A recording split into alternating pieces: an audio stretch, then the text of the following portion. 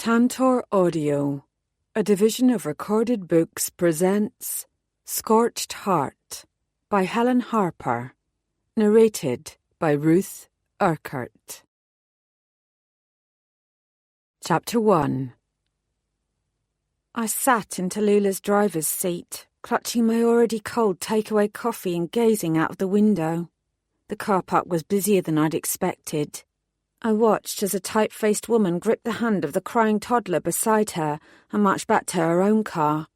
A few spaces down, two grey-suited men stepped out of their vehicle with briefcases in one hand and phones in the other.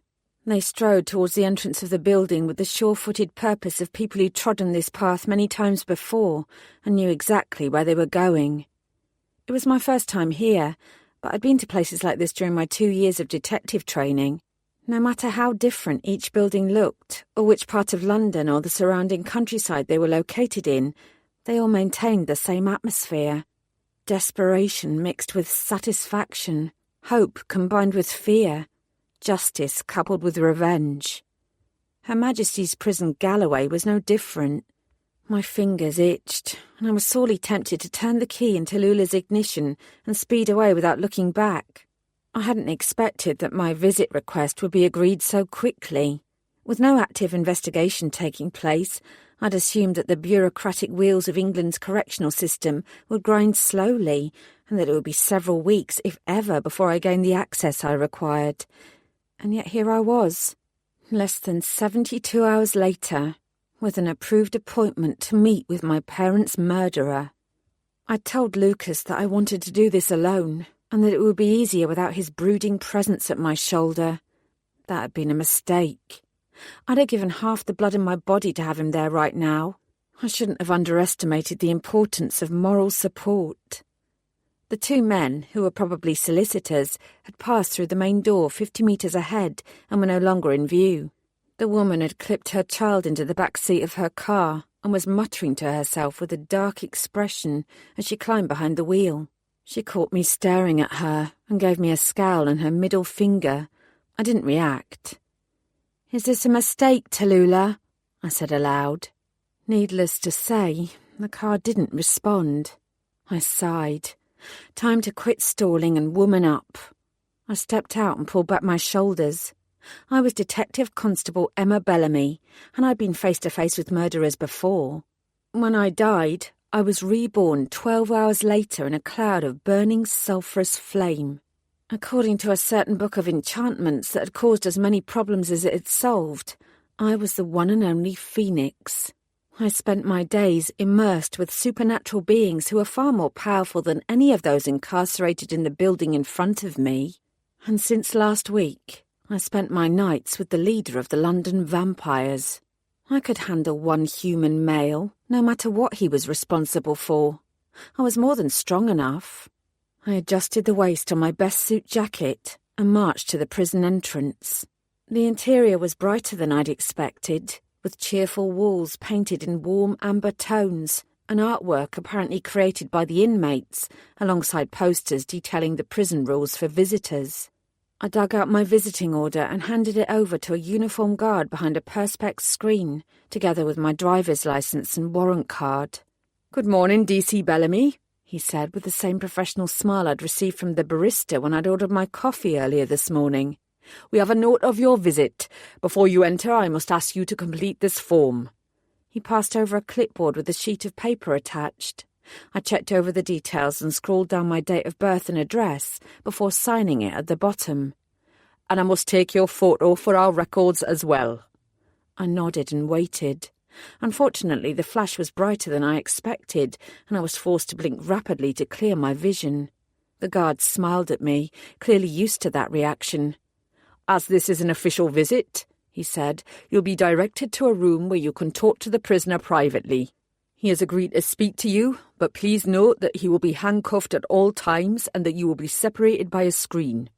Under normal circumstances, this wouldn't be the case, but given the delicacy of your situation, such separation is appropriate. The allotted time for your visit is 1 hour. If you require longer, you will need to speak to the assigned prison officer and—" "I won't need longer," I interrupted. The guard's eyes met mine. There was a trace of sympathy in his expression that proved he knew exactly who I was and what Samuel Bezic had done to my family. "Very well." He licked his lips. "He doesn't often get visitors, you know. His mother visited him for a time, but she's in a care home now and doesn't travel anymore. Nobody's been to see Mr. Bezic for at least 3 years. Maybe I was meant to feel some satisfaction at the tidbit of information that there was no longer a single person who cared enough about Bezic to come and see him. Surprisingly, it only made me feel sad. He'd altered the trajectory of my life when he ended the existence of my parents, and I hated him to my core. But it made the brutal deaths of my mum and dad feel even more pointless. Samuel Bezic would die alone inside these prison walls. In the end, he'd achieved nothing more than tragedy for everyone involved, himself included. Nobody was a winner here. I passed through the metal detector and submitted to a further pat-down before a prison officer escorted me down a wide corridor to a beige-coloured door marked with the number 32. The prison officer unlocked it and gestured me inside. "Samuel Bezic will be here shortly," he said. "He'll arrive via the opposite door. Although you will be able to see each other, you will be separated by the screen at all times." He spoke as though he were reciting a well-worn set of rules. "You are advised to remain in your chair throughout the meeting. I will be outside. When you are finished, knock on the door and I will escort you out. We will not be listening, but for your information, there is a camera in the corner of the room which will be recording proceedings." I nodded, distracted. Unlike the warm tones of the entrance area, this room felt cold. It was painted in the same nondescript beige as the steel door. There was, I decided, no colour more depressing than beige. The prison officer waited until I sat down on the uncomfortable metal chair that was firmly bolted to the floor. In front of me, stretching from wall to wall, was the aforementioned screen. The lower half was made out of steel, but the top half was glass with a small vent through which conversation could travel. It was designed to prevent any physical contact between visitor and prisoner, and it looked sturdy enough. Although I wasn't afraid of Bezic, the screen was oddly reassuring. Beyond it was another chair and another door, the door through which my parents' killer would emerge. "He'll only be a minute or two," the officer said, and left me alone. I crossed my legs, then I uncrossed them. I put my hands in my lap, one loose on top of the other. A moment later, I changed my mind and intertwined my fingers. Relax, Emma. Breathe. He was only a man. The waiting and the anticipation would be far worse than the event itself. Probably. When the opposite door opened, I jumped. As I cursed myself for doing so, Samuel Bezic shuffled in and sat on the chair opposite. Illogically, I'd expected to be confronted by the same man who'd been photographed as he was bundled away from the Old Bailey after sentencing. But that had happened 25 years ago. I was no longer the small child he'd left in a pool of my parents' blood, and he was no longer a young man with a bushy moustache and a head of dark hair. For one thing, he'd gone grey.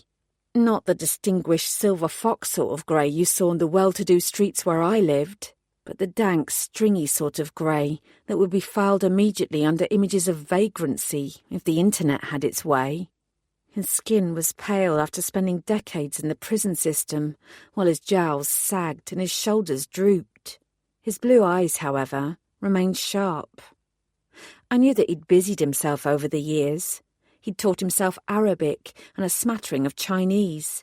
He'd taken A-levels in history and psychology and economics and studied for a law degree with the Open University. Samuel Bezic might be a murderer, but he wasn't an idiot. I would do well to remember that. I wanted to lean across the table, smash through the screen, grab him by the shoulders and demand to know why he'd killed my parents. Instead, I smiled pleasantly and kept my voice low. "Thank you for agreeing to meet with me." "You have no idea, Miss Bellamy, how desirable any sort of break in routine can be to an old jailbird like me." His voice was croaky, as though he didn't use it very often. I dropped my eyes to his hands and the yellowed stains around his fingers indicating his nicotine habit. Then I looked up again. "Actually," I said, "it's Detective Constable Bellamy." Something passed across Beswick's expression, an emotion too fleeting and nebulous for me to grasp. It wasn't distaste or dislike. If I'd had to guess, I'd have said it was understanding. My apologies, DC Bellamy. Should I infer that you're here in a professional rather than a personal capacity, then? I met his gaze without blinking. I'm here about my parents. Such an admission would hardly be news to Samuel Beswick. He knew who I was. An odd light crossed his eyes. I watched him carefully and continued. You've never admitted what you did to them, but I'm hoping that you will to me. After all, you've been here for 25 years because of your actions. You were found guilty in a court of law. Between the witness statements placing you in the area at the time and the traces of blood found on your clothes when they were examined, there's no doubt that you murdered them in cold blood. Beswick gazed at me, then shifted his weight slightly. Yes, he said simply. I did. There were only 3 words, 3 simple words, but given how long he'd denied what he'd done, I hadn't expected to hear them from his thin lips. I certainly hadn't expected the surge of relief I would feel at his sudden admission. You want to know all the details? He didn't sound eager to tell me, or that he was going to revel in the tale. To be honest, Samuel Beswick merely sounded tired. Right? I swallowed. I want to know why. Why did you kill them? Beswick shrugged. What can I say? They had everything and I had nothing. It was pure jealousy. They were in the wrong place at the wrong time. I hadn't requested the full murder files. I hadn't wanted to. I remembered nothing from that time, nothing of the murders, and nothing of what happened afterwards. I'd been questioned at length as a 5-year-old, and I hadn't been able to offer up anything useful. Eyewitnesses were notoriously unreliable, but I didn't even have false memories of that time. However, I'd read what my uncle had kept as well as the old newspaper reports, and I knew all the basic details of Samuel Beswick's crime off by heart. All the same, I wanted to hear them from his own mouth. You lived in the same village, I stated. He grinned, baring his stained crooked teeth. Barchapel, the very definition of Middle England. His voice had an oddly manic edge, more of a prison than prison itself. They call Kent the Garden of England. That might be true of some places in the county, but not of Barchapel. It's more like a cesspit than a rose-filled garden. I hadn't been to Barchapel since the day my parents died, but I doubted Beswick's description. I'd seen photos of the place. It was small and quaint, not without its faults, but hardly a sewer. Probably the worst thing you could say about it was that it was dull. Apart from the occasional double murder, of course. You knew my parents before you murdered them?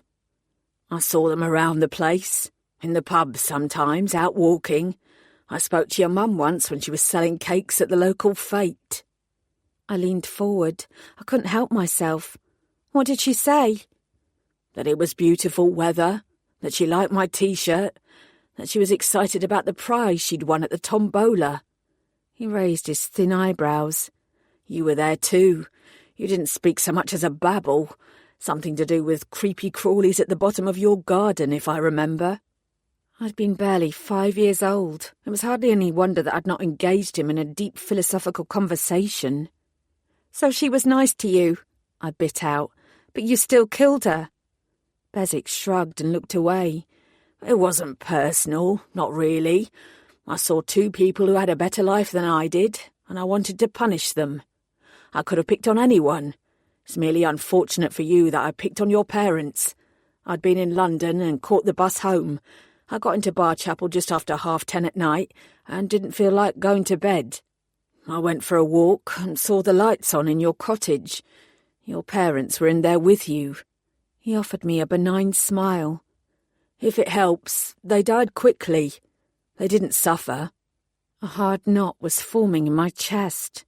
That's not what the coroner's report said. My uncle kept a copy of the report and I'd read it several times over the last week. It didn't get any easier to stomach, no matter how familiar the details became. Beswick looked down at the table. All I can tell you is that it didn't take long, he said quietly. I was there, not the coroner. He paused. For what it's worth, I'm sorry. I was in a bad place back then. Your parents didn't deserve what happened to them. Neither did you. You killed them, I pressed. Why didn't you kill me too? His shoulders jerked. I wouldn't have done that. You were a kid. It wouldn't have been fair. Fair? Fair? The numbness which had served me so well deserted me in a rush, and a red-veiled mist descended. You broke into our house. You stabbed my father. You slit my mother's throat. You left me in the kitchen with their bodies. You left me sitting in their blood. Bezic winced. Yes, he said. I did all that. Tell me what's fucking fair about any of that. I gripped the arms of the chair, my knuckles turning white. Tell me! He didn't answer. I almost spat at him. You pleaded not guilty at your trial. You've always claimed innocence. He shifted in his chair again. I didn't want to go to prison. My chest constricted. It was becoming difficult to breathe. In that moment, I knew with sudden clarity that I couldn't do this. I had thought that I could sit across from this man and calmly question him, that I was strong enough to deal with whatever he said, but nothing could have been further from the truth. I couldn't even bear to breathe the same air as him. If I'd stayed here, I would break through the screen that separated us and kill him. I'd do it with my own bare hands, long before the prison officer outside managed to open the door again and stop me. I should never have been allowed to speak to Bezic alone. No matter what the prison authorities thought about my situation and their own precautions, I was very aware that I possessed the supernatural strength and the human will to murder the man opposite me. I was so much more than another victim. I have to get out of here, I muttered. I sprang to my feet, walked to the door and hammered on it. Let me out, I yelled. Let me out of here! Bezic didn't move. He watched me from his chair, those blue eyes burning a proverbial hole into my back. I thumped harder. Where the fuck was that prison officer? The heavy steel door swung open. Is everything all right? I gulped in air. I need to leave. The man's eyes snapped to Bezic behind me, narrowing in accusation, but I was the one he needed to be wary of. I closed my hands into tight fists and repeated my words more calmly. I just need to leave. He nodded. Very well. I scarpered out of the prison without looking directly at anyone or anything. It seemed to take as long to get out as it had to get in. By the time I left through the main entrance, I was running for my car. As soon as I saw Tallulah, however, I realised that she wasn't alone. Lucas straightened up when he saw me. I made a beeline for him and allowed him to wrap his arms round me. I was shaking, and I could feel my heart thumping in my chest, but Lucas's presence calmed me. He was a vampire, and yet he made me feel safe.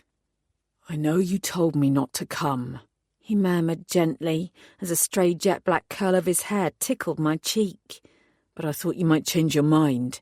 Given that you spent less than 10 minutes talking to Bezic, and you tore out of that front door as if demons were on your tail, I suspect I was right. Maybe he knew me better than I knew myself. Much as I don't want to admit fallibility, I said, I'm glad you came. I pulled back to gaze at him.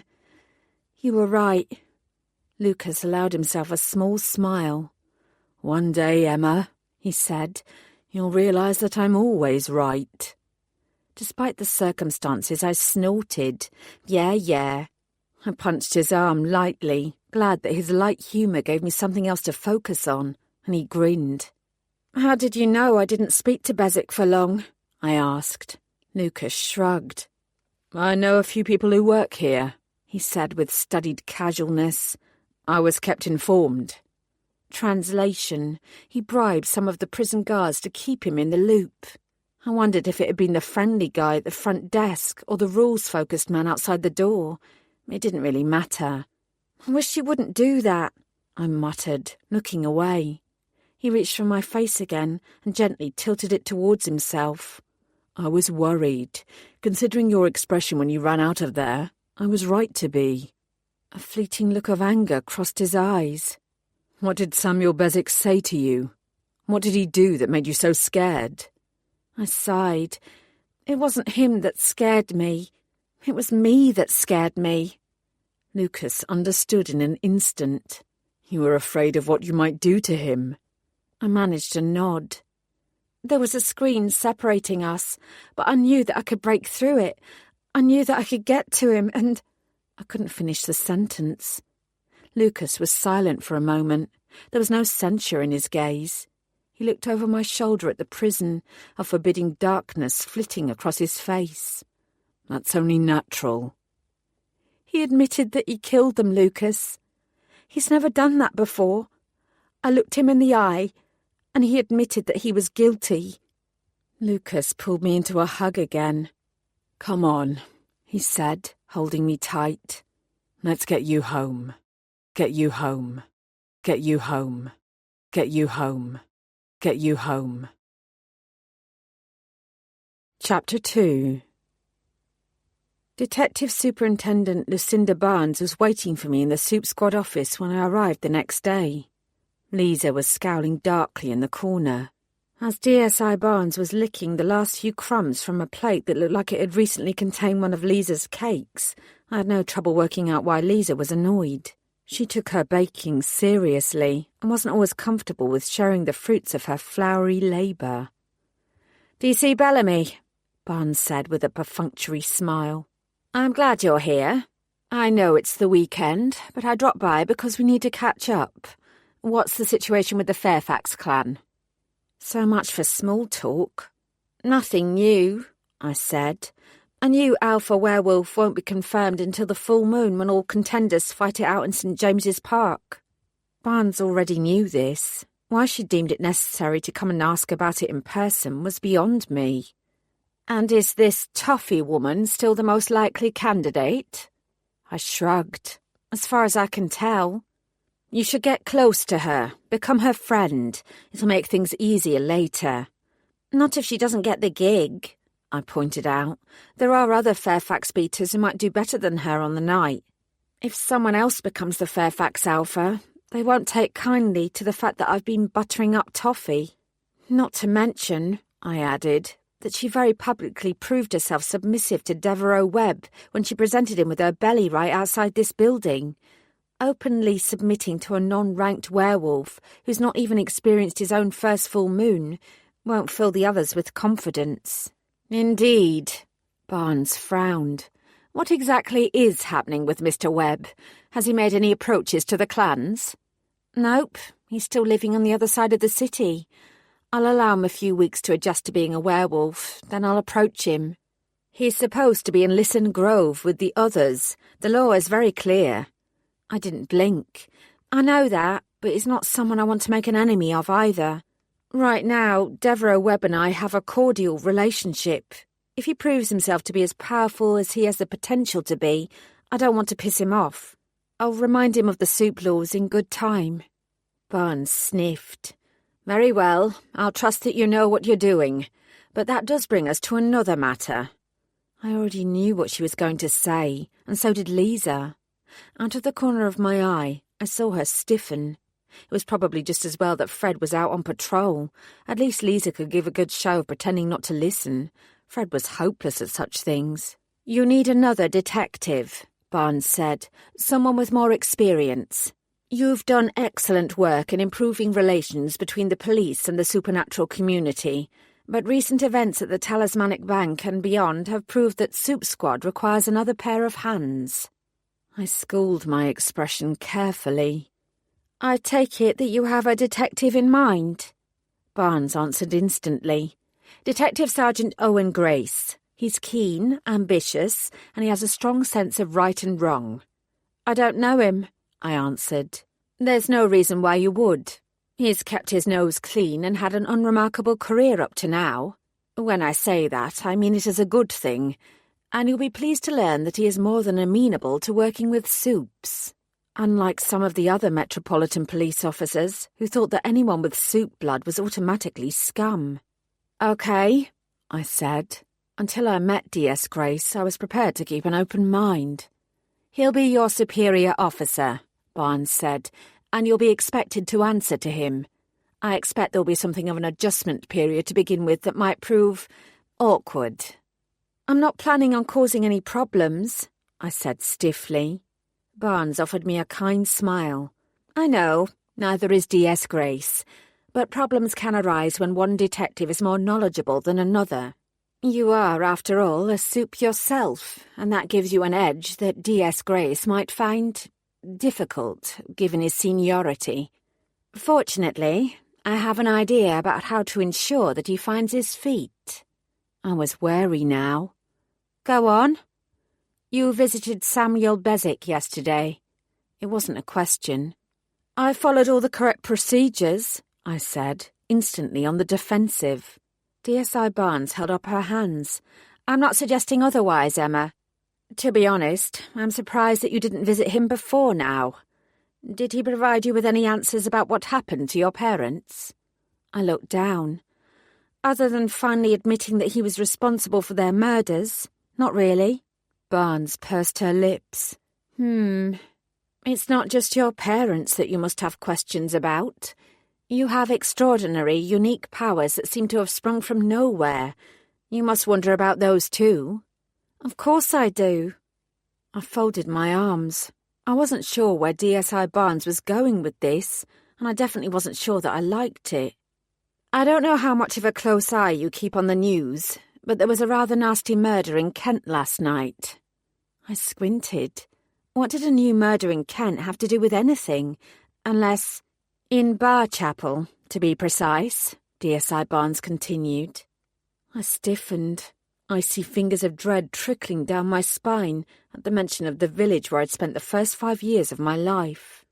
"There has been a suggestion that rogue soups were involved. I very much doubt it, but once a rumour like that starts, it's difficult to stop it. Alas, the Metropolitan Police don't have any jurisdiction so far away from London, even though I'm certain we could offer assistance." She paused, her silence heavy with meaning. "You could offer assistance." I swallowed. Barnes waved a sheet of paper at me. "I've taken the liberty of booking your leave. I have the paperwork ready to go. You just need to sign it." "Leave?" "You're due a holiday. Given all that has occurred recently, this would be a good time for you to take it. You can have 2 weeks' break to recuperate. I hear that Kent is very nice at this time of year." Barnes smiled blandly. "At the same time, it will allow DS Grace to settle into Soup Squad under his own terms. It will make things easier for both of you in the long run if he can find his own way. Not that I think you would interfere, but because everyone needs the opportunity to develop their own ways of doing things." "I'm not sure that I need a holiday in Kent," I said carefully. "You want to find out more about what happened to your parents, and we all want to find out why you are what you are.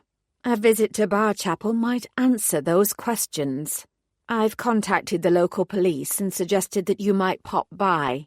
They might take advantage of the opportunity to pick your brains about soup activity to help them with their ongoing murder investigation.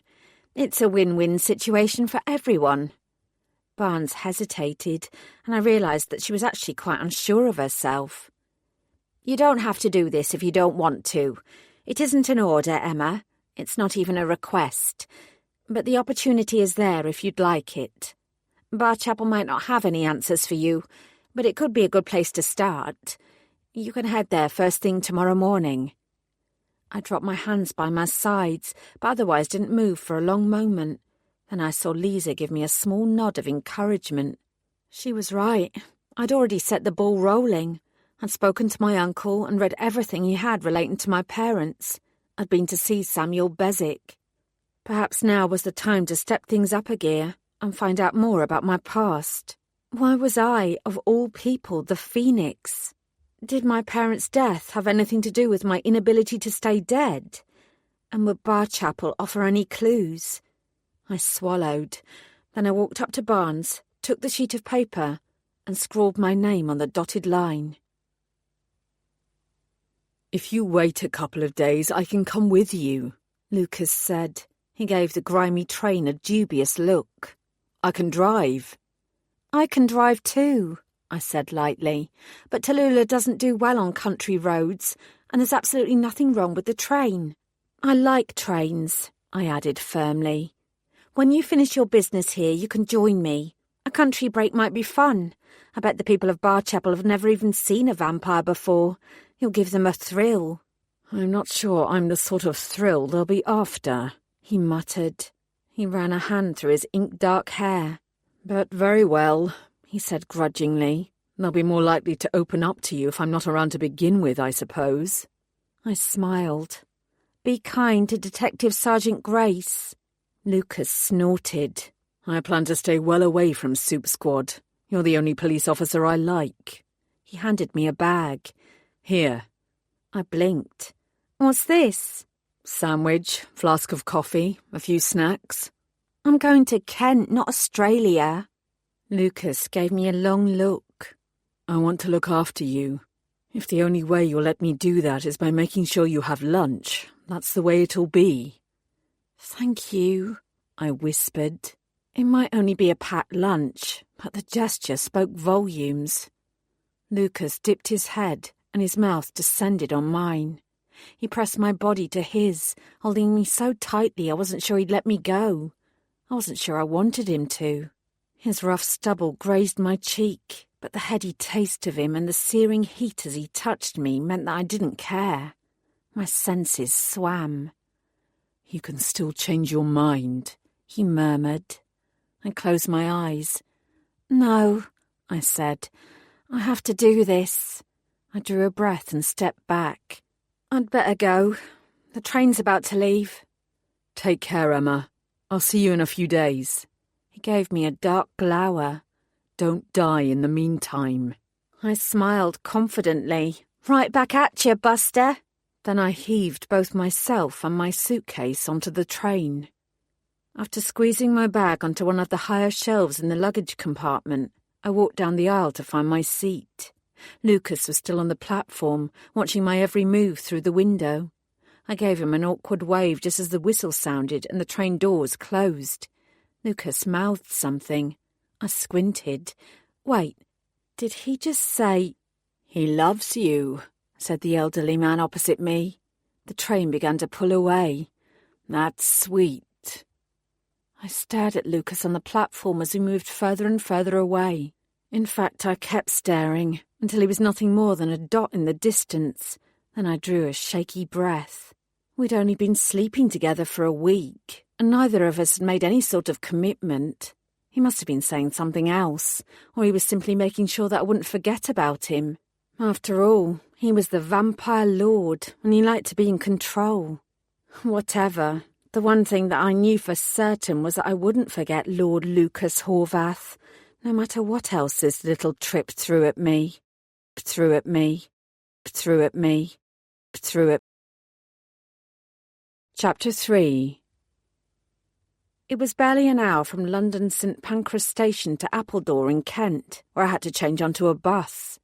Strangely, despite the hollow sensation in my chest at leaving Lucas behind, it felt like I was embarking on a mysterious adventure. I was certainly leaving behind any sense of familiarity.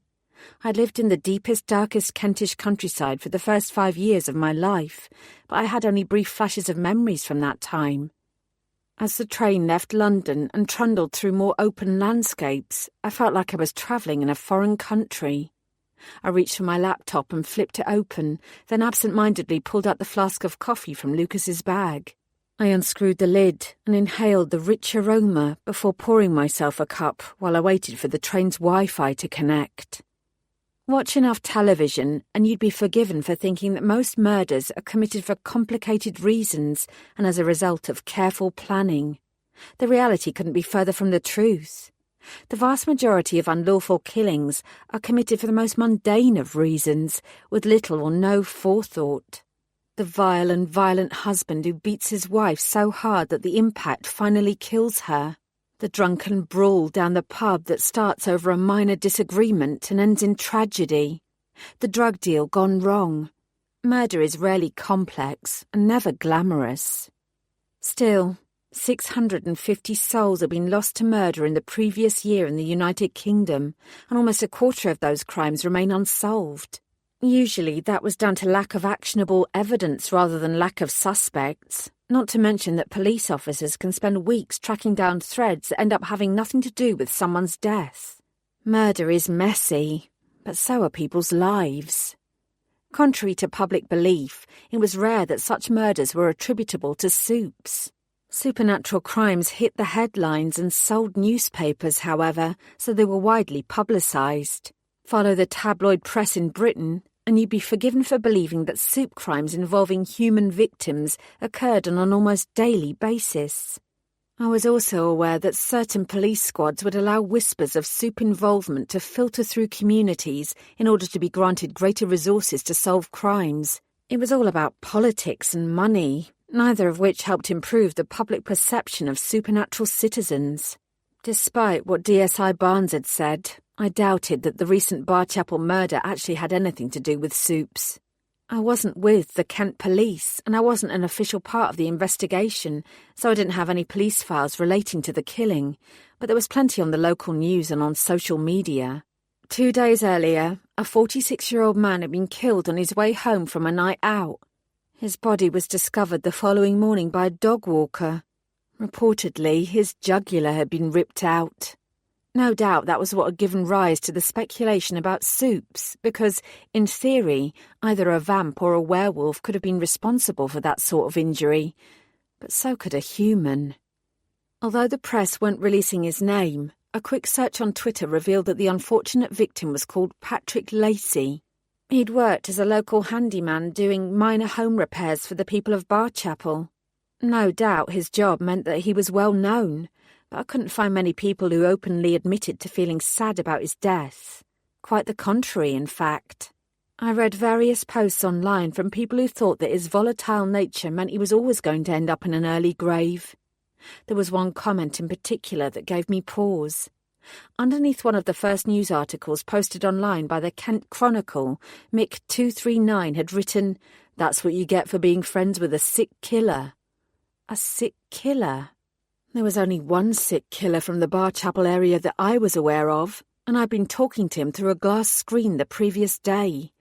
I stared at the comment, rereading it several times. My reverie was broken by a loud tut from the elderly gentleman seated opposite. I glanced across, wondering if he was irritated that I was reading articles about a brutal murder, but his attention was focused on something going on in the next carriage. "Cockroaches," he muttered in disgust.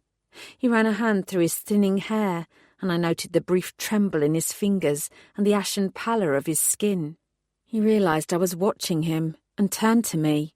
"It's always the same on these trains at the weekend," he explained. "Gangs of kids, scabby little insects who scurry around and cause trouble." He shook his head. "The girls are usually worse than the boys. If the train guard was doing his job properly, they'd be turfed out at the next station and banned from travelling on this route. But of course," he waved an irritated hand, "there's never a train guard in sight when you need one." He sighed. "Don't mind me, dear. Train guards are a particular bugbear of mine." I pulled a face and grunted, hoping to convey sympathetic agreement without commitment, and leaned over so I could get a better look at what was going on. I might be officially on holiday, but I was still with the police. I had responsibilities that I couldn't ignore. The man was right. Through the glass door that led beyond this carriage into the next, I could see half a dozen teenagers standing in the aisle, clustered around a seated passenger. They were displaying the sort of surly snarls that were virtually an adolescent art form. Whoever the passenger was that they targeted, it was clear they were harassing them.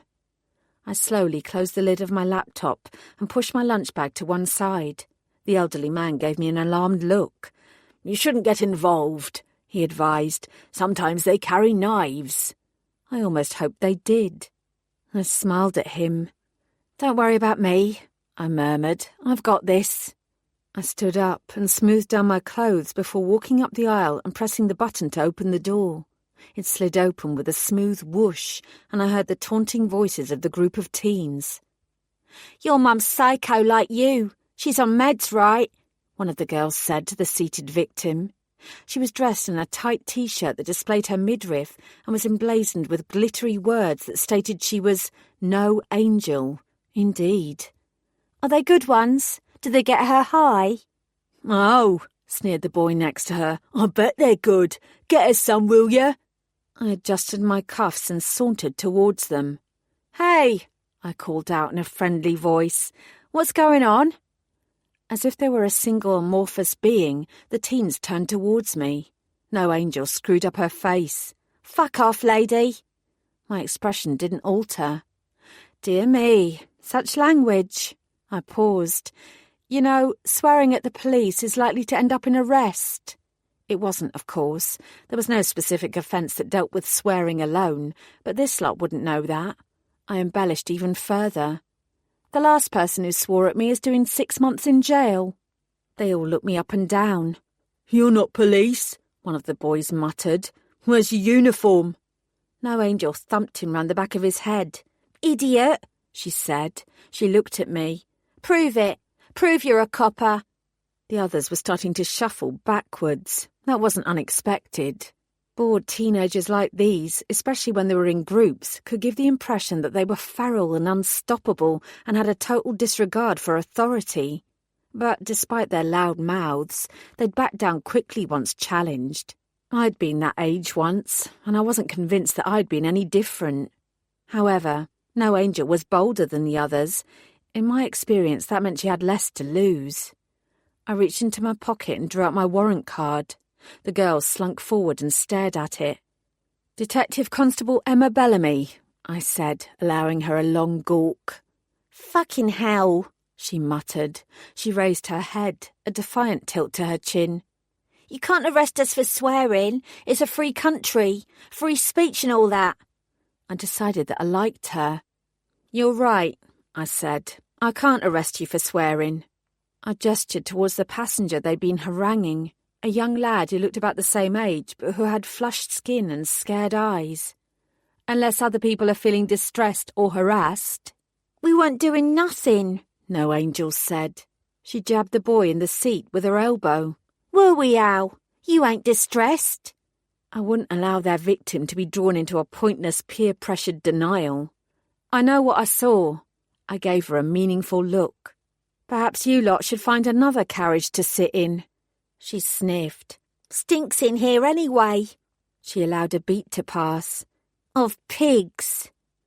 I put on my most disapproving expression, the one that had cowed various werewolves and vampires into at least a semblance of submission. But No Angel was unimpressed. She turned away, though, and marched down the aisle into the front carriage, with the others following.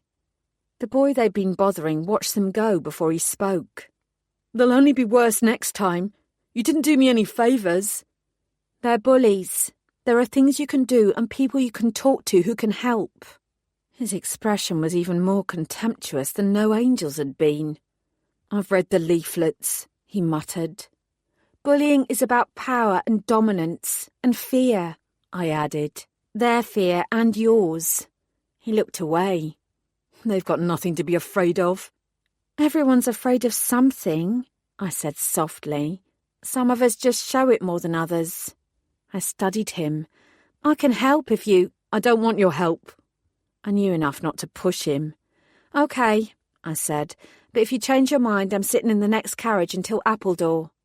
He crossed his arms. I sighed and pulled out one of my cards. "I really am with the police," I said. "If you change your mind and want some help, or if they bother you again, you can call me on this number." He took the card but didn't say anything. I waited another beat before walking away. "Wait," he called out. I stopped and looked over my shoulder. "Yes?" "This says you're with Supernatural Squad." "I am." "But that means you—" He blinked rapidly, and his voice dropped to a whisper. "You know Supes." His expression was suddenly more awed than fearful. That was more like it. I wish more humans had that sort of reaction. "Vampires and werewolves and ghouls and pixies and gremlins," I thought for a moment. "And a satyr." I smiled and waited for the inevitable barrage of questions. Some people despised Supes and some people venerated them.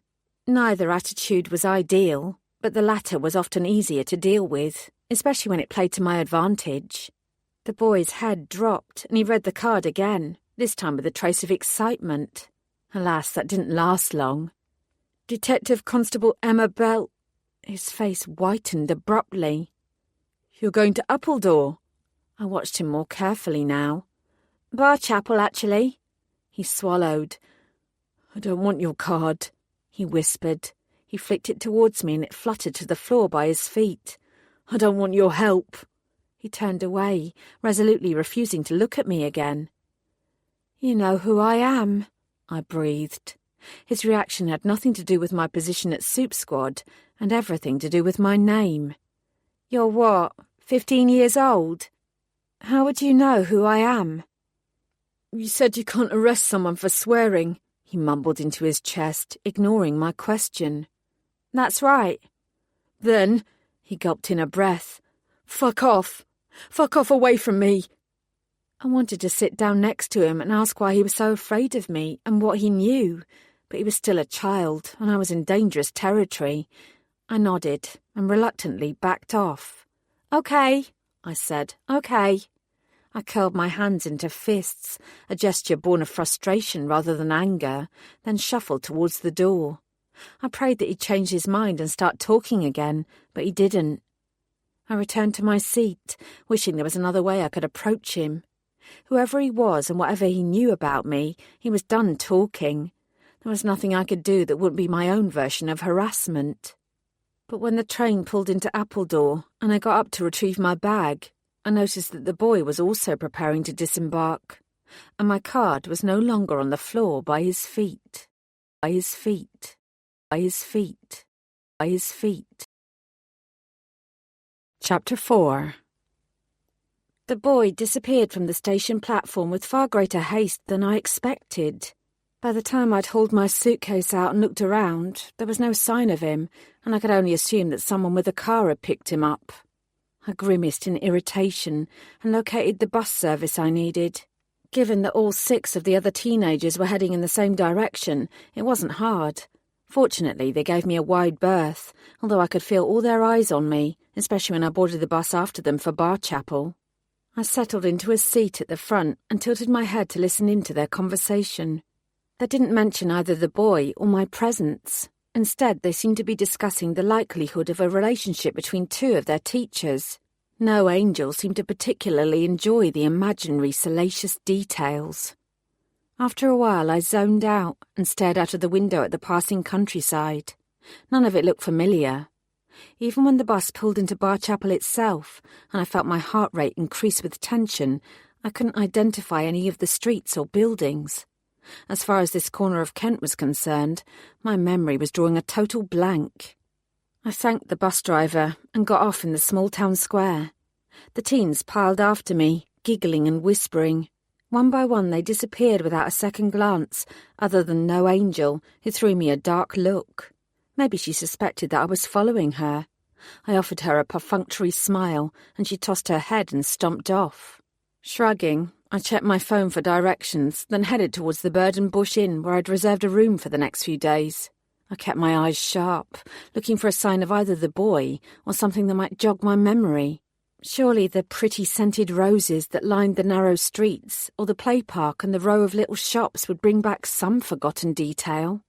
Nothing did, however. In the end, I gave up trying and walked briskly to the pub. There was no reception, so I headed for the bar, where a yawning man, probably a couple of years older than me, was polishing a pint glass. The only customers were a couple in the corner, who appeared to be tourists, judging by the map spread across their table and their well-worn hiking boots. It was gone too. The lunch rush was probably over. Dropping my suitcase by my feet, I cleared my throat.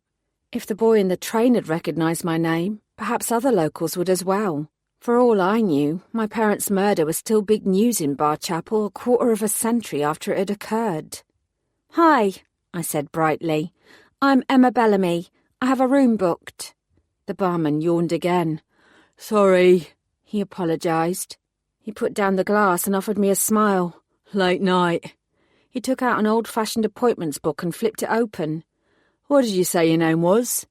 "Emma," I replied. "Emma Bellamy." I kept a close eye on his expression, but he didn't react to my words other than to frown as he searched for my booking. "Oh yeah, here you are." He glanced up. "I have a couple of messages for you." I raised an eyebrow. A couple? Good grief, I'd only just left London. The barman slid an unmarked envelope across the counter. I opened the flap and drew out 2 small scraps of paper which had clearly been torn from a lined notepad. The first message was simple and to the point. "I hope you had a good journey. I will be at the local police station on Bowman Street until this evening if you would like to call in. Regards, DCI Harris Boateng." Boateng was probably the senior investigating officer looking into Patrick Lacey's murder. The message didn't give much away as to whether he was pleased or dismayed by my appearance in Barchapel, but either way, I appreciated the time he'd taken to get in touch. The second message was slightly more cryptic. "All for one, D'Artagnan. Kiss." There was no name attached, but I didn't need to ask the barman to know that it was from Lucas. I gazed at the little kiss, wondering if he'd told whoever had written the message to include it. Probably. I smiled and pocketed both bits of paper. "Thank you." "No problem." The barman gave me a key. "Your room's on the 2nd floor. There's no lift, but say the word if you want a hand with your bags." "I'll be fine," I told him. I was stronger than I looked. Much stronger. "Cool." He nodded. "Breakfast is from 7 till 10 in the room across the way. If you need anything else, just give me a shout." He offered a lazy grin. "Enjoy your stay." I wasn't sure enjoy was the right word. I thanked him anyway and went up to drop off my suitcase and freshen up. I put all thoughts of contrary teenagers out of my head. I had more important things to worry about, and I was determined to hit the ground running. Precisely 9 minutes later, I was back in front of the Bird and Bush Inn. Although I knew I should offer DCI Boateng the same courtesy he'd shown me and make the local cop shop my first port of call, there was somewhere else I had to go first. I couldn't rest until I did. I tilted my head back and raised my face to let the afternoon sunlight warm my skin. Then I sucked in a deep breath of fresh country air and checked the map on my phone. It was less than a 10-minute walk. I strolled along the street, paying close attention to both my surroundings and the faces of the few people around me. I received some curious glances, but there were no shocked gasps of recognition. Neither did anyone appear nervous or frightened as they wandered around the village. Either the inhabitants of Barchapel didn't care about another brutal murder on their doorstep, or they were of the same opinion as the keyboard warriors who believed that Patrick Lacey had got what was coming to him. By the time I turned right into a narrow lane, there was no other living being to be seen apart from a few contented-looking cows in a nearby field and a large crow that was hopping along the hedgerow next to me, searching for tasty bugs. I rechecked the map to make sure I was heading in the right direction, then squared my shoulders. There was no longer a pavement, so I was forced to walk along the road. It curved to the left, leading towards the next village, 6 or 7 miles away. Instead of following it, I pivoted right, and that was when I saw it. I might not have had any memories of the Barchapel streets, but gazing at the tumble-down cottage, barely visible through the thick hedges, was akin to being drenched in ice-cold water. This I remembered. With my heart in my mouth, I picked my way through the thick undergrowth until I was standing on the wide, weed-covered path that led to the front door. There was what had once been a garden to either side of me, although it had seen better days. I noted an old fire pit and the messy detritus of crisp packets, bin bags, beer bottles, and even a rusty shopping trolley. Despite the rubbish, the overwhelming scent was of the honeysuckle that curled along the whitewashed cottage wall before snaking round the corner toward the boundary fence. I closed my eyes, inhaling the heady aroma of summer and remembering. We had picnics out here. My mum would make the sandwiches, cutting them into the tiny triangles that I insisted on. My dad would lay out the old tartan rug and pour the drinks, not just for us, but for Toby the teddy bear and Polly Dolly. I would run and play and skip and scream. A sob escaped my lips. No. I opened my eyes. No. They were dead, and nothing would change that. I'd allow myself to feel sorrow and grief, but I wouldn't let my emotions get the better of me. Not now. I shoved my hands into my pockets as if to ward off stronger feelings of pain. Then I walked up to the cottage door. It was covered in a thick layer of grime and had been fastened with a heavy, rusted padlock. The windows were boarded up. Nobody had lived here for 25 years. The cottage was on the very outskirts of Barchapel and partially hidden by the overgrown vegetation. It had been boarded up after my parents' murder and slated for demolition, but I guessed it was a case of out of sight, out of mind. The only people who came here now would be curious hikers and errant teenagers looking for somewhere to party. Perhaps that included No Angel and her buddies. I licked my lips and reached for the padlock to see if it could be opened. As soon as my fingers grazed the cold metal, there was a loud screech from behind me. I jumped and spun, my heart pounding against my chest and my hands automatically reaching for my crossbow. Stupidly, I'd left it locked in my suitcase at the burden bush. Nobody was there, only the crow. It must have followed me. It blinked at me from its perch on top of the old shopping trolley, its dark beady eyes fixed on mine. Then it screeched again. Shoo! I waved my hands towards it. The crow didn't move. Shoo! The bird raised one wing and stretched it out, looking away from me to examine its feathers. Its beak dipped as it prepared to preen. Get lost, bird! It ignored me.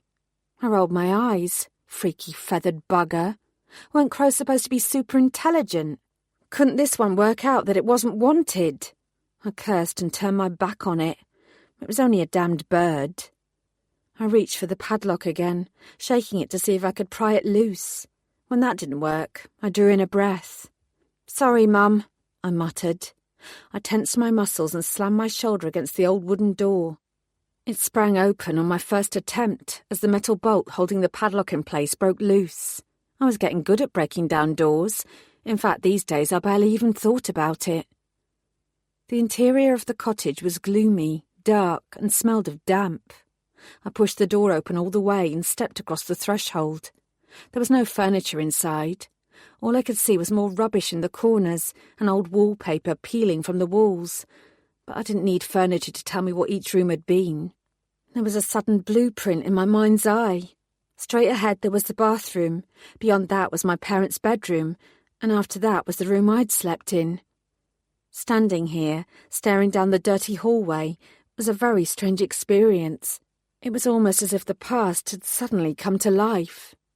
More in wonder than in sorrow, I tiptoed forward on the balls of my feet as if walking normally would disturb more ghosts than I could deal with. I swung my head from left to right, marvelling at the flood of images that were running through my mind like a film. The door frame to the small living room caught my attention, and I paused to crouch down and check it. There, etched into the paint with a marker pen, were tiny notches, each one rising just that little bit higher. 12 months, 15 months, 18 months, all the way up to 5 years old. I brushed my fingertips against each one. I had been loved by my parents, of that much I was sure. I spent some time wandering from room to room and allowing myself to enjoy what memories I could dredge up. It was only when I felt wholly ready that I entered the kitchen. This was where they'd died. This is where I'd been found, wailing loudly in a pool of blood next to their bodies. I didn't remember any of it, but I'd read the coroner's report and the news clippings that my uncle had cut out and secreted in the old box in his attic, together with the rest of the things he'd kept from that time. None of it had been easy reading. Stepping into the room where my parents had been murdered and my life had changed wasn't exactly a walk in the park either. I tried to maintain a clinical, professional eye. I was no forensic technician, but I'd been trained in the basics of crime scene investigation at the academy. Plus, I knew enough details of the crime to know what had happened. My parents had been sitting at the kitchen table, and I'd probably been asleep in the next room. Samuel Bezic had entered, brandishing his knife. He'd gone for my mother first, using her as a weapon to keep my father back. I tried to imagine where each person had been. I tried to think like a detective, but the blood was my undoing. Even now, after all these years, traces of it were still visible. No longer vivid red, but a murky shade of brown. It was barely recognisable against 25 years of dust and grime, but I knew what it was. It arced across the walls and kitchen cupboards in a macabre dance. I gazed in sickened horror. My parents' blood was everywhere. From somewhere there came a strange low moan. It took a moment before I realised that I was making that sound. It wasn't fair. Why could I live through several deaths and resurrect, and they couldn't manage even one? Why should I be special? I choked, my breath ragged and pained. The horror and fear and agony they must have felt, the sheer amount of their blood. I couldn't breathe. My chest was tight, and there was a loud roaring in my ears. "Calm down, Emma. Calm down." I dropped to my knees and placed my palms flat against the grimy linoleum. I was already older than they had been when they died. How could that be real? How could Samuel Bezic have walked in here and done that to them? I should have attacked him in the prison when I had the chance. I'd go back. I'd speak to him again. And this time I wouldn't let him get away. Fuck the consequences. I stood up, realising that my jeans and my hands were filthy. My nose twitched. I'd need to go to the Bird and Bush, change and get out of Barchapel. I could be in London before dinner time. Then I jerked. That smell. Oh my God, that smell. With trembling hands, I raised my fingers to my nose and sniffed. My mouth went dry. I wasn't imagining it. I sniffed again, then let out a cry and collapsed again, only this time it wasn't out of grief or pain, but confusion. I scrabbled at the floor, brushing away as much of the debris and dust as I could. There were the old bloodstains, but that wasn't all. There was a darker stain too. It wasn't brown, and it didn't look like old blood. It seemed to be a scorch mark. Something had burned here. Something sulphurous and strong. I stared at the mark. There was only one explanation, and I should have considered it earlier. I'd accepted what I'd been told as the gospel truth and hadn't questioned it further. But I had to question it now. It wasn't only my parents who had died here. It looked like I had died too. Died too. Died too. Died too. Chapter 5. Lucas answered the phone on the second ring. "D'Artagnan, is everything all right?" I opened my mouth to answer and suddenly realised that I couldn't speak. "Emma?" He sounded more concerned. "Emma?" I drew in a shaky breath. "I'm here. Sorry, I'm here. I swallowed the lump in my throat. I needed to hear your voice." "What's happened?" I found the words and gave him a brief rundown of what I'd discovered in the cottage, in my childhood home. "I have to admit," he said, "it had crossed my mind that's what had happened." "You should have said something." He sighed. "It's obvious the thought hadn't occurred to you, and I didn't want to plant ideas that might cause you more pain. You've clearly put a lot of effort into putting the events of your childhood behind you, and you take care not to dwell on the past. I'm not only talking about your parents." "You mean Jeremy too?" I said flatly, referring to my ex-boyfriend who'd murdered me. Twice. It didn't seem wise to stir up old ghosts when you'd found your own way of coping. He hesitated. "Are you sure you're doing the right thing? You don't have to stay in Barchapel, you know. I can pick you up and get you back to London right now." I shook my head, for my benefit rather than his. "I've started this," I said softly. "I have to finish." "Okay." I liked that he didn't try to persuade me otherwise, or to ask whether I was sure. Lucas took my answer at face value, respected how I felt, and acted accordingly. He wasn't all big bad vampire lord. "I'll be there in a couple of hours," he continued. "Whoa." "No," I said. "You told me you've got business to take care of." "I can delegate." His voice was brisk. "You need me more." "I don't. You have your own responsibilities and I'm okay. Now that I've spoken to you, I feel much better." I wasn't even lying. I added more softly. "Don't give me more things to feel guilty about. There's nothing for you to do here, and a million things for you to take care of in London, not to mention 1,000 vampires. I'll see you on Thursday like we planned. Emma. It's fine. I'm fine. Besides, I'm on my way to the local police station to find out more about this other murder. There's no point in you heading here and then cooling your heels because I'm too busy doing my job to worry about anything else. If you change your mind, Lucas said, all you have to do is say the word. I'll drop everything and come running in a heartbeat. The lump in my throat was making a return. I know, I said. Thank you. I started walking down the country lane and into Barchapel. The sun was still shining, its warm, cheerful rays at odds with my turbulent thoughts. As I turned the corner, my eyes narrowed when I saw the crow sitting on the low-hanging branch of an oak tree nearby. I glared at it, and it cawed once before flapping off. I sniffed. It probably wasn't the same bird I'd seen earlier, but its departure gave me some satisfaction. I reached for my phone once more. Lucas had given me the emotional support I needed, but now I wanted more practical assistance. Fortunately, I knew the perfect forensic pathologist to help me out. Emma! Laura greeted my call, upbeat as usual. How's my favourite zombie? Very funny, I told her, but I don't want to eat your brains so much as pick them. Laura must have heard something in my voice, because she immediately grew serious. What is it? I plucked at an invisible speck of lint on my sleeve. I don't suppose you ever took samples of the, residue that's left over when I resurrect? What kind of death scientist do you take me for? Of course I did. Testing the stuff that you leave behind when you die and come back to life again is my new hobby. Not that I've got anywhere with the results, beyond working out that there's a mixture of dead skin cells, elemental sulphur, and nondescript ashes. She paused. Why? I bit my lip. If I sent you an old sample from a historic crime scene, could you compare the two? It would depend how old we're talking. She sounded excited. Why? Is there someone else who's a phoenix? Have you found evidence of someone like you? Not exactly. It's me. Old me.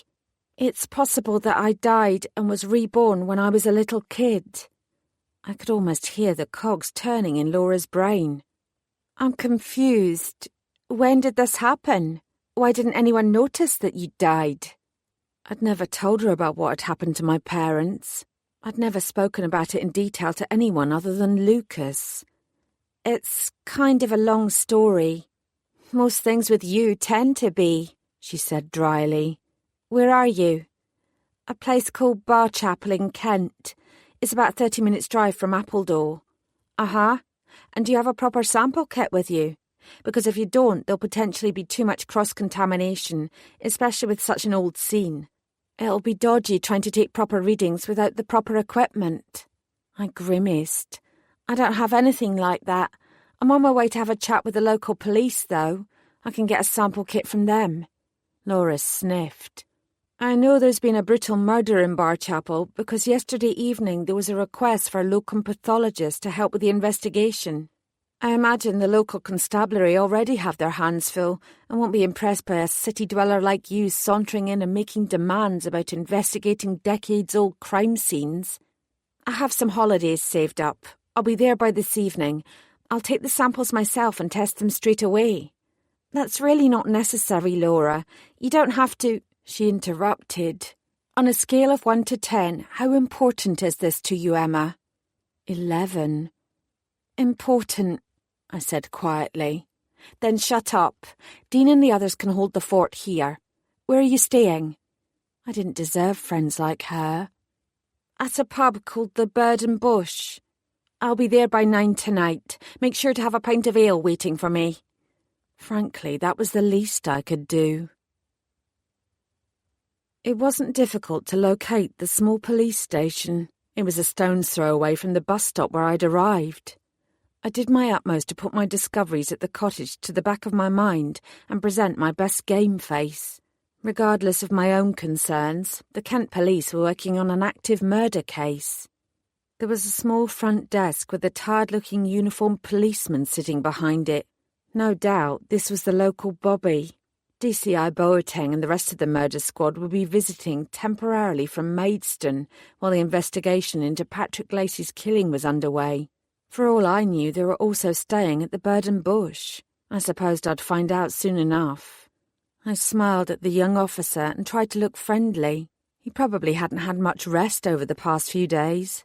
A brutal murder would be well out of his usual remit of petty burglaries and complaints about noise from local residents. "Hi, I'm Detective Constable Emma Bellamy. I'm here to see DCI Harris Boateng if he's available." "PC Robert Rothsey," the man said, managing a nod of acknowledgement. "Do you have your warrant card?" I passed it over and watched his expression as he glanced at it. "You're with Supernatural Squad." He blinked. "Does that mean—" I held up my hands. "I'm not here in any official capacity. It's doubtful the Supes had anything to do with your murder. This is a courtesy call more than anything, although I think DCI Boateng is expecting me." Rothsey half turned and picked up the phone to inform Boateng of my presence. When he was done, he looked back at me. I raised my eyebrows and waited. "Do you know any vampires?" he asked finally. It was just as well that Lucas was still in London. Even the suggestion of Supes by association was more than enough for the people here. "I do. A lot of them," I told him. He flinched, and I saw his hand go to his neck involuntarily. He leaned forward and dropped his voice to a whisper. "Please," he said, "does garlic work against werewolves as well as vampires?" "Pardon?" He hooked a finger under his collar and drew out a piece of string. Attached to it were several wrinkled cloves of garlic. "Oh dear. I'm afraid it doesn't," I said, "and as I've already mentioned, it's highly improbable that Patrick Lacey was killed by a Supe." Rothsey gave me a disbelieving look. "I saw the body," he said with a note of dark horror. "No human could have done that." The spatters of old blood in the cottage kitchen flashed into my mind. "Humans are capable of just about anything," I told him sadly. The door beside the front desk opened, and a man in his early 50s stepped out. His face was weather-beaten. There were laughter lines around his eyes, and only a few strands of hair on his head. He immediately reminded me of Tony, the detective at Soup Squad who'd been my mentor for little more than a day. It wasn't so much his appearance or his age, but the expression in his brown eyes, knowing, cynical, but also warm. "DC Emma Bellamy." He put out his hand. "I'm DCI Boateng. It's good to meet you at last. Thank you for coming all this way." I took his hand and shook it, pleased by his firm, confident grip. I doubted I'd be batting away any daft questions about garlic from him. "It's my pleasure, sir," I said. "Tell me," Boateng asked.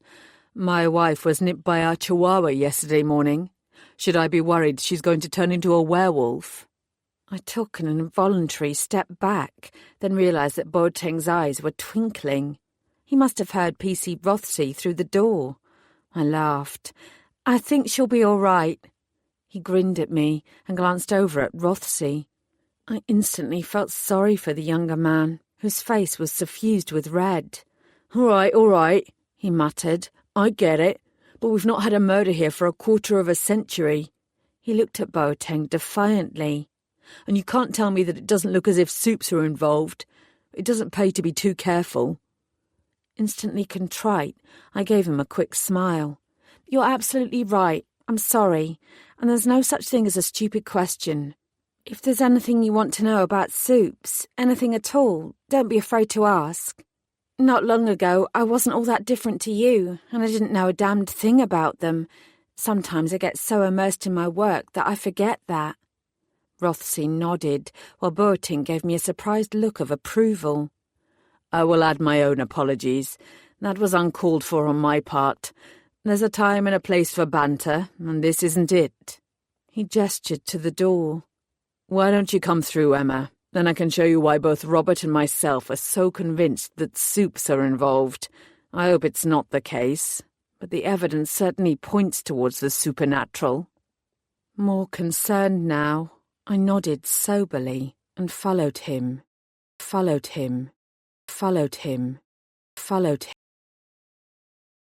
Chapter 6. The Barchapel police station might have been very small, but it was bustling with activity.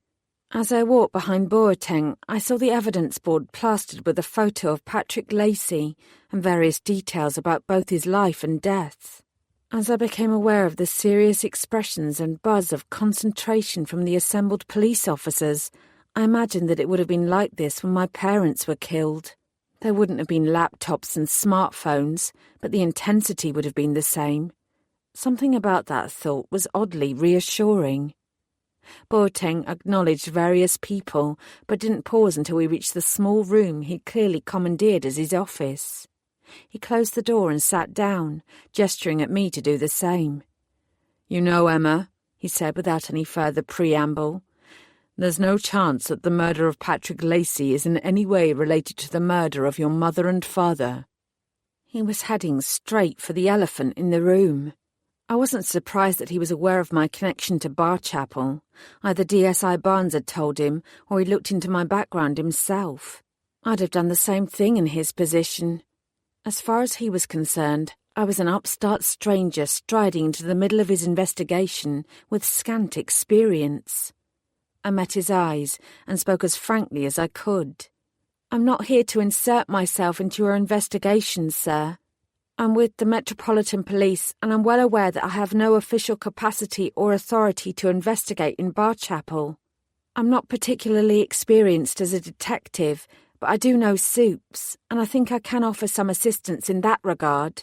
But if you'd prefer that I stay clear, I will fully understand. Officially, I'm only here on holiday." Boateng leaned back in his chair and crossed his legs. "We both know you're not here for a holiday. And while I agree that you don't have a lot of experience in terms of time served, you've proved yourself as a detective. I've done my homework. You've produced incredible results over the last few months." I inclined my head. "Thank you for that." I straightened my shoulders. "I can't deny that the main reason I'm here is because of my parents. But their murderer is already behind bars. Samuel Beswick was arrested 3 days after he killed them, and I have the police here to thank for that. Justice was served and—" I suddenly stopped short. Boateng gave me a curious look. "And what?" And when I'd asked Beswick why he hadn't killed me, he'd obviously been horrified at the thought. He'd said it wouldn't have been fair to kill a child, and I'd believed him. If the sulphurous soot I'd found at the cottage really was evidence of my death, had he been lying? To what end? It didn't make sense. "Nothing," I said. I shook my head, attempting to dispel my thoughts. "Maybe we should get to the point. Why are you so sure that Patrick Lacey was murdered by a soup?" A tiny frown marred Boateng's forehead as I shifted gear. He watched me for a moment or two and then shrugged. "Very well. There are a few indications." He opened a drawer, took out a folder and laid it on the desk between us. Patrick Lacey was 46 years old. He held up a photo of him. "As you can see, he kept himself in very good shape. He held a black belt in karate, judo, and his Krav Maga skills have been highly spoken of. He was very fit and remarkably strong." I gazed at the photo. I knew exactly what Boateng was implying. A human would find it difficult to overpower Patrick Lacey, but a soup wouldn't. It's one thing to hold your own in a gym. It's quite another when you're taken by surprise and attacked outside at night. "True," Boateng conceded. He reached for another A4 photo and gave me a warning look, preparing me for what was to come. Then he handed over the photo. "But there is also the manner in which he died. Take a look. Lacey's body was found in a narrow snicket that leads between the back of 2 rows of houses." It was a clear shot of Patrick Lacey lying face up, his head slumped to one side. "This was taken at the scene before his body was moved?" Boateng nodded. "The evidence indicates that he died where he fell. He slid another photo across the desk, a close-up that focused on Lacey's face and neck. I stared at it. "This wound," I said, "the one on his neck, it's the only one." "The only one," Boateng told me. "Patrick Lacey died because his throat was ripped out. You see the ragged edges around the skin?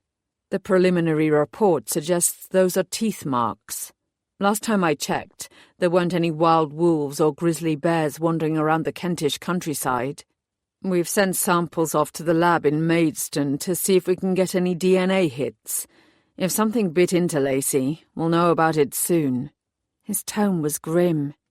"It certainly looks as if that's what happened." I nodded slowly, though it wasn't actually the wound that had given me pause. It was the lack of blood splatter. Lacey's face was clean. There wasn't so much as a smudge of blood on his skin. There also appeared to be very little on his clothes, although he'd been wearing a dark T-shirt, so there could be plenty of blood droplets that weren't visible. "Is there any suggestion that the killer cleaned him post-mortem?" I asked carefully. Boateng gave me a small smile. "None. In fact, Lacey still has traces of beer around his mouth to prove that his face wasn't wiped clean. It seems almost inconceivable, doesn't it, that a fully grown man could suffer such a terrible wound, yet not be covered in his own blood afterwards." "What about the ground?" I asked. "Specialists are still examining the scene. There's some of Lacey's blood around where his body was found." He shrugged. "A few teaspoons worth, perhaps. Yet he lost almost half of the blood in his body. It appears as if whoever killed him also drank his blood." Boateng fixed me with a long look. "I think you'll agree that's not typical human behaviour." I shook my head slowly. No, it wasn't, but I was far from ready to declare this a supernatural crime just yet. "If you wanted to cover up evidence of a premeditated crime, you'd do well to pin the blame on Soups." "Indeed," Boateng agreed. "It's important not to jump to conclusions. But even if there aren't illegal Soups living in the Barchapel area, it would be easy for someone based in the London enclaves to make a short trip here to take care of Mr. Lacey. I don't imagine it took you very long to get here from the city." "It didn't." I paused, but I had a good reason to come. Why would a London Soup want to kill a man living in the Kent countryside? Did Patrick Lacey have any London connections?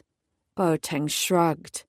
"Other than an aunt he's not seen for years, and a few old friends who moved there and who he seemed to have lost touch with, none that we can see. We've looked into his recent movements, and it doesn't appear that he'd visited London for months. However, none of what I've mentioned so far is the real reason why we suspect Soup involvement." I raised an eyebrow. "Go on." He slipped another photograph out of the file and laid it in front of me, then another and another. I studied each one in turn. "These are images of the ground around where Patrick Lacey's body was found," Boateng told me. "He was discovered just after 6 o'clock on Saturday morning by a local resident called Maria Payne, who was out walking her dog. There had been some rain during the previous evening, and the ground was soft enough to form some partial marks. We've taken impressions of her shoes. You can see Mrs. Payne's footprints here." He indicated some indistinct marks. "The first police officer on the scene was PC Robert Rothsey, who you met just now. Despite his lack of knowledge about Soups, he is a diligent and careful constable who understands how to approach a crime scene. He took the time to put on overshoes, and he kept his foot treads to a minimum, retreating as soon as he'd established that Mr. Lacey was beyond reviving." Boateng pointed again at the first photo. "We've established that these prints are his." I nodded. Shivers of trepidation were starting to burst through my veins. "Naturally, we also took impressions of Mr. Lacey's footprints." He gestured to the second photo. "The evidence indicates that this particular trail marks his approach from the west side, which is also the direction that Mrs. Payne came from. And then here," he tapped the third photo, "is a series of different prints that come from the opposite direction, the eastern side." I squinted. The marks were smudged, but I could tell they looked like heavy boot prints heading towards the spot where Lacey had been found. Even I could see they were markedly different to both Lacey and Payne's footprints. "Okay," I said slowly, still not quite understanding. Roughly 10 meters away from Patrick Lacey's body, these unidentified prints disappear. There's a section of harder ground where no footprints are visible. Boateng withdrew one final photo. But after a few meters, there's enough soft earth that the trail continues, except the boot prints have been replaced by these marks that continue to the location of the body. He turned the photo around so I could see it. I sucked in a sharp breath. Forming a perfectly straight line that headed directly to where Lacey was found dead were several gigantic paw marks. "What kind of dog does Mrs. Payne have?" I asked, staring at them. "A miniature poodle," Boateng answered. "Named Jimmy. I met him yesterday, and I can confirm that he's a vicious little chap, even more so than the chihuahua that nibbled on my wife." He held up his hand, and I spotted a few small bruises around the base of his thumb. "But I can also guarantee that there is no way on God's green earth that Jimmy made those paw prints. We've measured them. Even a Great Dane doesn't have paws that large. We haven't established exactly what manner of creature made those marks. We suspect werewolf, but we could be wrong. But the prints are not human, I promise you that." He leaned back once more in his chair and regarded me carefully. "No," I said quietly. "They don't look like werewolf prints." I met Boateng's steady gaze. "But I have to agree reluctantly that they're not human either." "You're right, sir. It does look like a soup murdered Patrick Lacey. Patrick Lacey. Patrick Lacey. Patrick Lacey." Chapter 7. DCI Harris Boateng was less concerned with politics and county divisions than he was with solving Patrick Lacey's murder and catching the perpetrator. Without being prompted, he handed over a hefty wad of photocopied files relating to the evidence they'd gathered so far. Equally helpfully, Boateng suggested that PC Rothsey escort me to the scene of the crime first thing in the morning, once I'd had time to read the reports. For my part, I sent text messages containing the image of the paw prints to the 3 werewolf clan alphas. I also sent them to Lucas and Lisa, both of whom obviously held no allegiance to the wolves and possessed more knowledge about the others than I did. There were any number of others, ranging from pixies to ghouls to gremlins. Like the werewolves and the vampires, they were legally bound to live within a specific area in London, covering Lisson Grove, Soho, and several streets in between. I couldn't think of any other soups who made prints of the size and nature of those found at the scene of Lacey's death, but that didn't mean such soups didn't exist. As expected, the alphas messaged to say that the paw prints were not werewolf. Lady Sullivan went a step further and told me that I was a fool for suggesting such a thing and that I should stop staring at feet and focus on dealing with the problem of Devereux Webb. I ignored that and read the messages from Lisa and Lucas. Neither of them could offer any immediate answers. Lucas said he'd ask around and signed off with a kiss, which made my heart foolishly miss a beat. Lisa texted with a baffled question mark and followed it up by telling me that D.S. Grace was an idiot. He hadn't even lasted a full day before she'd pronounced judgment upon him. Oh dear. I told Boateng what I'd learned, which was precisely nothing, and texted them both back with notes of thanks, and a kiss of my own for Lucas. Clutching the files tightly to my chest, I scurried to the bird and bush. Much as I might have wanted to use this trip to focus on my parents, it was obvious that Patrick Lacey's killing would have to take precedence. Apart from newly appointed DSO and Grace, I was the country's sole Soup Squad detective, and this certainly looked like a soup murder. For the good of the innocent soup community and any further potential victims, not to mention poor Patrick Lacey, I had to alter my focus. But that didn't mean I couldn't spend a bit of time finding out about my mum and dad. The bar area was far more crowded now, with a late Sunday tea-time crowd clustered round tables and perched on stools. There was little doubt in my mind that most of them were locals. There was no better way to find out more about Patrick Lacey than talking to people who might have known him, so I deposited the files in my room. I cursed the absence of a room safe and squeezed them into my suitcase instead, zipped it up and clipped on a small padlock as insurance. After carefully locking the door, I hurried down to the bar and ordered an orange juice. It was time to get to work. Sidling up to an old guy wearing a flat cap and sitting on his own at the end of the bar, I made my opening gambit. It wasn't the most eloquent of beginnings. "Hi there, I'm Emma." He didn't even look in my direction. All he did was grunt and take a sip of his beer. I took a deep breath. "It's possible," I said, wishing I didn't have to use my parents' deaths in this way, "that you knew my mum and dad." 2 birds with 1 stone, I told myself, inwardly exulting when he turned towards me and looked me up and down. I would soften him up by telling him who I really was, then go in for the kill and learn what I could about Patrick Lacey while his guard was down. "Who are your parents?" he asked. "They're dead, but they were Mark and Diane Bellamy," I replied, pleased that there was no catch in my voice. "They lived in the old cottage on the edge of the village, the one that—" "I know which one you mean," he interrupted. His gaze was assessing. "So you're their kid. I didn't think we'd ever see you again." "I joined the police." I managed a light shrug. "With the recent murder here, I thought this was my chance to come and see what I remembered, as well as do some good." "Bit gruesome, innit?" he asked. "Coming back to the place where your parents were murdered to investigate a murder?" "Yeah," I answered honestly. "I suppose it is." I hesitated. "So, did you know them? Did you know Mark and Diane?" His reply was slow in coming. "I did. What happened to them rocked this place for years. Now we're back to where we started." He took a grim sip. "More death." A blonde woman in her mid-40s wandered over from a table in the corner to catch the barman's attention. The man next to me called to her. "Guess who this is, Julie? Bet you can't guess." She glanced towards me. "You've got me there, Bill." Her voice was flat and disinterested. "I can't guess."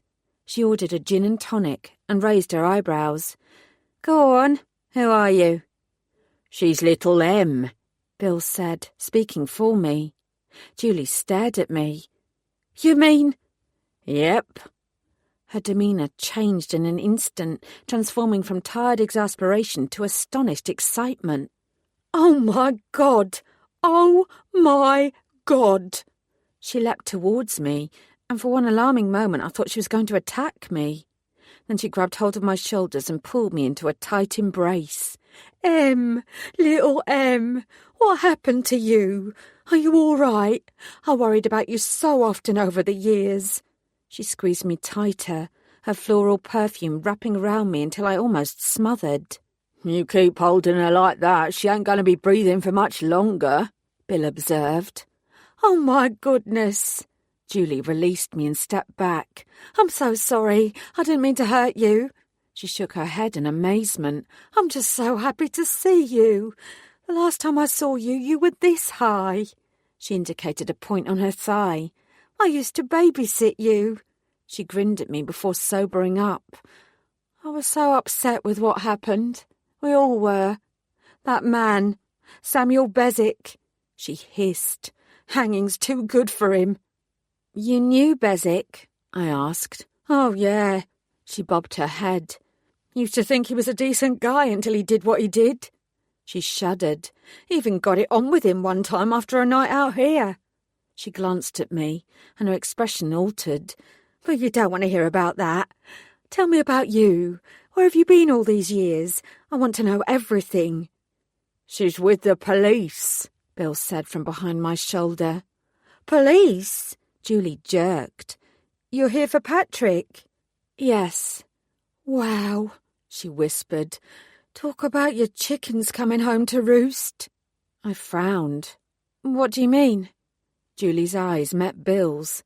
"You know, because of Patrick and your parents." I stilled. "What about Patrick and my parents?" "You know."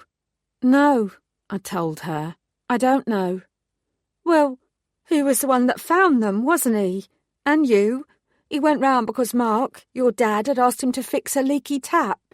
He knocked on the door, walked in and—" She gave an awkward shrug. "Saw what had happened.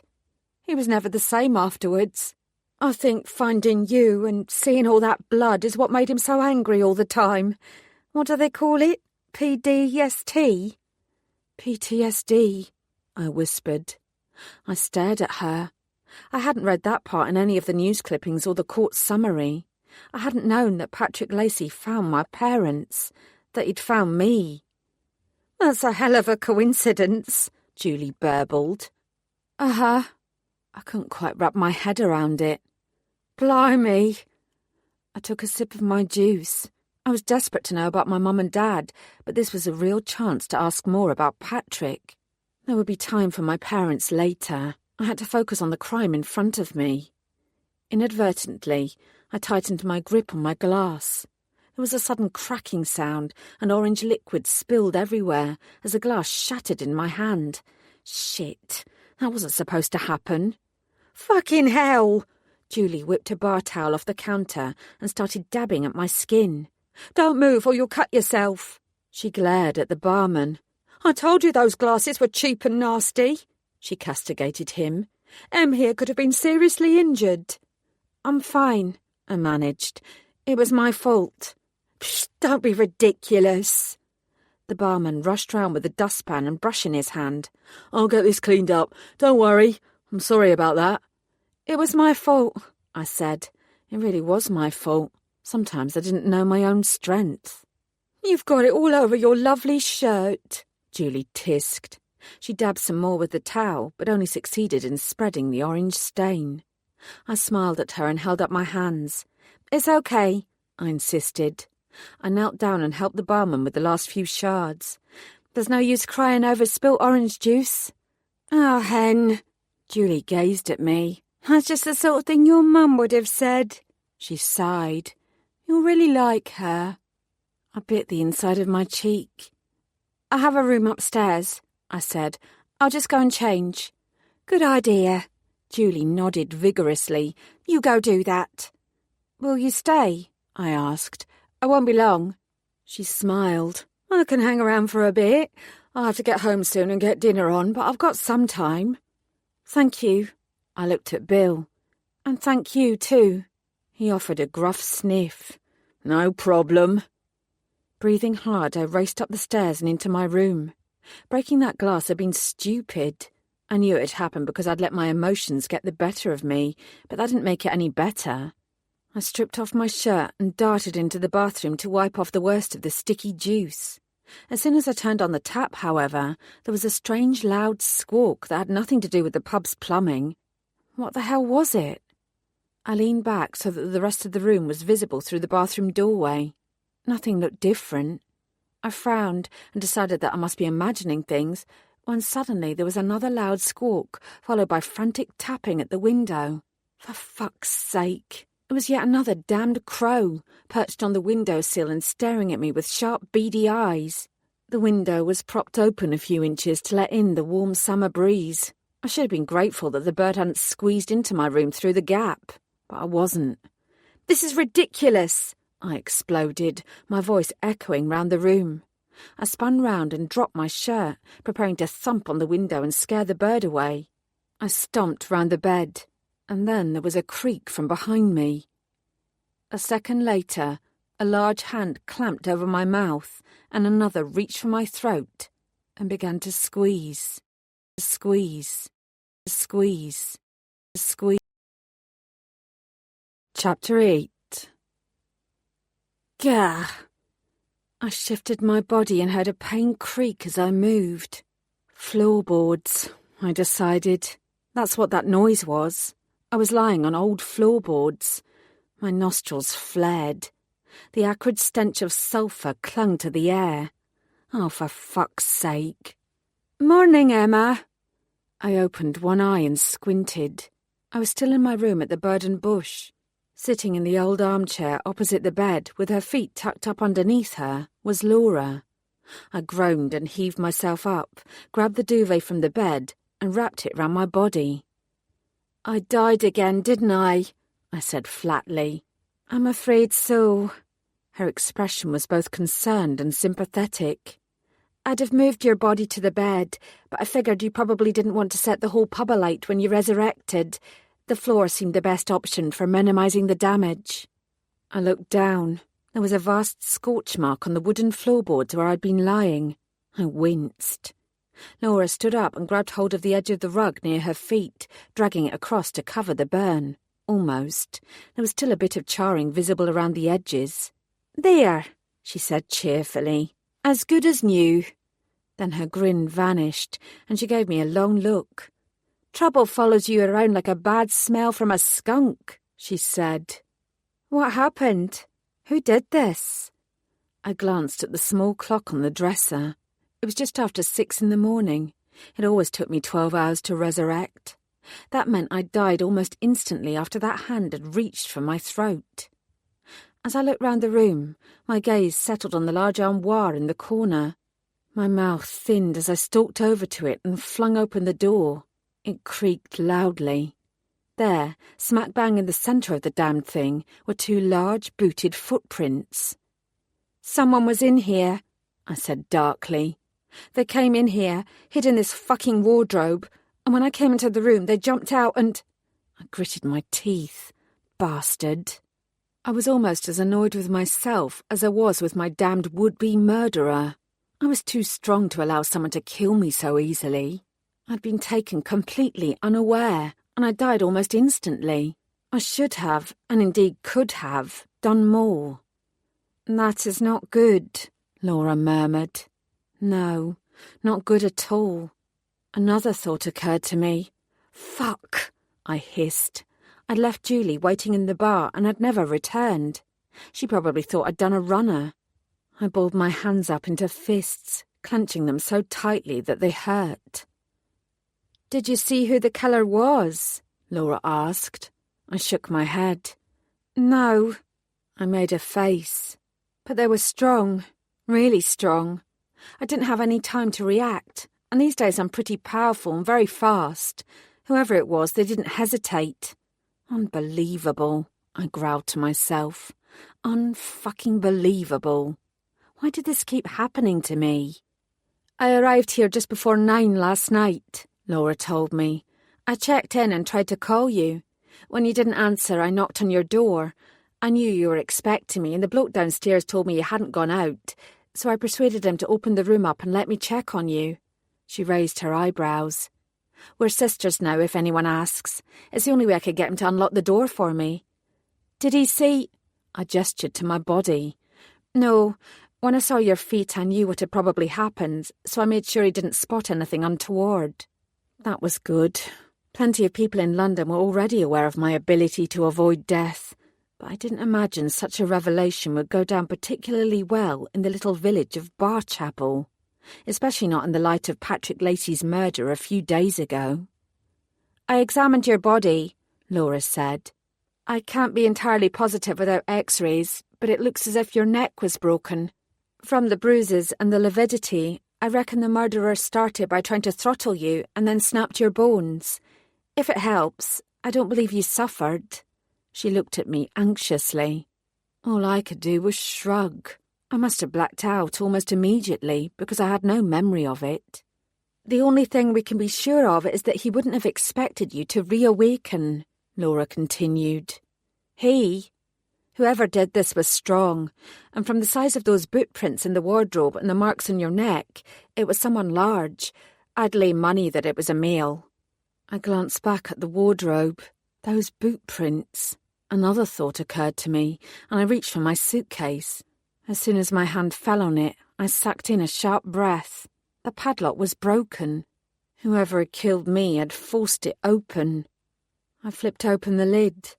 My clothes were still there, and so was my crossbow. Much good it had done me. But the files pertaining to Lacey's murder were gone. This was no opportunistic murder, I said. It's obvious I was deliberately targeted. And I was targeted because of Patrick Lacey.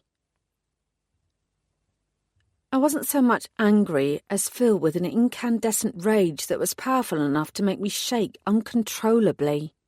Never mind that Barchapel was a small place and that I was confident I'd find my latest killer within days.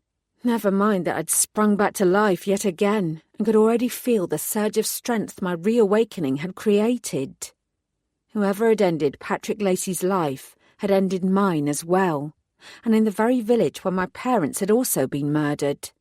I would rampage through this damn place until I found the person responsible, and then I'd ensure that they never experienced freedom again.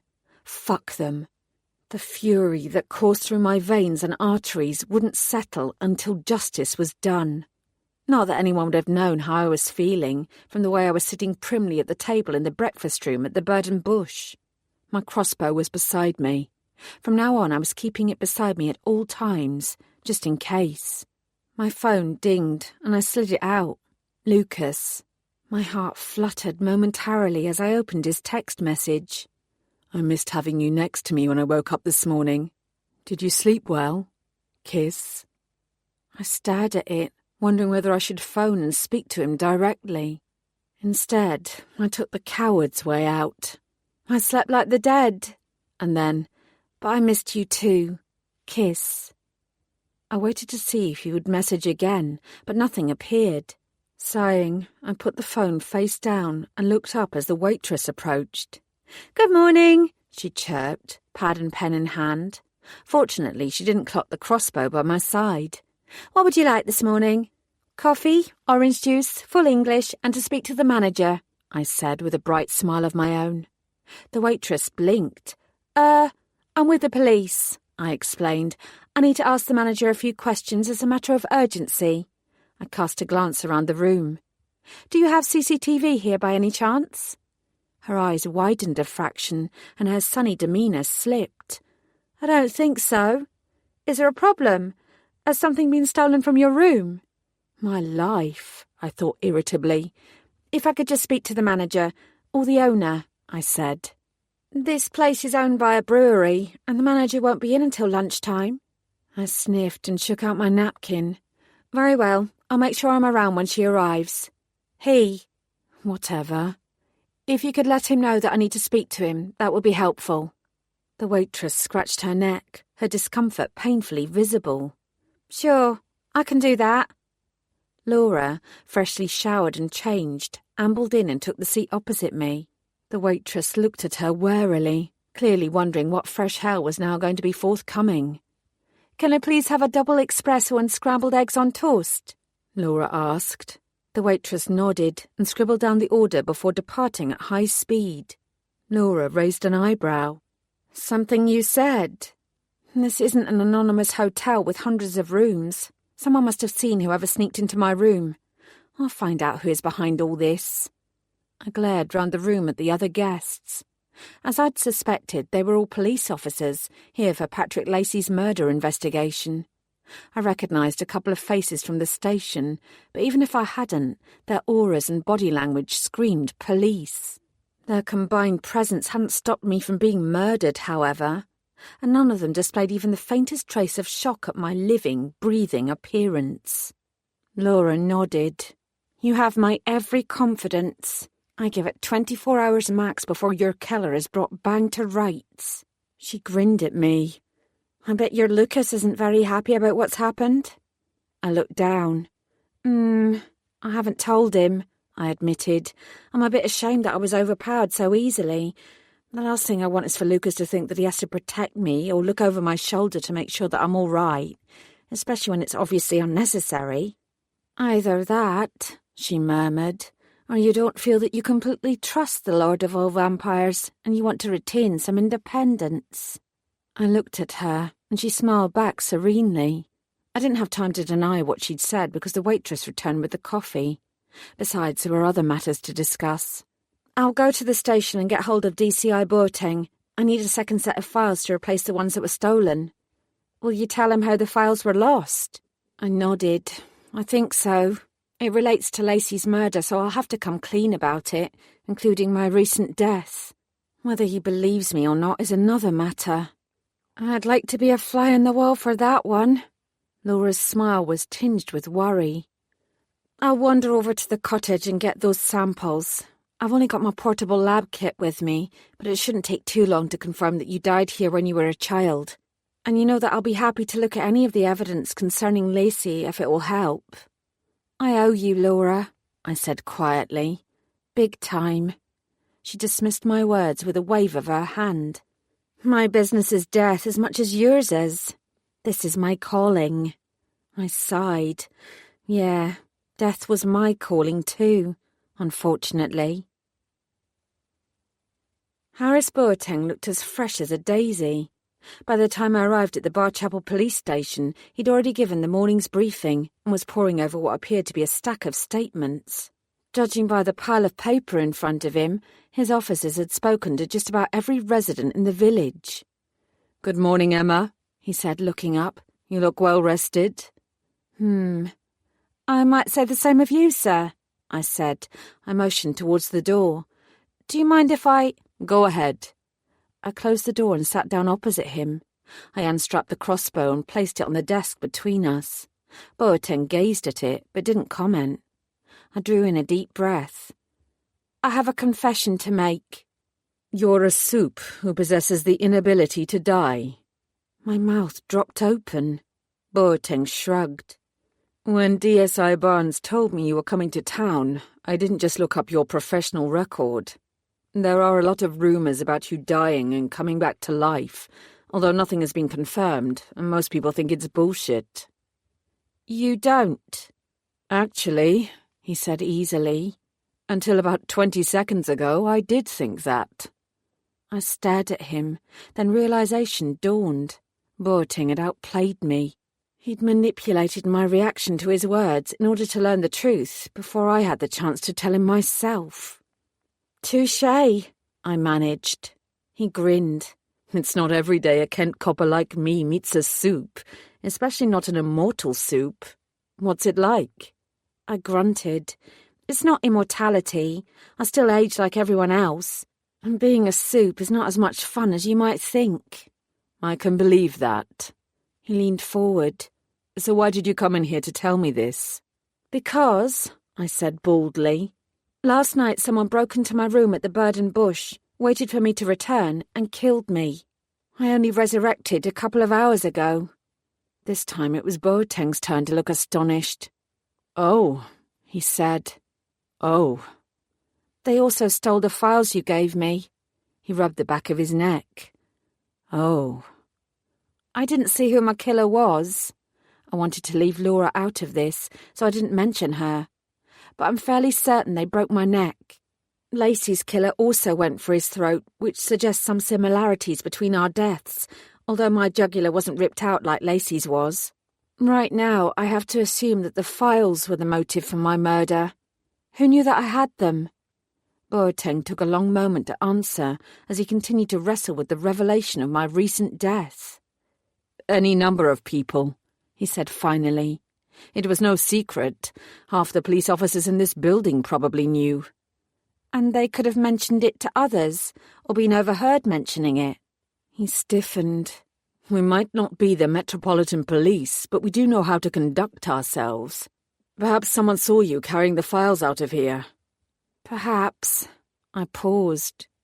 "There's a set of boot prints in the wardrobe in my room. I'm no expert, but they look pretty similar to the ones that were found close to Patrick Lacey's body." Boateng's face darkened. "I see." "And there's something else," I continued. "One of the locals told me yesterday evening that Patrick Lacey was the person who discovered my parents' dead bodies." "Yes," he said quietly. "I knew that." "You didn't tell me." "As I've already said, there's no reason to link what happened to your family to what happened to Patrick Lacey. It's merely an unfortunate coincidence. In fact, if you read the files I gave you, you'd have seen the section concerning your parents' deaths. I included his witness statement from back then." "I didn't get the chance to look through them. I was hoping I could get another copy." "I'll see what I can do, but I think it would be best if you don't remove anything from the station from now on. We don't need more sensitive material going missing. I'll send a couple of forensic guys round to your room at the pub.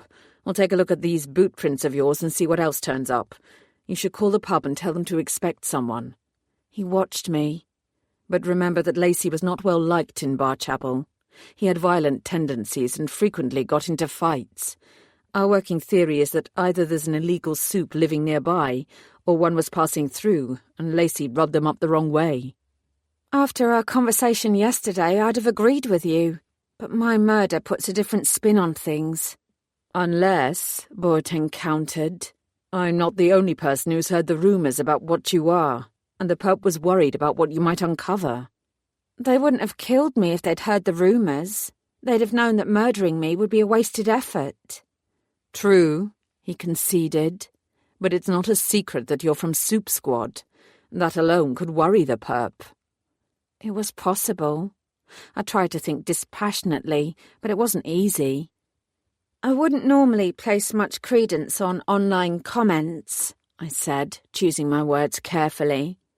But someone mentioned that Lacey had been friends with a killer. Unless Barchapel is heaving with murderers, whoever made that comment must have been referring to Samuel Beswick. I don't know a great deal about that particular crime, Emma. Boateng's voice was gentle. It was a long time ago.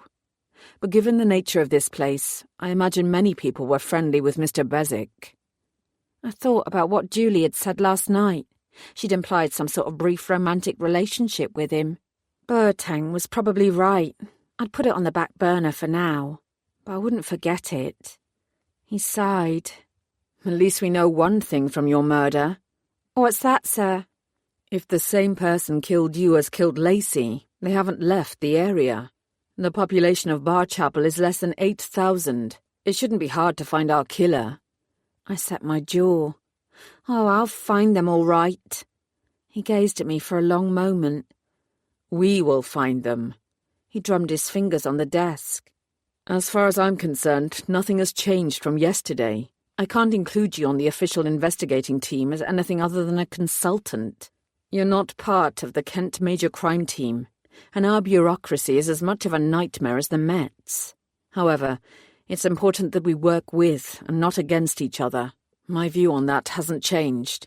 I still believe that a soup is responsible, and so I need your help.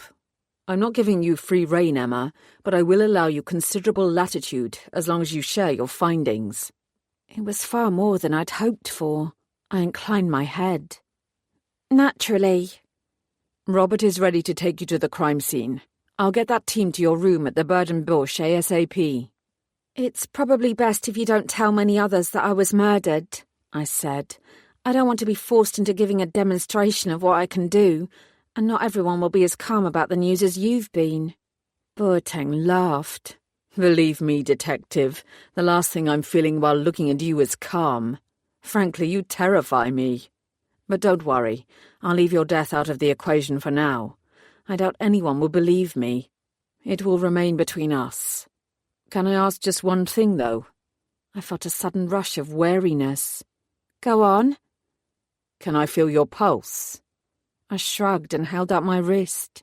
Boateng took it and pressed his fingertips to its soft underside.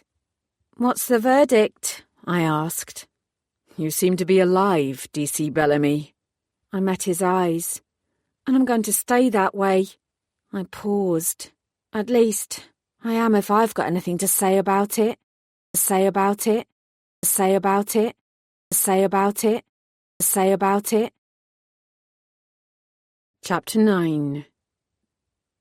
PC Rothsey was hopping from foot to foot outside the police station.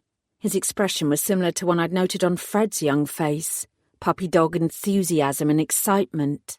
Rothsey had probably been hoping that a murder investigation would involve running around like James Bond or Jason Bourne and bringing swift justice to a cruel world, not sifting through paperwork and questioning local residents. This little outing was probably the most thrilling thing that had happened since he'd first attended the crime scene. He beamed at me as I approached. Hi, DC Bellamy. It was impossible not to smile back. Hi. I brought you coffee. He pressed a disposable cup into my hands. It's from the shop round the corner. It's really good. I wasn't sure how you like your coffee, so I got some sachets of sugar to go with it. No sugar. I took a sip. This is perfect. Thank you. His grin was so wide it seemed to split his face in two. You're welcome. I was right, wasn't I? It's definitely a soup that killed Lacey. He nodded rapidly, agreeing with himself. I knew it as soon as I saw the wound. Werewolf, huh? Well, I demurred, I've checked on the paw prints at the scene and they don't appear to be from a wolf. Rothsey visibly deflated. It was quite extraordinary to watch. But what else could it have been? I don't know yet. Something that wears heavy boots and likes to hide in wardrobes as well as on dark pathways. People always think of vampires and werewolves, but there are all sorts of other supernatural creatures. The Supe who attacked poor Mr. Lacey is clearly one of the rarer beings. Rothsey's eyes were wide. Like what? I'm not sure yet. It's best to keep an open mind and evaluate the evidence before we jump to any conclusions. I know a lot about Supes, but my knowledge isn't encyclopedic, and there's always more to learn. Why don't you lead the way to the crime scene, and we'll see what's there first? He offered up another happy little hop, then pointed to his right. We can walk, he said. It's not far. I followed his lead. So, I said, keen to know more about Barchapel and its residents, because any information might lead to more details about me and my parents. Have you always lived here? No, Rothsey replied, disappointing me. I grew up in Appledore, and then I was posted to Maidstone after I qualified as a police constable. I only moved to Barchapel about a month ago, so I'm still getting to know the village. It takes time, I said, sipping more of my coffee. You'll get there. The young policeman nodded enthusiastically again. I will. You should know that it's not the first time there's been a vicious murder in Barchapel. The last one was a double murder, though it wasn't committed by Supes, and it was years ago. The bloke who did it is still in prison, and he's as human as you can get. His name is Samuel Betwick. Beswick, I murmured without thinking. Rothsey flung me a surprised look. You know about him? I took a gamble and opted for the truth. It was probably round half the village by now. It was my parents who were killed. Rothsey paled, and I realised that I'd wrong-footed him for the second time in 2 days. You weren't to know, I said, and it was a long time ago. He stared at me. If they were your parents, that means you were found... His voice trailed away. Yeah, I said. I was, but I don't remember anything about it. I suppose that's a good thing. He swallowed. I'm sorry. That's okay. As anyone who's ever suffered a similar loss will know, you spend as much time consoling others about what's happened as you spend feeling sorry for yourself. That was why, up until now, I'd rarely mentioned what had happened to my parents. It was usually easier to keep quiet on the subject. Usually.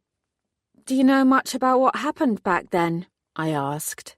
Do people round here talk about it? Not much, Rothsey mumbled, clearly still convinced he'd made a terrible gaffe. I stopped walking and turned to him. It wasn't Lacey's murder that drew me to Barchapel, I told him. It was what happened to my parents. I still have some unanswered questions about that time, including why the hell I'm able to keep dying and returning to life. You're the local Bobby here. Any local gossip, no matter how salacious or grubby, is useful. Rothsey's eyes flicked to mine and then away again. I held my breath. So he did know something. I waited, hoping what he was about to say wouldn't shatter too many of the few warm memories I possessed. Maybe some things are better left unsaid, he hedged. I didn't press him. I simply waited.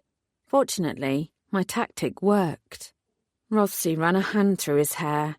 Look, he said, this is only hearsay. It's not necessarily true. Like I said, I've only been here a month or so, and I wasn't even born when Samuel Beswick killed your parents. Stories can take on a life of their own and change to fit the circumstances, so... I held up my hand. I get it, I said calmly. I'm not expecting to hear the gospel truth. I just want to know what whispers you've heard in your short time here. I won't attribute them to you, and I'll take anything I hear with a pinch of salt, I promise. Rothsey sighed. Fine. He turned and pointed towards the east of the village. There's a large manor house over there, on the far side of Barchapel. Back in the day it was owned by the Sterling family.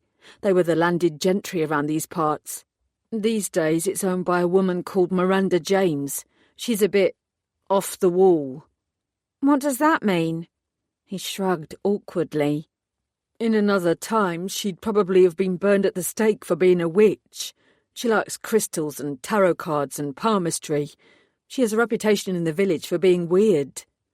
I was already annoyed on Miranda James's behalf, but I kept my own counsel. Go on. Rothsey's reluctance was growing. I've heard several people say that she used to be a looker in her youth and that she, He cleared his throat. She, had flings with some of the men. So? He looked at his shoes. Apparently, she was shagging Samuel Bezic at the time your parents were killed. The reason he killed them is because she was also having an affair with your dad. I blinked. That was a new one on me. I wasn't foolish enough to believe that my parents were angels simply because they died young, but I'd never heard anything along those lines before. I couldn't recall seeing anything like this in the newspaper reports from the time. Surely, if there was any suggestion it was true, it would have been used against Bezic in his trial because it gave him a strong motive to kill.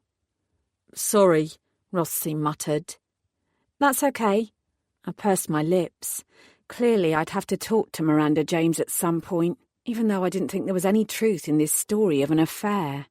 It probably didn't happen, Rothsey added hastily. And the James woman is nice, but she isn't all there. My eyes narrowed.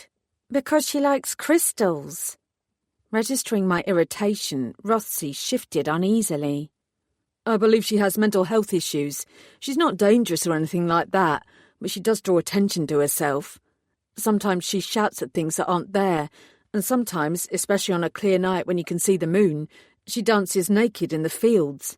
She's harmless, though, and her son helps her a lot. I lifted my head. Her son? He's just a teenager, but he keeps her on the straight and narrow. He's a good kid. Rothsey frowned. Weird New Age name, though. Albion, I think. Albion. No angel had called the boy on the train Al, and one of the boys she'd been with had taunted him about the medication his mum was taking. Then I thought about the way he'd reacted to my name. There was a very good chance that we were talking about the same boy. I'd definitely be paying Miranda James a visit, sooner rather than later. Thank you, P.C. Rothsey, I said thoughtfully. Thank you indeed. Patrick Lacey's murder was so recent that the investigation was only in its infancy. A small forensic crew was still at the crime scene, and the path remained roped off with the police tape. We approached the first officer on duty to register our names and pick up whatever protective equipment we needed. We're almost finished here, the white-suited technician said cheerfully. I don't think there's a scrap of ground that we've not covered. Protective booties will be enough. She passed over the disposable plastic coverings, and P.C. Rothsey and I dutifully pulled them over our shoes. Come on, she said once we were ready. I'll walk you through the scene. The technician led the way to a small gap between two fences and pointed to where the path began. The last sighting of Mr. Lacey was back at the square. He was caught on CCTV and spotted by an eyewitness. That was just after 11 p.m. on Friday. We've walked the route several times. Even inebriated, it would have taken him less than 15 minutes to walk to this point. She glanced at Rothsey. I'm told this path is unofficially called Lover's Lane by the locals. Yeah, he said. It leads round the back of several streets and it's well used. For walking, he added quickly. Not anything else. She appeared amused by his faint embarrassment. Well, she demurred, we did find a used condom amongst the other rubbish. It was in the undergrowth by the side of the path, and unfortunately was some weeks old, so it's of no use in this investigation. It's been bagged and tagged, but I doubt you'll get much joy from it. I couldn't imagine getting any joy at all from an old used condom, but I understood what she meant. Did you pick up anything else that you think is useful? I'm afraid not. There was quite a collection of litter, but most of it seems to have been blown in or been here for some time. It'll all be carefully examined, but it's a relatively clean scene. She pulled a face, apart from all the blood and the bird shit, of course. I paused, thinking about that damned crow. Bird shit? Can you tell me what sort of bird it came from? The technician squinted. No, not a Scooby.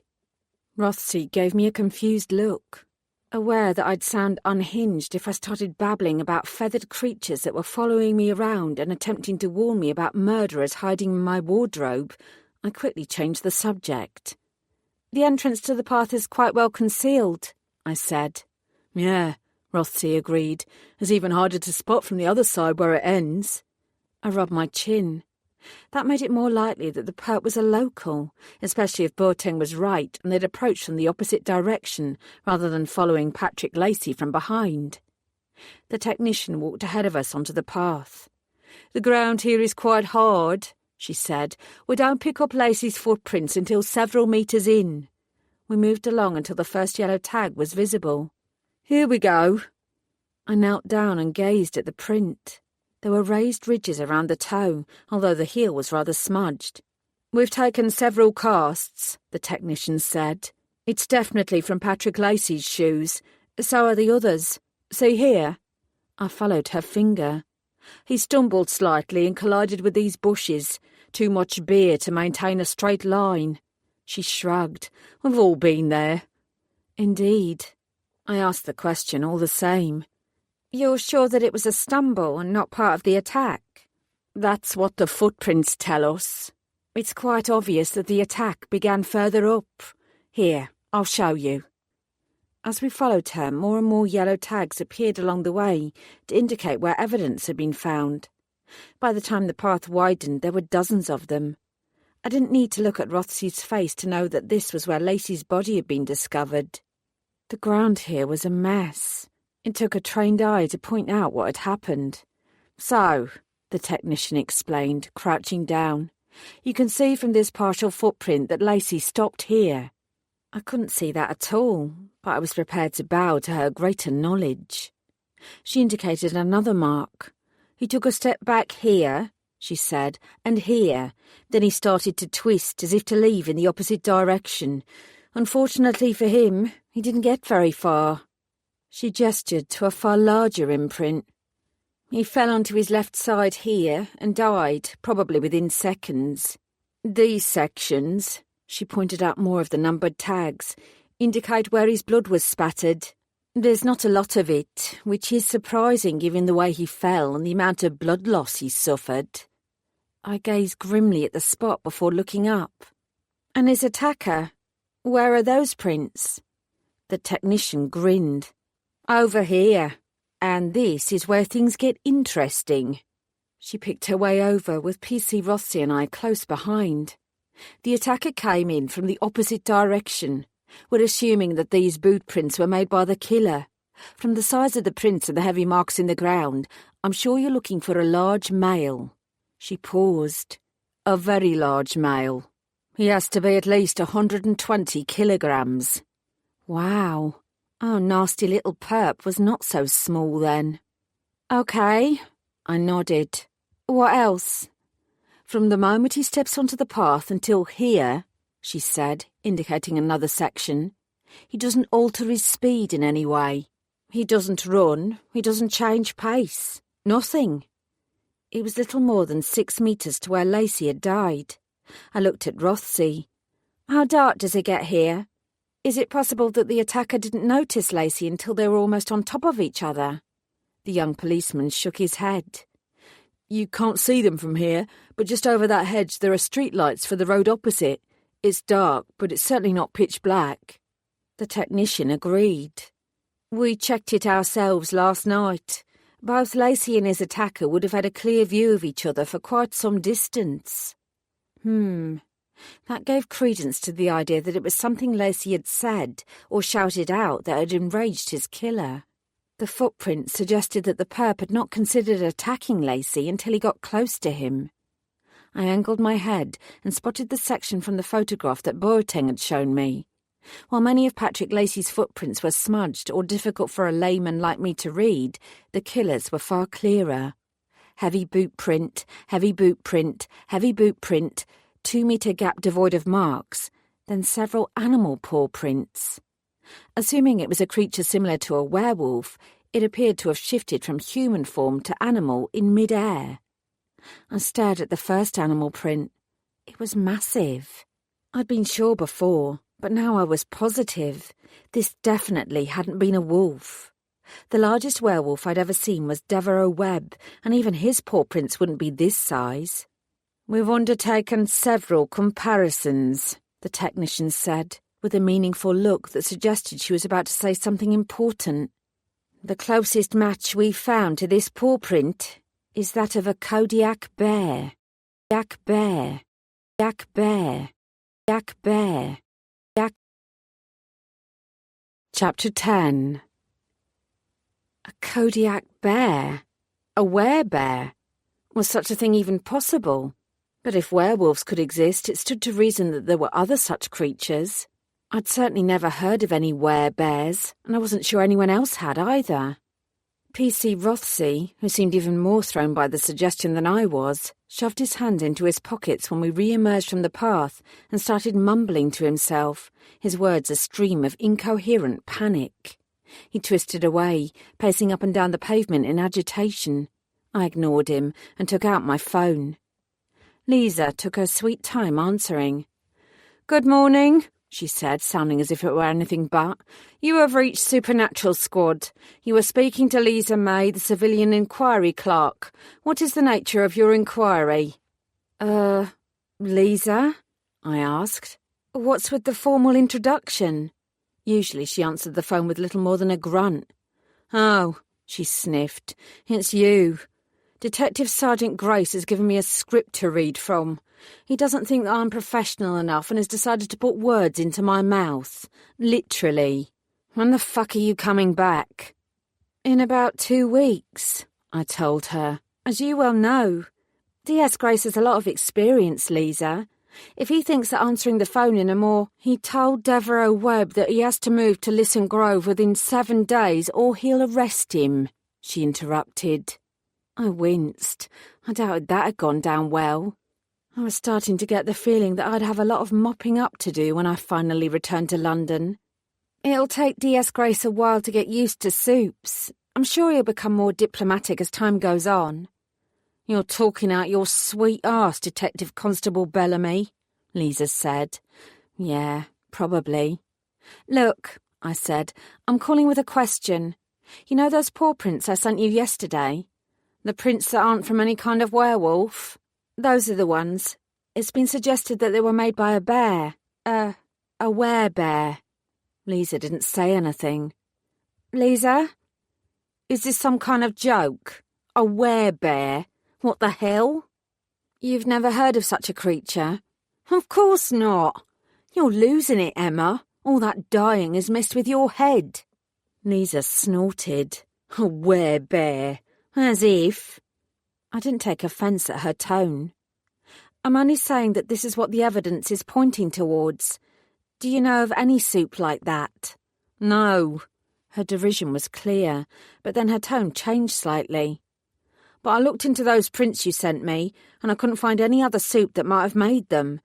Are you sure this isn't some kind of strange prank?" I pursed my lips. It could be. It seemed odd that Patrick Lacey's footprints were smudged and difficult to read, while the perp's prints were so clear. "I'm not discounting anything at this point," I said honestly. "Don't let a bunch of country yokels fool you into thinking that there are monsters where there are none." "Country yokels? You do realise that I'm from Barchapel too?" "Enough said." Lisa sniffed. "I'll do some research into werebears, but I can already tell you that they don't exist." "Thanks, Lisa.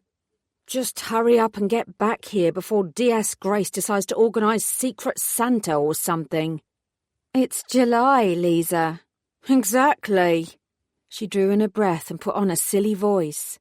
"Thank you for calling Supernatural Squad. Your inquiry has been noted, and we will make every effort to address it as quickly as possible." Then she clicked her tongue in exasperation and hung up.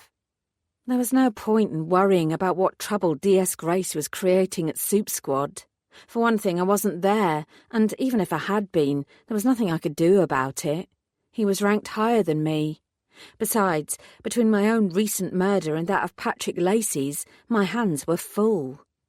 "Well?" P.C. Rothsey appeared in front of me. "What have you learnt? How many werebears are there? What can we do to stop them?" I don't have any information yet about what sort of creature might have killed Mr. Lacey, I said, and it's still possible that— Silver, he said suddenly, interrupting my attempts to keep him calm. It works against werewolves, right? It must work against werebears. I'll get some silver. I'm sure my mother must have some. I'll ask her. Rothsey's mum might have some silver jewellery, but it was highly unlikely she had any silver bullets. Stop it, I said sternly. I know you're afraid of soups, and I know that what happened to Patrick Lacey is horrifying, but there's no precedent for this attack, and we don't know who or what is behind it. The majority of supernatural creatures are not cold-blooded murderers who patrol the Kentish countryside looking for victims. I spotted a passerby on the opposite side of the street, shopping bag in hand. She was watching us, wide-eyed and pale. I dropped my voice. Our job is to protect the people of this country. Going into a blind panic at every hint of danger won't help anyone. You're better than this, PC Rothsey. Remember your training. He sucked in a shaky breath. Yes, you're right. He bobbed his head. Sorry. I'm sorry. It's fine. I patted him on the shoulder. You should get yourself to the station and have a mug of tea. I'm going to call my boyfriend and see if he can help us. It sounded strange calling Lucas that. He wasn't a boy or a friend, and I wasn't really sure what label I could put on our relationship right now. Why would your boyfriend be able to help us? Because, I said, he's Lord Horvath. I hadn't thought it would be possible for Rothsey to get any paler, but he did. But, he whispered, stepping back to put as much distance between the two of us as he could. He's a vampire. Yes, he is. His eyes went immediately to my neck. Are you a vampire? No, I replied calmly. Does he drink your blood? Not if he can help it. Rothsey took another step back. The poor man didn't know what he was doing. He was torn between excitement at having a serious crime to investigate and outright terror at the ramifications of that crime.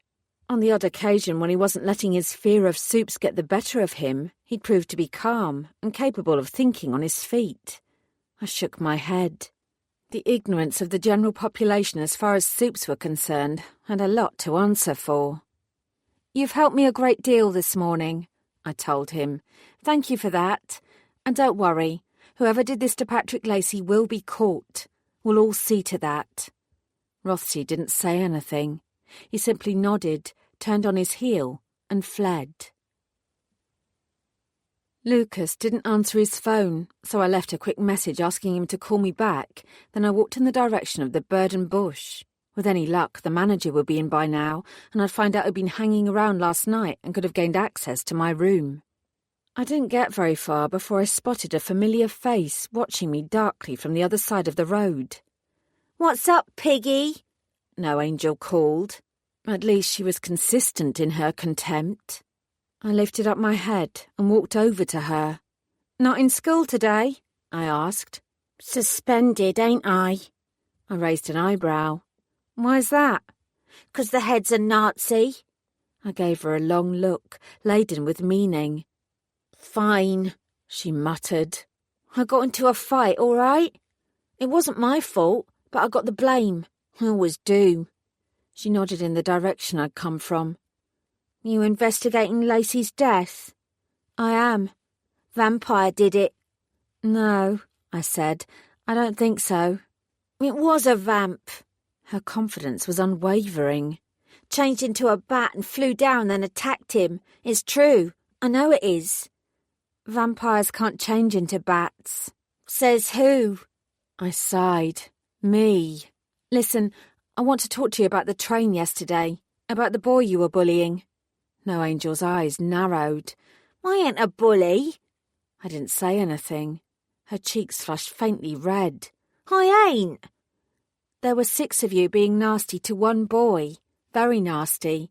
How else would you define bullying?" Her voice faltered. Sometimes you needed someone to put a mirror up to your actions to become aware of them. "Shit." She kicked at a small pebble.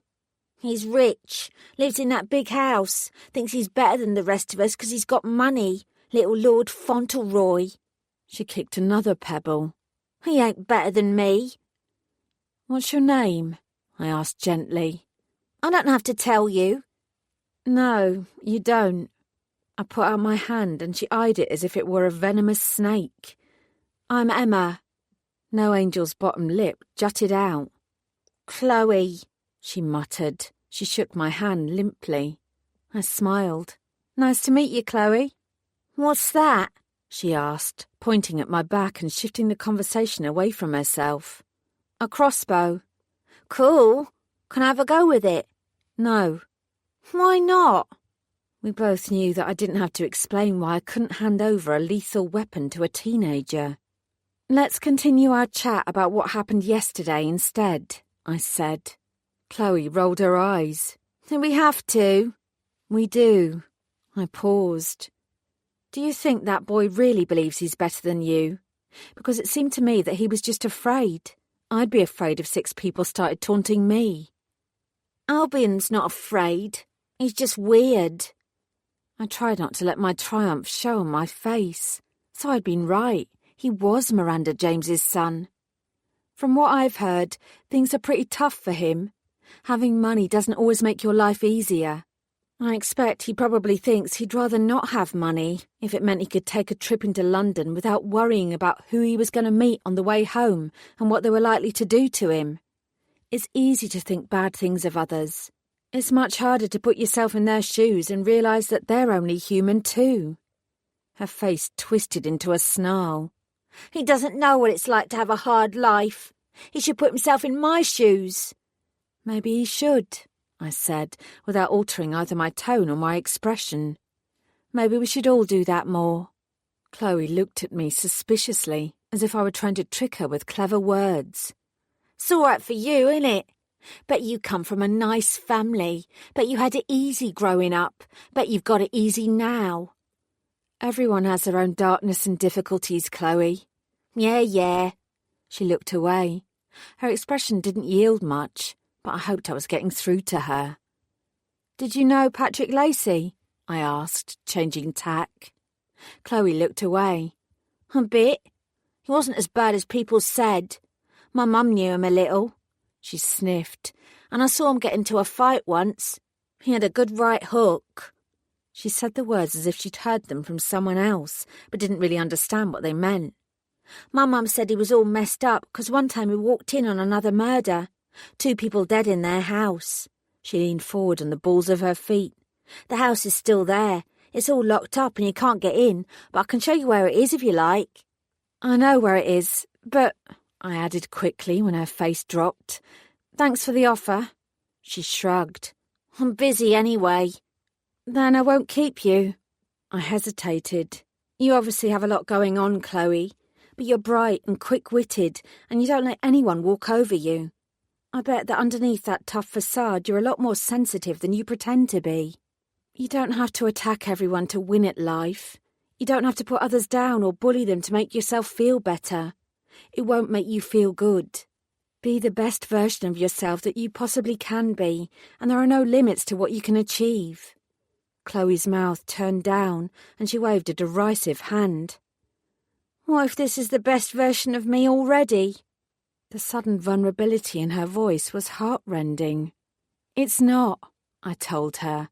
I know it's not. Unfortunately, Chloe simply snorted and turned away. Turned away. Turned away. Turned away. Chapter 11. The bar in the Burden Bush was surprisingly busy for a Monday. There were more people than there had been yesterday afternoon, and the hum of chatter combined with the aroma of hearty pub grub created a convivial atmosphere. While the happy crowd might be good for the pub's tills, I wasn't convinced their presence would help my cause. I needed to speak to the manager without fear of interruption, and I suspected he'd be rather busy. As soon as I caught the barman's eye, however, he nodded an understanding and called through to the back. A moment later, an unfamiliar man appeared wearing a short-sleeved shirt that was open at the neck, just enough to display a veritable bush of curly hair. He didn't smile. I dropped my gaze to his feet. He was wearing battered trainers, not heavy boots. "I'm the manager here," I heard you wanted to talk to me, he said. His eyes drifted to the crossbow strapped to my back. He was more nervous than he wanted me to realise. If I was going to get anywhere with my questions, I'd have to find a way to put him at ease. Yes, I beamed. Thank you so much for taking the time. You're obviously very busy. It's summer. He scratched the back of his neck. The schools might not be on holiday yet, but we still get a lot of visitors at this time of year. I can see why, I said warmly. This is a lovely pub. He shot me a confused look. He'd been expecting a strongly voiced complaint rather than a compliment. He glanced around, checking that no other customers were in earshot. There are police upstairs in your room. I believe you think someone broke in. Someone did break in, I said. Some important files were stolen from my bag. I'm with the police too, and those files are very sensitive. This is a serious matter. The manager held himself stiffly. There's no sign of any tampering with the lock. If you're suggesting that it was a member of staff... I seriously doubted my murderer worked here. No, I told him. I'm not. I raised my chin and spoke frankly. I'm sure you're aware of what happened to Patrick Lacey on Friday night, Mr. Smith, he said. Clive Smith. And yes, I am. Did you know him well? I banned Patrick Lacey from here about 6 months ago. He caused too many problems and there was one fight too many. From what I heard, he ended up drinking at the Royal across the square. It was only a matter of time before they banned him from there too. If he hadn't been killed, it would have happened before the month was out. The man was a menace. I can't say that I'm weeping over his death. Another thought seemed to occur to him, and he hastily added, I didn't wish him dead, though. I wouldn't wish that on anyone, and I certainly didn't have anything to do with what happened to him. I understand. I appreciate your honesty, Mr. Smith. I smiled at him to indicate that I had no reason to suspect him of murder. The thing is, there's good reason to believe that whoever broke into my room upstairs also killed Mr. Lacey. Clive Smith sucked in a sharp breath and turned pale. He hadn't been anticipating that.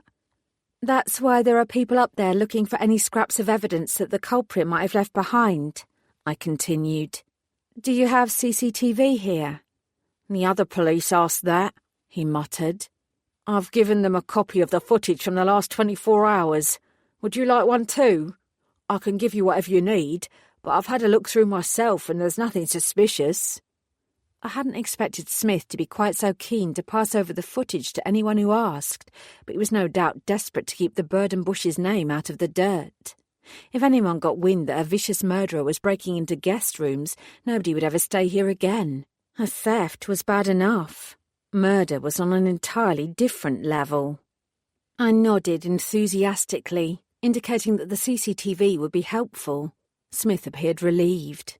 That suggested he really had looked through the footage and was confident that none of his employees were up to anything suspicious. I'm sorry about this, he said, wringing his hands. I'll have you moved to another room. We're very security conscious. To be honest, I can't believe it has happened. This time I didn't smile reassuringly. We're dealing with a nasty criminal, Mr. Smith. Someone who will stop at nothing. Can you think of anyone who wanted to harm Patrick Lacey? Only half of Barchapel, but I don't know anyone capable of murder. OK. Can you provide me with a list of all the guests who were staying here last night, and a list of your regular customers? I can do both, he answered instantly, although all the overnight guests at the moment are policing from Maidstone. Everyone needs to be checked out. You'd be surprised what sort of people are capable of murder, I said. Smith's eyes met mine. I know who you are, he whispered suddenly. Everyone was talking about it last night. You're Emma. Your parents were the Bellamys. I eyed him. He didn't look much older than me, so I doubted he'd known my mum and dad, but I asked the question anyway. Were you here back then? Do you remember it happening? I'm sorry. I only moved here about 10 years ago. He laughed humorlessly. I came from London with my wife because we wanted to be somewhere that felt safer. He shook his head. What a joke. I'm sure it's a lovely place to live, and it's normally very safe. Bad things can happen anywhere. The manager pulled a grim face. I have one more question, Mr. Smith, I said. I need you to answer it honestly. He jerked. I'll do my best. Is there anyone living in Barchapel who you either know or suspect of being a soup? A soup? Smith looked flabbergasted. But soups have to live in London. They're not allowed to live here. As I'm sure you know, not everyone follows the letter of the law. I pressed on. Is there anyone you can think of? No, God, no. He was horrified at the idea. He stared at me. Is there a soup here? Did a fucking soup kill Lacey? He blinked as he realised belatedly that he'd sworn. Mind my French. He blinked some more. Are we talking vampire or werewolf? There's old Mrs. Timpson out by Killock Farm. She's really short. Maybe she's a pixie. But no, she couldn't have killed anyone, not unless she ran over them with her mobility scooter. Is there really a soup here, in Barchapel? This probably wasn't the time to tell him that he was talking to a soup right at the moment. We're investigating all possibilities, Mr. Smith. It's merely one avenue we're exploring. I smiled. Now, if you have that CCTV handy... I'll make you a copy now. He shuddered. A soup. Here. What is the world coming to? Clive Smith was far more upset by the thought of a supernatural creature in his village than a murderer. People, I decided, could be very, very weird indeed. I introduced myself to the two forensics officers who were still working their way through my room, painstakingly searching for anything that might offer a viable clue. They told me their names were Barry and Larry. We know, Barry said with a self-mocking grin. We've heard it all before. We've been working together for a while. It probably didn't help that they were as similar in appearance as in name. Both men sported thick, bushy moustaches that immediately put me in mind of Magnum P.I. They were both thin and wiry, although Barry's paunch was more pronounced than Larry's.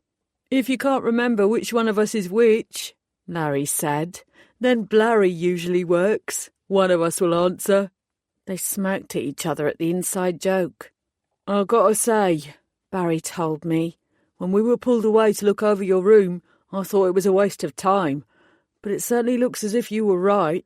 The boot prints and the wardrobe were a perfect match for those found next to Patrick Lacey's corpse. As you can see, he waved a hand around the room. We've been dusting for fingerprints. On the one hand, this is a far better place to get a decent partial print than the scene at the path. On the other hand, it's a hotel room. We've already pulled at least 20 different prints and we've only just started. That didn't surprise me in the slightest. I'd have been shocked if they found any fingerprints that would lead us to a suspect. It was enough for me that they'd established that Lacey's murderer and mine were one and the same. The one thing that doesn't make any sense, Larry told me, is this mark here. He pointed to a large scorched area on the floor. So much for the rug covering it up. As far as we can tell, it's a burn mark, and it was caused by some kind of chemical fire. Judging by the ash residue, it happened very recently. Don't spend any time on that, I said quickly. It's not relevant. You don't know that. Barry frowned. I asked the manager, and he said he'd never seen anything like it before, and that it was definitely new. Was this mark here when you checked in yesterday? Honestly, I repeated, the burn has nothing to do with anything. Barry and Larry exchanged glances. Damn it. I didn't want to have to tell them how to do their jobs, but the last thing either of them needed to do was waste time trying to work out what caused the scorch mark. I changed the subject, hoping I could shift their focus onto something more useful. Have you managed to work out how he got in? Larry brightened. Oh, yes, that part was easy. He stepped over to the window. Tree, branch, shimmy, squeeze. I edged over and peered out. It would have been an easy enough climb across the branch, then up and over to the window, but reaching the branch wouldn't have been simple. It was 3 meters from the ground, and there were no obvious footholds on the tree. Barry knew what I was thinking.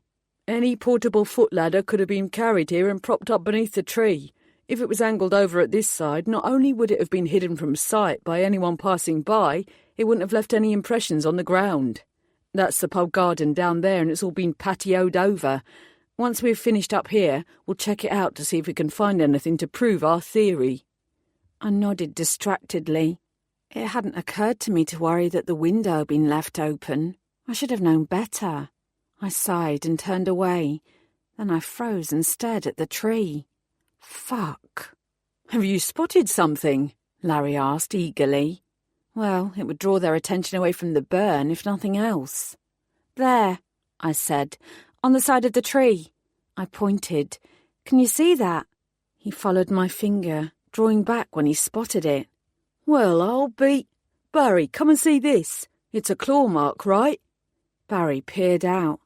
Damn, it certainly looks like it. No cat made that mark. It's too large and too deep. I pinched off a headache.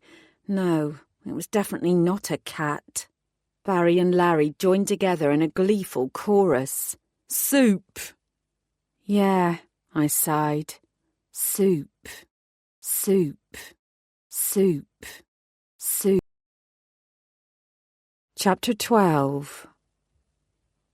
As I moved my things into my new room, I brushed off as much of the fingerprint dust from each item as I could. Then, with my hands absently caressing my crossbow, I ran through the CCTV footage which Clive Smith had given me.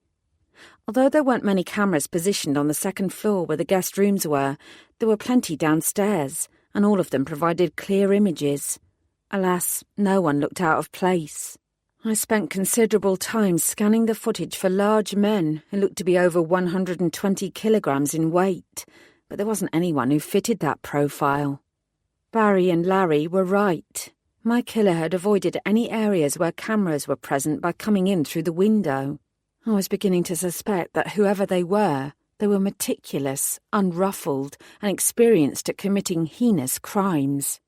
I spent longer than I should have done watching the flickering video of Julie checking her watch and looking around for my return until she finally murmured something to Bill beside her and left.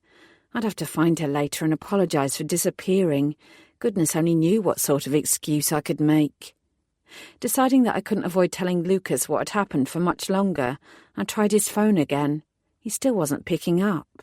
Pursing my lips and hoping I wasn't reading too much into his sudden silence, I called Laura instead. "I've had an exceptionally productive morning," she told me. She sounded considerably bubblier than I felt. "I'm at the cottage. I don't think there's any doubt, Emma. You were murdered at the same time as your parents. I've taken samples from the mark on the kitchen floor.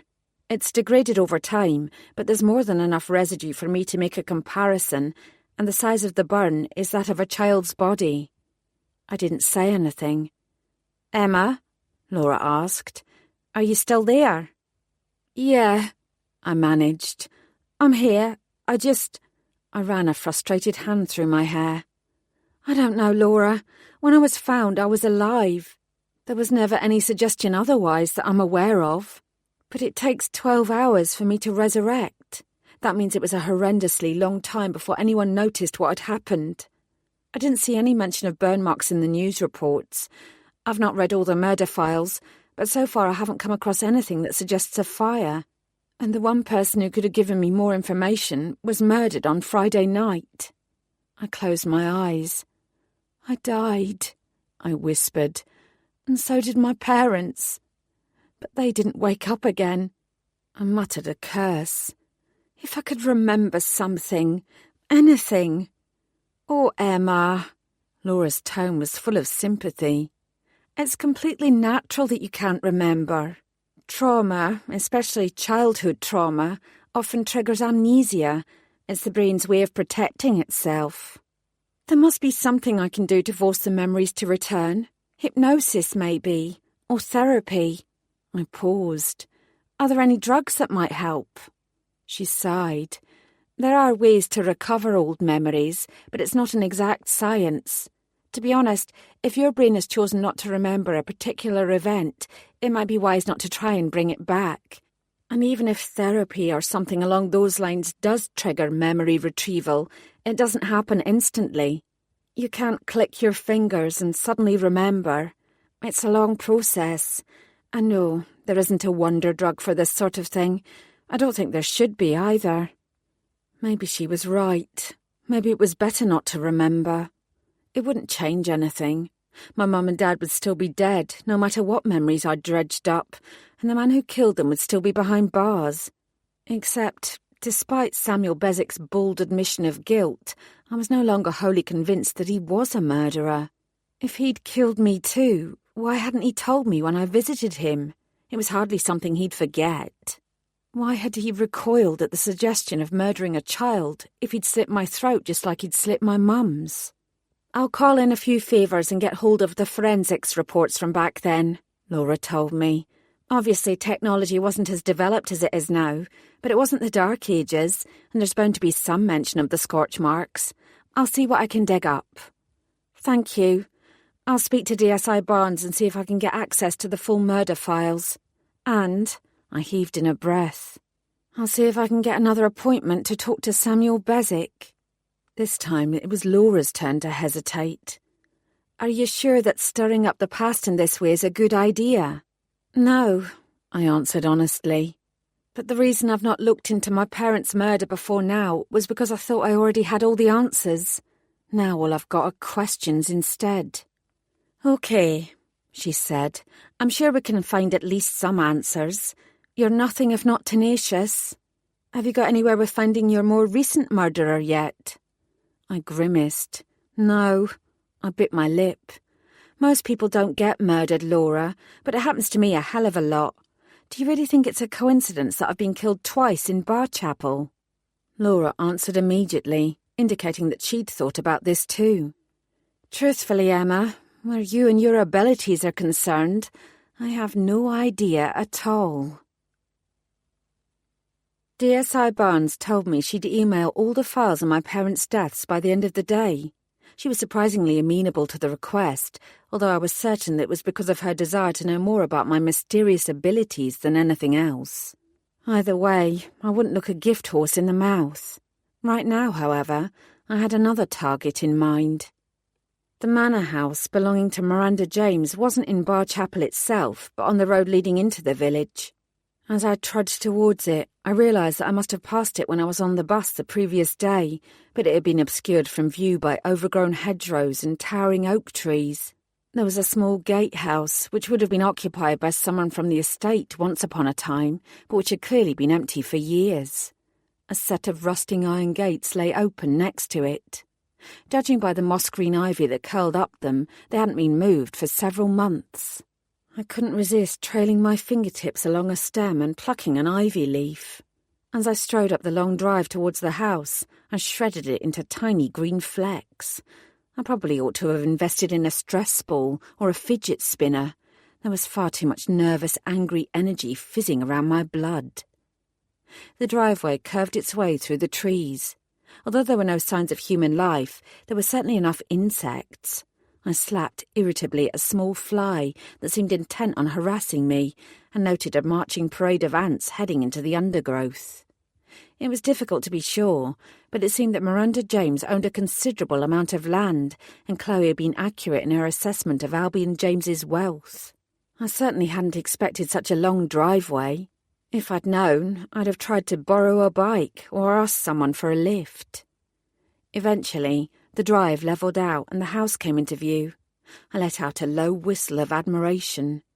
The manor wasn't as large as I'd expected, given the long driveway and the surrounding land, but it was still a grand house. It stood 3 stories high and had an immaculate whitewashed facade. Wisteria wound up from the ground at the far left before stretching its tendrils across the stonework and curling round the base of the windows. I'd been prepared to be impressed by Miranda James's home, but I hadn't expected to be charmed. Parked to the right of the house was a vintage Volkswagen camper van. Despite its age, it appeared well maintained. I spied brightly coloured fabrics through its pristine windows, and I knew without getting close that the interior would smell strongly of incense.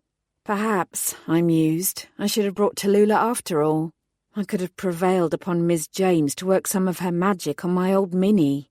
She appeared to have something of a Midas touch. I felt some of the knotted tension leave my body as I approached the front door. Then, however, I heard a loud caw behind me, and my heart almost leapt out of my chest. I turned and narrowed my eyes. It was another damned crow, or the same damned crow. I took a step towards it, and it cawed again. "What are you?" I asked. "What do you want?" "It's a crow," murmured a melodic voice, "and I expect it wants some worms." I was startled and swung towards the house. The front door had opened, and a woman was watching me with an odd smile on her face. My senses were supernatural and developing all the time, but I'd not heard so much as a whisper of her approach. She had long dark hair bound into a single plait that reached almost to the base of her spine, and she was wearing a long, flowing, multicoloured skirt with a loose top. I eyed her many bangles and necklaces and wondered why they hadn't jangled when she opened the door. Her feet were bare, and she had intricate henna patterns on her arms. I wouldn't have been surprised if she'd suddenly produced a crystal ball and said that she'd tell me my fortune if I crossed her palm with silver. "Miranda James?" I asked. She tilted her head slightly in affirmation. "My name is Emma Bellamy, Detective Constable Emma Bellamy." She didn't so much as blink. "Well then," she drawled, "I suppose you'd better come in." She spun round and disappeared into the house as silently as she'd arrived. I swallowed, and with one backward look at the crow that was still watching me, followed her inside. The interior of the manor was as beautiful as the exterior. There wasn't a mote of dust, and every surface was shiny and streak-free, even the gigantic mirror at the end of the rose-coloured hallway. I glanced down, worried suddenly that I was trekking in dirt. Should I have taken off my shoes? But surely she would have said something if she'd wanted me to go barefoot. All the same, I couldn't shake the feeling that I was making the place look untidy simply by being there.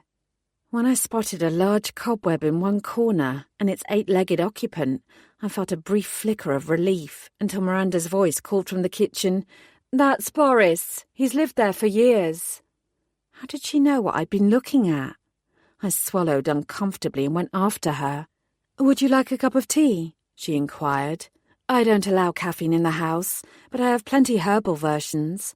I picked up the most delicious nettle and elderflower tea at the farmer's market in Appledore last week. I can highly recommend it." I scratched my head. Having a drink inside a witness or a suspect's house could put them at ease, and it allowed police officers a chance to view them in their natural surroundings. Even so, I wasn't convinced I wanted to drink tea made from stinging nettles.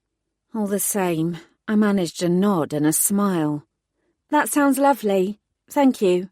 She nodded as if she'd expected nothing else, opened a cupboard and drew out 2 mismatched china cups and saucers.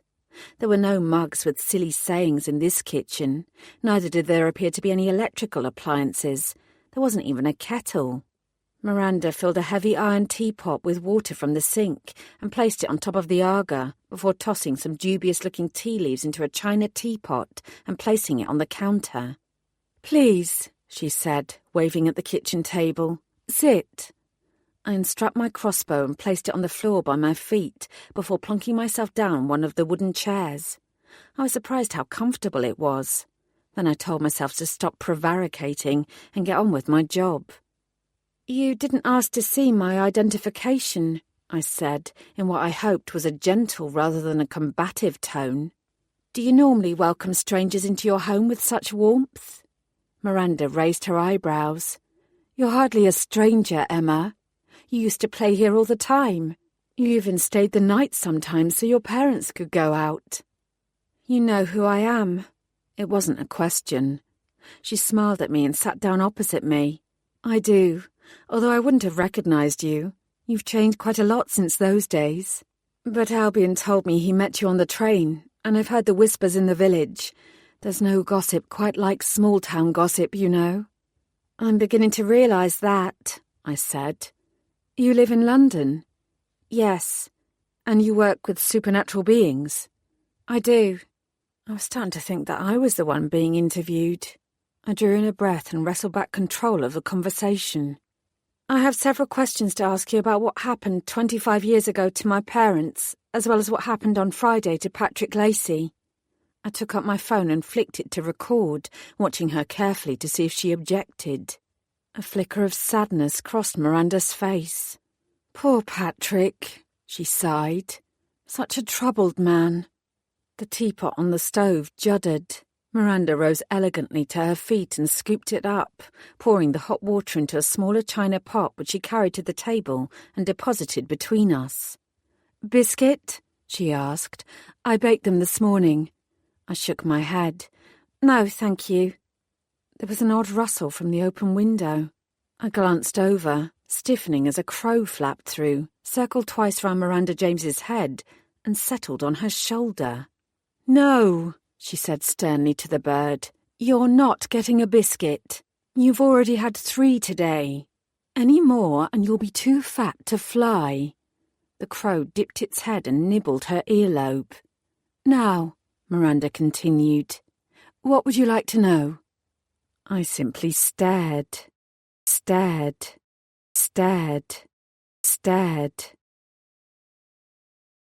Chapter 13. Miranda James certainly had the ability to unsettle people down to a fine art. I looked from her to the crow and back again. In the end, I asked the only question I could.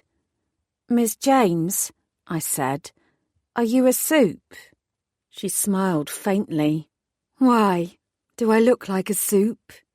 I remained silent, encouraging her to fill the gap and provide me with an answer. She seemed more amused than irritated by my lack of response. "No, Emma," she told me. "I'm not a supernatural being. I do not have fangs. I do not turn furry. I am neither a creature of the night nor a fey conjuration. The blood which runs through my veins is wholly human." She held out her wrist. "You are welcome to take a sample if you wish." "That won't be necessary right now," I said. That didn't mean I wouldn't change my mind later. I pointed at the crow. "Is that a pet?" "It's a wild animal," she said, not entirely answering my question. "Miss James?" She pulled a face. "Please, call me Miranda. Miss James makes me sound like a secretary." "Very well. Miranda. It's not usual, is it, to have a wild bird at your beck and call?" She reached up and gently stroked the bird's head. It shook out its feathers and made an odd crooning sound. "She comes and goes as she pleases. I'm not her mistress. But," she said, looking amused, "no, it's not usual. I raised Vel from a chick after she was abandoned by her mother. I imagine that's a situation you can relate to." I chose to ignore that last comment. "Vel, as in Velcro." She flashed a sudden impish grin which utterly transformed her face. "Not my idea, unfortunately. Albion christened her. That boy does have an interesting sense of humour." We'd get to Albion later. "I was attacked in my room at the Bird and Bush last night," I said baldly, leaving out any mention of my death and subsequent resurrection. "A crow was tapping at the window and squawking right before it happened. It was almost as if it was trying to warn me." "She likes to look at her own reflection," Miranda said. "No doubt it was a coincidence." She looked me up and down. "I'm sorry to hear you were attacked, though. Are you all right?" "I'm fine." I folded my arms. "Let's move on," I said briskly. "You mentioned that Patrick Lacey was troubled. Can you elaborate?" Miranda sighed and poured the tea. Its colour was disturbingly similar to that of urine. "He never recovered from what happened with your parents all those years ago," she said, "and he was so very angry about Sammy." My spine stiffened. "Do you mean Samuel Beswick?" "Yes. What happened was an absolute travesty." She passed me a cup of the yellow tea. "It still is." I didn't touch the tea. Instead, I stared very hard at Miranda and chose my next question very carefully. I didn't want to put words into Miranda James's mouth. "A travesty? For whom?" "For everyone," she said simply. "You know, Patrick used to visit Sammy quite often, but the trips to Galloway only made him more angry. In the end, Sammy told him to stop coming." My mind flicked back to the comment I'd read online. Friends with a sick killer. So it was true. Patrick Lacey had been mates with my parents' murderer. With my murderer. Did Patrick believe that Samuel Beswick was innocent? "Oh, no." Miranda gave a small titter and raised her delicate china cup to her lips. "He didn't believe it. He knew it. She took a small sip and closed her eyes momentarily in satisfaction. "Drink up, dear," she murmured. "It's best while it's scalding hot." My hands remained where they were. There was a dull roaring in my ears. "So you think that he's innocent too? If that's the case, why haven't you approached the police? Why didn't Patrick Lacey?" "Oh, you poor summer child. I forget that you're still young enough to believe in justice and truth and fairness for all." My eyes narrowed, but I let her continue uninterrupted. "We went to the police many times, but they decided they had their man, and the Crown Prosecution Service agreed. So did the jury." There was a tinge of melancholy to her voice that reverberated through my bones, chilling my soul. "There were traces of my parents' blood found on Beswick's discarded clothes. Eyewitnesses placed him in the vicinity of the cottage around the time of the murder." "All that is true," Miranda agreed. I lifted up my chin. "I visited Beswick in prison just a few days ago," I said. "He confessed his guilt to me." Her eyes suddenly grew sharp. "Did he indeed?" "Yes," I bit out. "He did." "You're a police officer, Emma. You must know that people lie for many weird and wonderful reasons." I kept my voice even. "There is nothing wonderful about murder." "No," she said quietly. "There is not." She gestured again to my cup. Reluctantly, I picked it up and took a gulp. It actually tasted pretty good. I drank some more, without taking my eyes away from Miranda for a second. "If Samuel Beswick didn't kill them, who did?" She shrugged. "That I don't know." She reached out one hennaed hand and encircled my wrist. Her fingers were ice-cold against my skin. "But whoever murdered your parents is pure evil. I can guarantee you that." She looked away, but didn't remove her hand. I had the distinct sense there was a great deal more that she wasn't telling me. "Were you having an affair with my father?" Her eyebrows shot up and she drew back. For the first time, I genuinely surprised her. "Good grief! No, I was not. Who told you that?" She put her hands up. "Wait, don't answer that. I don't need to know." She shook her head in exasperation. "There's been a lot of village gossip about me over the years, so I shouldn't be surprised that people think I was sleeping with Mark Bellamy. I did enjoy myself in those days." She smirked. "But Mark only had eyes for your mother. Besides, at the time I was involved with Sammy." She paused. "How else do you think he ended up with your parents' blood on his clothes?" "What?" I straightened up, my heart suddenly racing. My skin felt clammy, and the hairs along the back of my arms rose up. "What do you mean, Miranda?" I asked, keeping my body very, very still. She looked at me sadly. "Are you sure you want to hear this? It won't change the fact that your parents are dead. It won't bring them back." She ran the tip of her finger round the rim of her china cup. "They're not like you, Emma," she said quietly. "There's only ever one phoenix at any one time, and it's you. Not your mum or your dad. I had to make a terrible choice." Her eyes met mine. "And I chose you." The kitchen walls started to close in on me as my chest constricted, and I found it hard to breathe. Something indecipherable clawed at my heart. "What? How?" I tried to find the words. "But—" Miranda smiled gently. "What I'm about to tell you is sacrosanct. You cannot ever repeat it. Not to anyone. Not ever." I didn't know what to say. "What is going on here? What—" There was a loud thud, and I jumped half out of my chair. The crow flapped upwards, then fled out of the window without a backward glance. I heard heavy, shuffling footsteps from the hallway. Without thinking, I reached down for my crossbow, my fingers curling around the cold metal shaft. Albion appeared in the kitchen doorway. "I'm home," he grunted. "What's for tea?" His gaze fell on me, and his expression immediately shuttered. I hastily removed my hand from the crossbow and tried to smile. "Hi there." It was more of a croak than a greeting. Albion looked at his mum. "What's she doing here?" I told you she would come, Miranda said. She has questions. His young face spasmed into a snarl. She shouldn't be here. He looked at me. I thought you'd be at Roseland's with the other coppers. I frowned. Roseland's? What was that? My phone buzzed in my pocket. I ignored it, but Miranda jerked her head towards the sound. You should answer that, she said. It might be important. I slid it out almost mechanically, my mind still whirring with what she'd said before Albion had interrupted. I glanced at the screen. Boateng. I held it up. I'll take this in the hallway, I said. Miranda smiled serenely. Albion glared.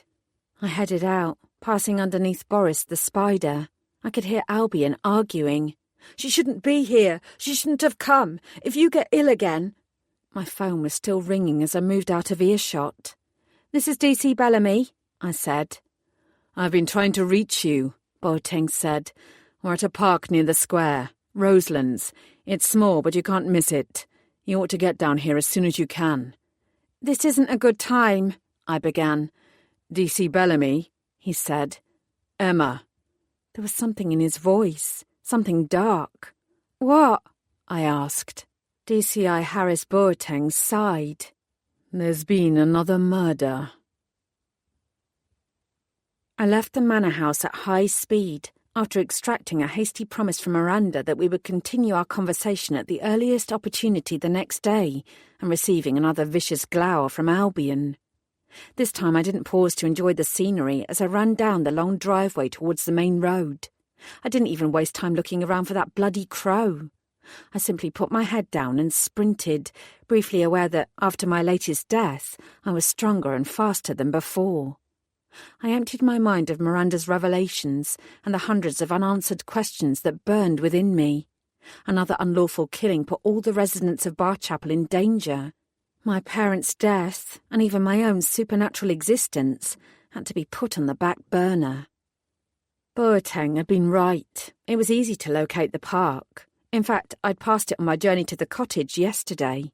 Even if Barchapel hadn't been such a small place, I would have found it easily, thanks to the large group of pale-faced residents and the flashing lights of the assembled murder squad detectives. I skirted round the card, waving at the two officers next to a temporary barricade. DC Bellamy, I said, hardly even breathless after my run. DCI Boateng is expecting me. I held up my warrant card. The nearest officer nodded.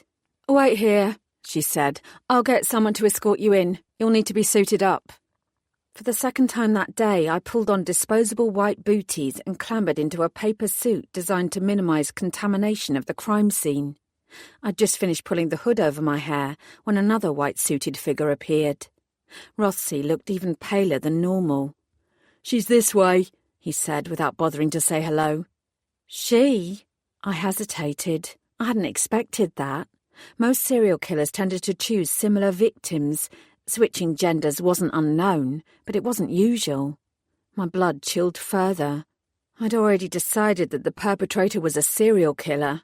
If they were also a soup, the consequences for the supernatural community in London could be catastrophic, and things there were already on a knife edge. Rothsey didn't answer. He pointed to the park gate. I'll show you, he said, his voice thin and thready. The first crime scene technicians to arrive had been busy. A makeshift tent had been erected to hide the body from prying eyes, and there were people everywhere combing through the park grounds. I spotted Barry and Larry, their faces only just visible, kneeling by a patch of ground and wearing identical frowns to go with their identical moustaches. Boateng popped his head round the corner of the tent and hailed me. Emma, he called, over here. I trudged towards him, watching where I stepped in case I trod on any vital evidence. I half expected PC Rothsey to join me, but he hung back. The excitement of a murder investigation had well and truly worn off for him. I wetted my lips and joined Boateng, whose grim and unsmiling expression did nothing to put me at ease. You got here quickly, he commented. He pointed at the tent. She was found less than an hour ago. His lips thinned, not by little kids, fortunately. A local was taking a shortcut through the park and spotted her. We're taking a statement from him back at the station. OK. I absorbed his words with a nod. Any preliminary indications on timing or cause of death? It looks as if she was killed in the same manner as Lacey. Her throat has been ripped out, but there's very little blood. As to time of death, well, it's barely even tea time, he told me. This is a far more public place than the alleyway where Lacey was found.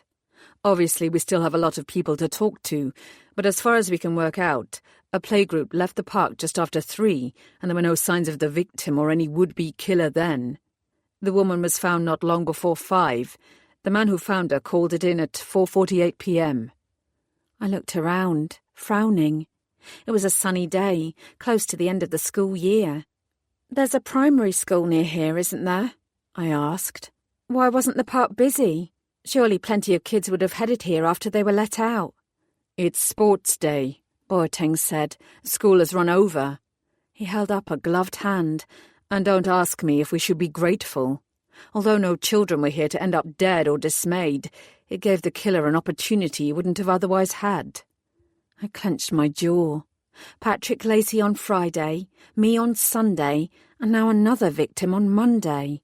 This was starting to feel like murder by numbers. Can I see her? I asked. Follow me. I ducked my head and stepped into the tent. There was no cloying, sickening scent of blood in the air, but I could smell death. I gazed at the prone body of a woman, face down with her head turned away from me. One of the technicians moved back so I could get a look at the wound on her neck. I sucked in a sharp breath. It certainly seemed the same as Lacey's, although in the flesh it was far grimmer than in a photograph. I knelt down to take a closer look and jerked back. Shit. What is it? Boateng asked. I know her, I whispered, sort of. Bile rose up from my stomach and I suddenly felt lightheaded. I was talking to her last night in the bar at the Bird and Bush. Her name is Julie.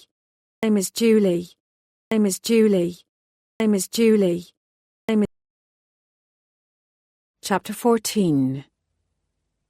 I stayed at Roselands for some time, watching Boateng and his team carry out their painstaking job of searching for evidence and helping them interview everyone who lived nearby, as well as all those who had come to gawk. The atmosphere in Barchapel might not have changed in the aftermath of Patrick Lacey's death, but it was different now. One victim shouldn't be treated differently to another, but whereas the Barchapel residents had barely blinked at Lacey's murder, they were devastated by Julie's. I wondered if children would ever be allowed to play in that park again. It's not right, an old man who lived nearby told me, shaking his head. She was a good person. She didn't hurt anyone, and she always looked out for people. She volunteered at the homeless shelter in Appledore on her days off, you know. He tutted. This is just like what happened to the Bellamys.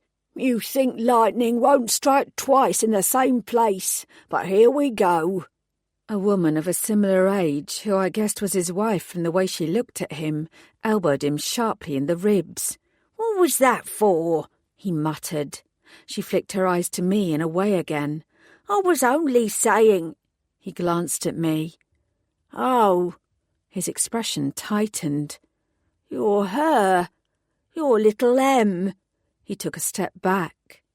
I was starting to think that my identity was more of a hindrance than a help. I kept my face bland and professional.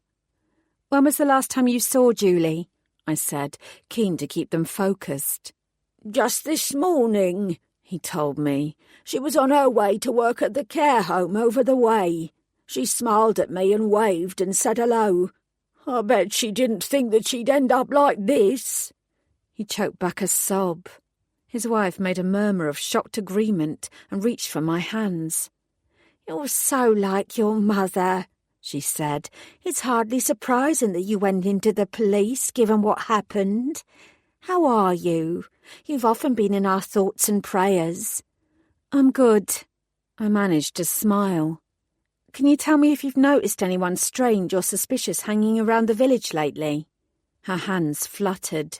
There are so many people coming and going at this time of year. We get a lot of tourists, you see. Some pass through for an hour or two and some stay for longer. It was the same when you lived here. I've never been one for talking to the tourists, but your dad was. He was such an inquisitive fellow, always chatting away. He died so young. It's so very tragic." She sighed heavily. "Oh, Emma, I'm sorry. What Samuel Beswick did to your family." There was a pointed cough to the side of us. I looked over and saw Boateng. I made my excuses to the couple and walked over to him. "Did they have anything useful to offer?" he asked. "Not really, sir. A few murmurs about the numbers of tourists passing through. Do you think a tourist might be responsible?" "We've tracked down as many holidaymakers as we can, and there have been plenty of requests for information put out via the media, but nothing useful has turned up." Boateng's mouth thinned. "With this second death to contend with, I'm all out of theories. From what we know about the timing and location of both deaths, I suspect we're looking for a local." I lowered my voice. "Are there any local residents who might be secretly Soup?" Boateng looked uncomfortable. "The only person whose name has come up is a woman called Miranda James, but it seems unlikely that she's the culprit. She doesn't have an alibi for Lacey's murder beyond being at home asleep with her son in the house, but there's no motive and nothing to tie her to the supernatural beyond local gossip, and she's certainly not a heavy-built male." "Indeed. And while she might not have a solid alibi for Lacey's murder, she's got one for Julie McIntosh." I pointed to myself. "Me. I was with her." "Ah." He scratched his chin. "Well, she didn't seem like a likely suspect." He sighed. "I have to say that I don't like this. I don't like it at all. I can't shake the feeling that there's far more to this than murder. I don't suppose you've turned anything up?" He didn't sound particularly hopeful, and he was right not to be. "Unfortunately, most people seem more keen to talk to me about my parents and what happened to them than anything else." Boateng looked unsurprised. "If most of the village know who you are, that's only natural. However, I don't think it will be helpful for you to continue with any more interviews, Emma. The waters are muddied enough without potential witnesses focusing on a decades-old crime that's already been solved." I wanted to argue, to say that it was possible my parents' murder hadn't been solved. But until I heard more from Miranda, I didn't have much information to provide, and I knew that Boateng was right. If everyone I questioned veered onto the subject of my parents rather than focusing on the two immediate murder victims, my skills as an interviewer would be wasted. "Okay," I conceded. "I understand. But I hope you don't mind if I continue to help your investigation wherever I can." "Well, now you mention it." Boateng gave me a long look. "I'm not sure your assistance will be required for much longer. Barry and Larry have something they think you should look at." I raised an eyebrow and glanced round. The mustachioed pair were in the same section of park as they had been when I arrived, still crouched down and sifting carefully through the earth. I nodded at Boateng and joined them. "I hear you might have something for me." Barry glanced over and flashed me a quick smile. "Indeed. Take a look at this, detective." He gestured to the patch of ground in front of him. Larry moved to the side so I could get a better view. When I saw what they were focusing on, I sucked in a sharp breath. There were two sets of prints in the soft earth next to a pretty rose bush. The first set was chillingly familiar, two clear, heavy boot prints. The second, placed about a foot in front of them, was a gigantic paw print. It looked exactly the same as the mark that had been found at the site of Lacey's death. Once again, it looked as if whoever wore the boots had transformed in mid-air before landing on a single paw. I stared at the prints, then I drew back. No. Barry and Larry looked at each other. I thought I saw a flicker of a smile at the edges of Larry's mouth. "Go on." "It doesn't make any sense," I said. "It was credible in the alleyway where Lacey was found because there were several distinct trails, and we know that attack happened at night. Not to mention that there was a gap of a couple of meters where no prints were visible. But it's a different story here. Looking at these prints, our suspect is a supernatural being who wears big boots but can still transform in a split second." I shook my head. I don't buy it. I've seen plenty of werewolves shift from human to wolf and back again. It's a fast process, but it's not that fast. The gap between human and animal prints here is a foot at best, and the earth underfoot is far softer than the alley. There will be a mess of prints on the ground, not merely a few perfectly formed ones. And what the hell happens to the boots after he transforms? Werewolves' clothes burst off if they don't take them off first. Have you found any scraps of material? No, Barry said, and nothing like that was found in the alleyway, Larry added. So either the killer is walking around naked apart from his boots, or he calmly takes off his clothes and springs out of his boots before transforming. That hardly seems likely. I stared at the prints. It might have worked in the dead of night in a deserted alleyway, when your victim is 3 sheets to the wind and can't walk in a straight line, let alone pay attention to what's in front of him. It wouldn't work here. I paused. I don't think this is a soup. I think it's someone trying to make us look for a soup.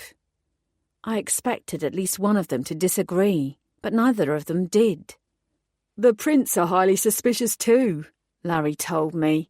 Like you, we were prepared to take them at face value at the first murder scene, although we had some questions. But what we saw in your wardrobe and now see here is making us think otherwise. Go on. They're too perfect. Footprints are rarely perfect impressions. He gestured to the nearest boot print. But these are about as perfectly formed as you could ask for. He swiveled round. Take a look at the park. This is the only section where the ground is soft enough to form a clear print. But why would you enter at this point? The fence is high, and if you walked in through the gate, you wouldn't leave any marks behind because the path there is covered with asphalt. And if you really had to hop over the fence rather than walk in like a normal person, surely it would make more sense to choose the section over there, where it's lower and easier to climb over. Larry was right. We're supposed to find these footprints, I said grimly, and not just these ones, but the ones at all the crime scenes. Whoever the killer is, he planted this evidence because he wants us to believe he's a soup who can transform himself into a gigantic creature mid-step. I don't think this is a soup crime at all. It's human. No wonder we can't find any match for the prints except for a Kodiak bear that most definitely wouldn't be prowling around the little village of Barchapel without anyone noticing. No wonder no attempt was made to hide the claw marks on the tree outside my room. We're being played. Barry and Larry straightened up and folded their arms simultaneously like some kind of bizarre boy band. DC Bellamy, Barry said. We concur. DCI Boateng appeared at my shoulder. You've been very helpful, Emma, and this is no reflection on you or your abilities. But if no soup is involved in these murders, then... You neither want nor need Soup Squad's help, I finished. Fuck.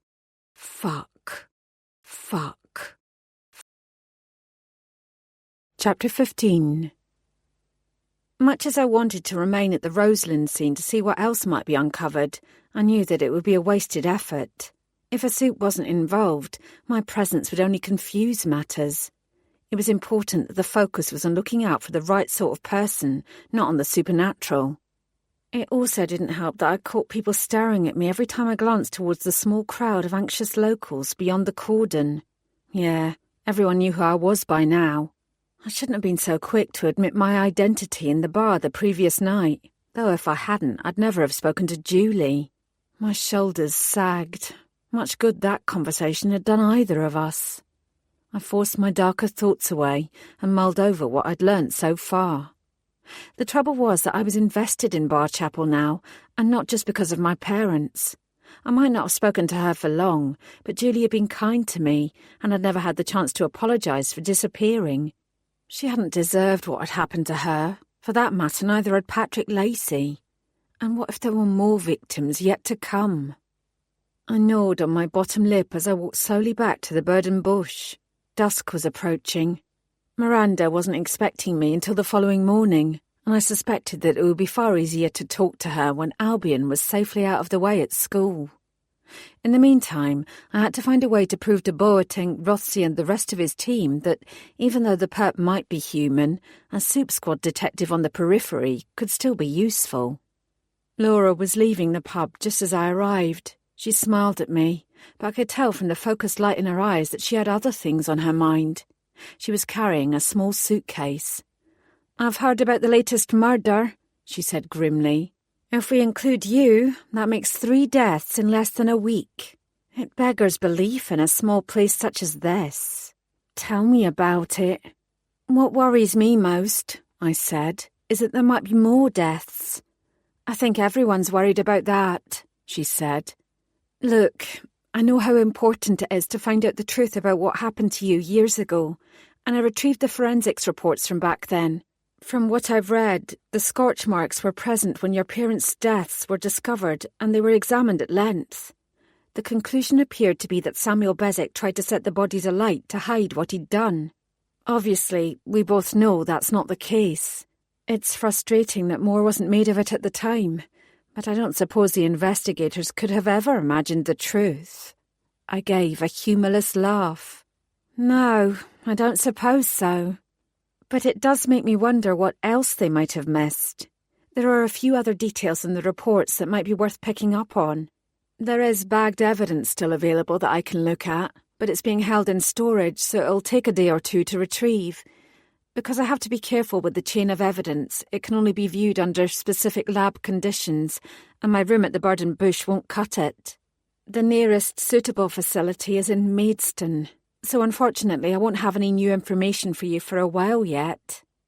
I debated whether to share what Miranda had already told me, but I sensed that Laura had more to say. I pointed at her suitcase. "It's a decades-old crime, and we have a far more recent one to worry about. You're on your way to Maidstone now, aren't you? To the morgue?" She nodded. "Julie McIntosh's body is being transferred, and Patrick Lacey's is already there. The pathology team is short-handed, so I've offered my services, and they've accepted. Given the short space between the murders, they desperately need any clues or evidence that will point them towards a suspect. I hope you don't mind." I widened my eyes, astonished. "Goodness, no. People are dying, Laura, myself included. We can't let the bastard who's doing this get away with it, and we can't risk him hurting anyone else. I knew you'd understand. Believe me, I'm worried too. Unfortunately, it's unlikely that Supes are involved, and I'll be shut out of the investigation. I don't want that to happen. Not now." We exchanged glances of mutual determination. Then Laura raised her fist and bumped it with mine. "All for one," I murmured. I ordered a pot of coffee and took it up to my room. Because of the day's events, from my resurrection to Miranda's revelations to Julie's death, adrenaline was still buzzing around my system. The last thing I needed was caffeine, but I knew the crash would come soon, and I wanted to stave it off and remain alert for as long as possible. I had a lot of work to do, and I couldn't afford to doze off. I slid my laptop out of my bag, glad that it hadn't been stolen along with the files on Patrick Lacey. As it powered up, I called Lucas and was relieved when he finally answered. "D'Artagnan," he purred. "How are you?" "I'm good," I told him. "How are you? I felt like you were avoiding my calls earlier." "I was stuck in meetings all day. The council are being particularly intractable on the licensing for the new club. There's no law that states we can't run a business outside Soho, but that doesn't mean the authorities won't put up as many stumbling blocks as possible." He released an exasperated breath. "I'm not giving up. If we expand into other areas, we can connect with more communities and dispel some of the idiotic myths about Supes.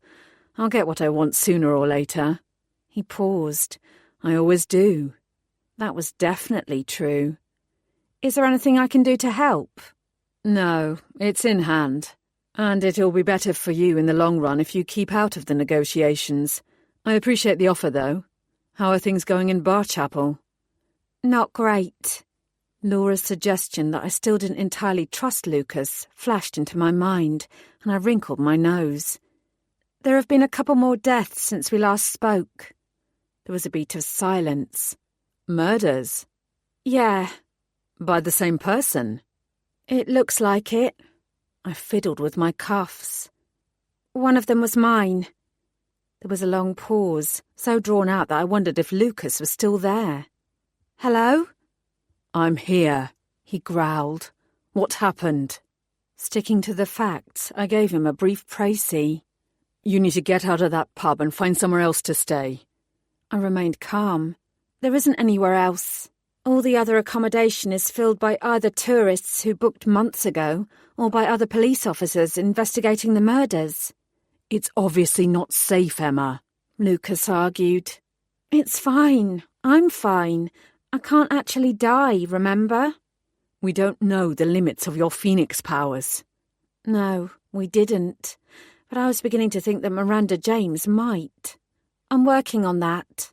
Lucas bit out a curse. "Emma." "I've got this. Besides, the more often I die, the more powerful I become. I'm in this for the long run, Lucas. And this killer isn't as smart as he thinks he is." I outlined what we'd learned about the footprints. "He's not a soup. He's just trying to make us think he is. His days are numbered." "I sincerely hope so." He didn't sound optimistic. "You worry about your problems with the council, and I'll worry about things here." I ran my tongue over my teeth. "What are you wearing?" "Huh? Are you trying to turn this into a booty call, Emma?" "Is the thought so very unappealing?" "I'm not convinced that you can tell me you've been murdered again, then try and turn me on a moment afterwards." I felt a surge of wicked delight. "Really? Not even if I told you I wished I could unbuckle your belt right now?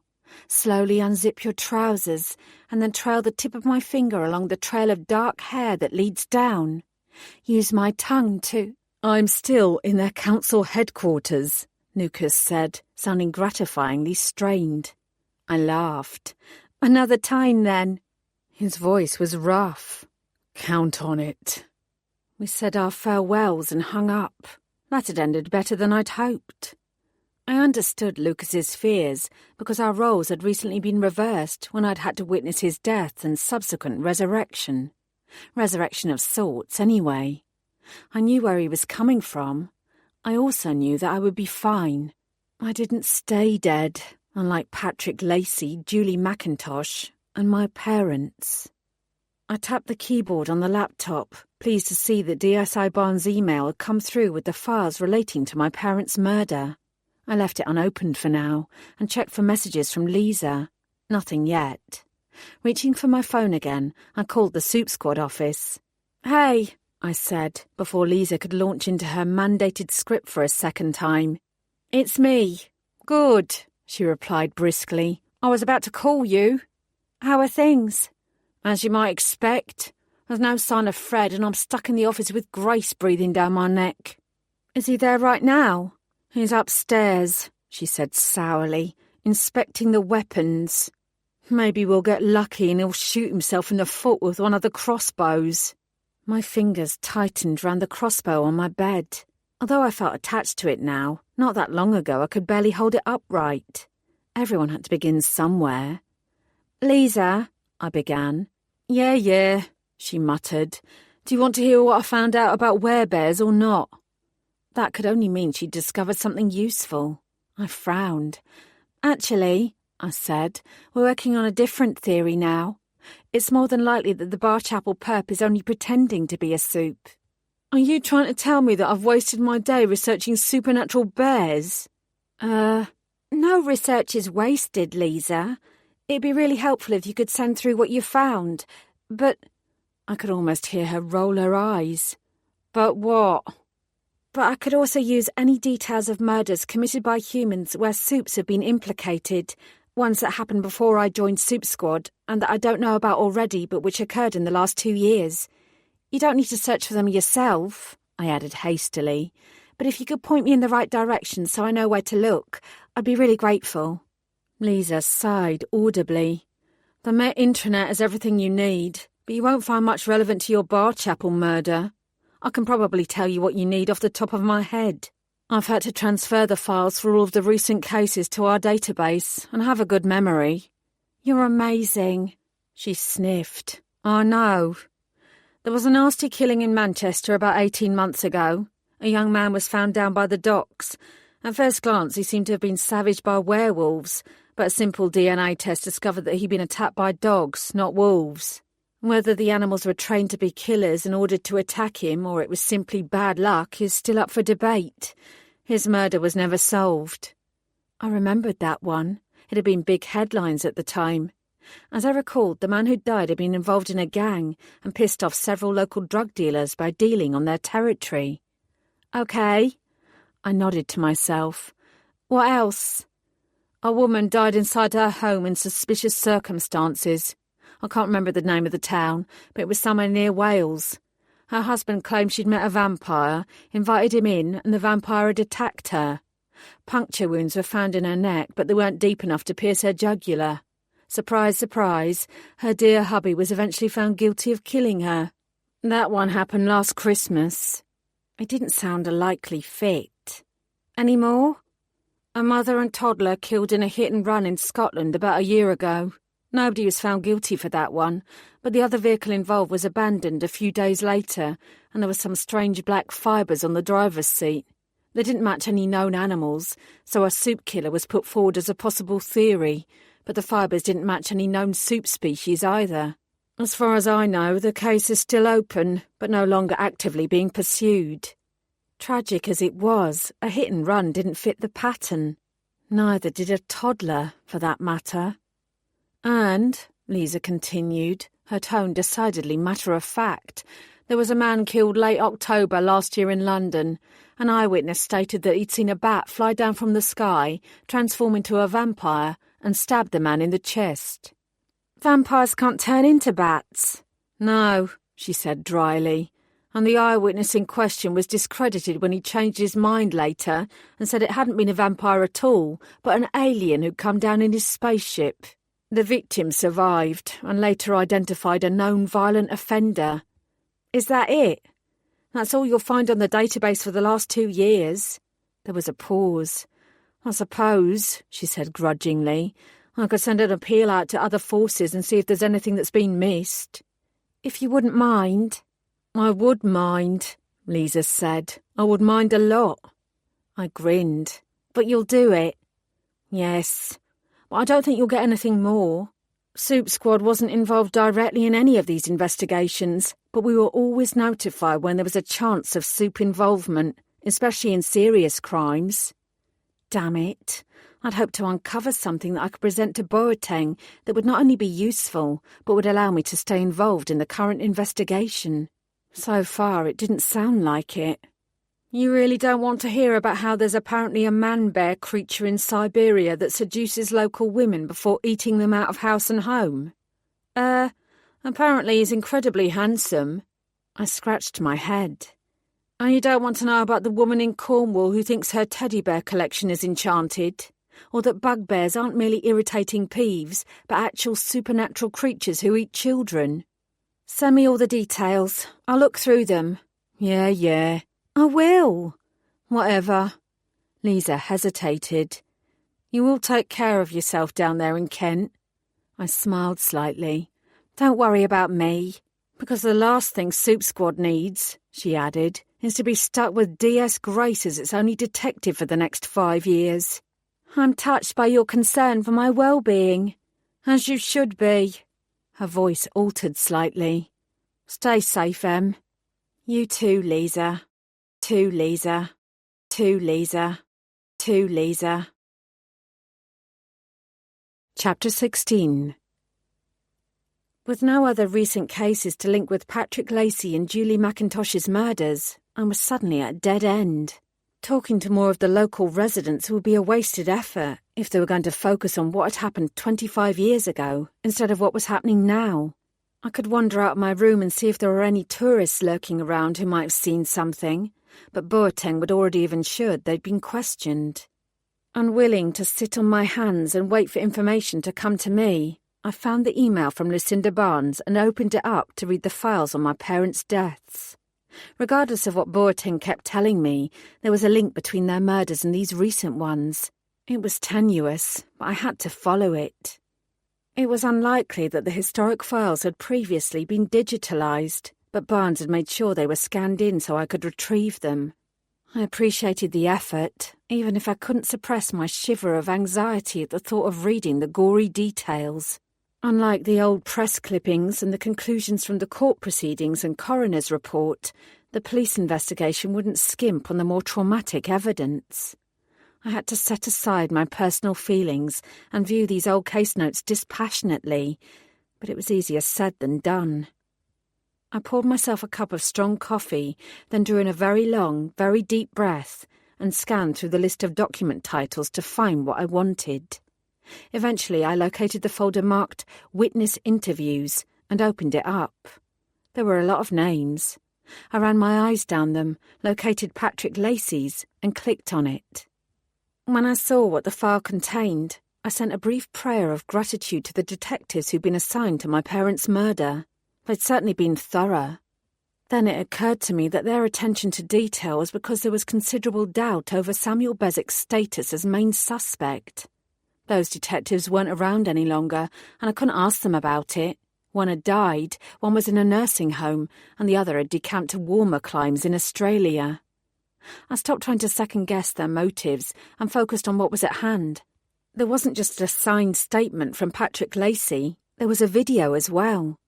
With my heart in my mouth, I pressed play. The video had been recorded in an interview room, quite possibly in the police station a stone's throw away from where I was now. It was low definition, and the sound quality was terrible. All the same, when I saw Patrick Lacey's features gazing dolefully down at the table in front of him, I swallowed hard. This version of Lacey wasn't the hardened man with a propensity to start fights. This Lacey was ashen and shaking, clearly disturbed by what he'd seen. He looked impossibly young, as if he were barely out of school. There was acne on his chin and cheeks, and his hair was a mess. As if he'd somehow heard my thoughts through the screen across the span of 25 years, he reached up and tried to smooth it down. He only made his dark curls look even more unkempt. The detective with him, who remained out of shot, introduced himself as D.I. Filsworth. He asked Lacey to explain what had happened in his own words. Lacey bit his lip and dropped his hands. Then he began. Mark Bellamy asked me to go round and fix one of the taps. I'd done work like that for him in the past, so it wasn't unusual. I told him that I wouldn't make it to his place until later in the day, but my earlier appointment was cancelled, so I ended up at the cottage much earlier than I'd expected.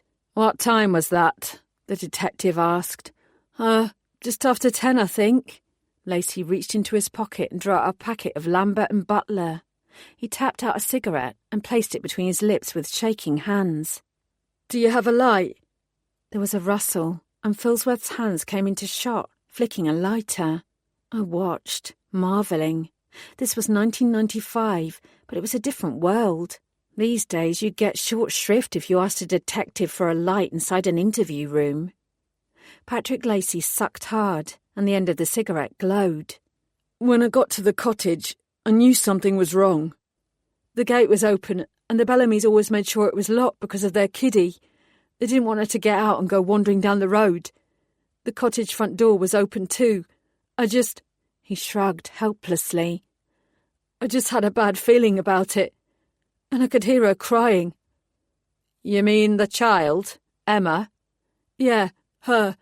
She kept on wailing and wailing. I've heard kids cry before, course I have, but this was different. She sounded different. It was obvious she wasn't crying about something daft, you know? I clenched my jaw. Then, remembering what had happened to my glass of juice yesterday, I put my coffee cup to one side.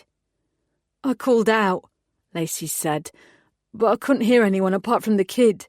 So I walked up the path and popped my head into the house. It smelled funny, wrong. It was like... He dropped his head. It was like blood. He shuddered and took a moment to compose himself. You didn't see or hear anybody else? Filsworth asked. There was an odd half-beat before Lacey answered. No, he said. No one. I frowned and leaned forward, rewound the video and watched both the question and the answer again. It was a strange pause. It didn't appear to be born out of residual trauma, but neither did it appear to be a lie. And yet something about that skipped second of time seemed off.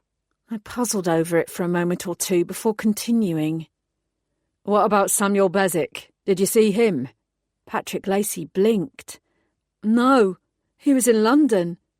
He came back though, didn't he? He got off a late bus on the night that the Bellamys were murdered. It wasn't Sammy. Lacey looked even paler than before. It wasn't him, I promise you. You can't say that for sure, Mr. Lacey. You already told us you didn't see anyone. He dropped into a whisper. I didn't. What happened when you approached the cottage? Patrick Lacey took a moment before answering, obviously still thrown by the suggestion that Beswick was the killer. When he spoke, his words were halting. I knew it was going to be bad from the smell and the sound of the kid crying. I knew I was walking into something terrible, but I couldn't help myself. I just kept going. I walked into their cottage and followed the sound. And I found them in the kitchen. Tears started rolling down his cheeks. My own tears rose unbidden. I bit down hard on the inside of my cheek and forced them back. I could cry later. The detective spoke softly. Can you describe what you saw, Patrick? Lacey shrank into himself. There was blood. There was a lot of blood. Diane was lying on the floor by the far wall. She was on her back. Mark was opposite her, but he was face down. The wee one, the kiddie, was in between them. Did you touch either Mark or Diane? No. The cigarette in Patrick's fingers continued to burn, although it was a long time since he'd taken a drag. The ash on the tip fell onto the table, but he didn't notice it. I knew, he said, his voice barely audible. I knew they were already dead. I grabbed the kid and ran out of there. I ran all the way here with her in my arms. I stopped the video, my breath shallow and my chest tight. Lacey's words didn't jog my memory, but they did conjure up a whole world of agonising hurt. Then I froze. Wait a minute. Samuel Beswick had got off the bus from London just after 10:30 p.m. If he'd sprinted directly to the cottage, he would have reached it by 10:45 p.m. My parents' times of death had been estimated closer to midnight, but none of that made sense, not if I'd died too. It took exactly 12 hours from the point of my death for me to resurrect. I had been alive when Patrick Lacey had walked into the cottage, and all the evidence suggested that I had died with my parents.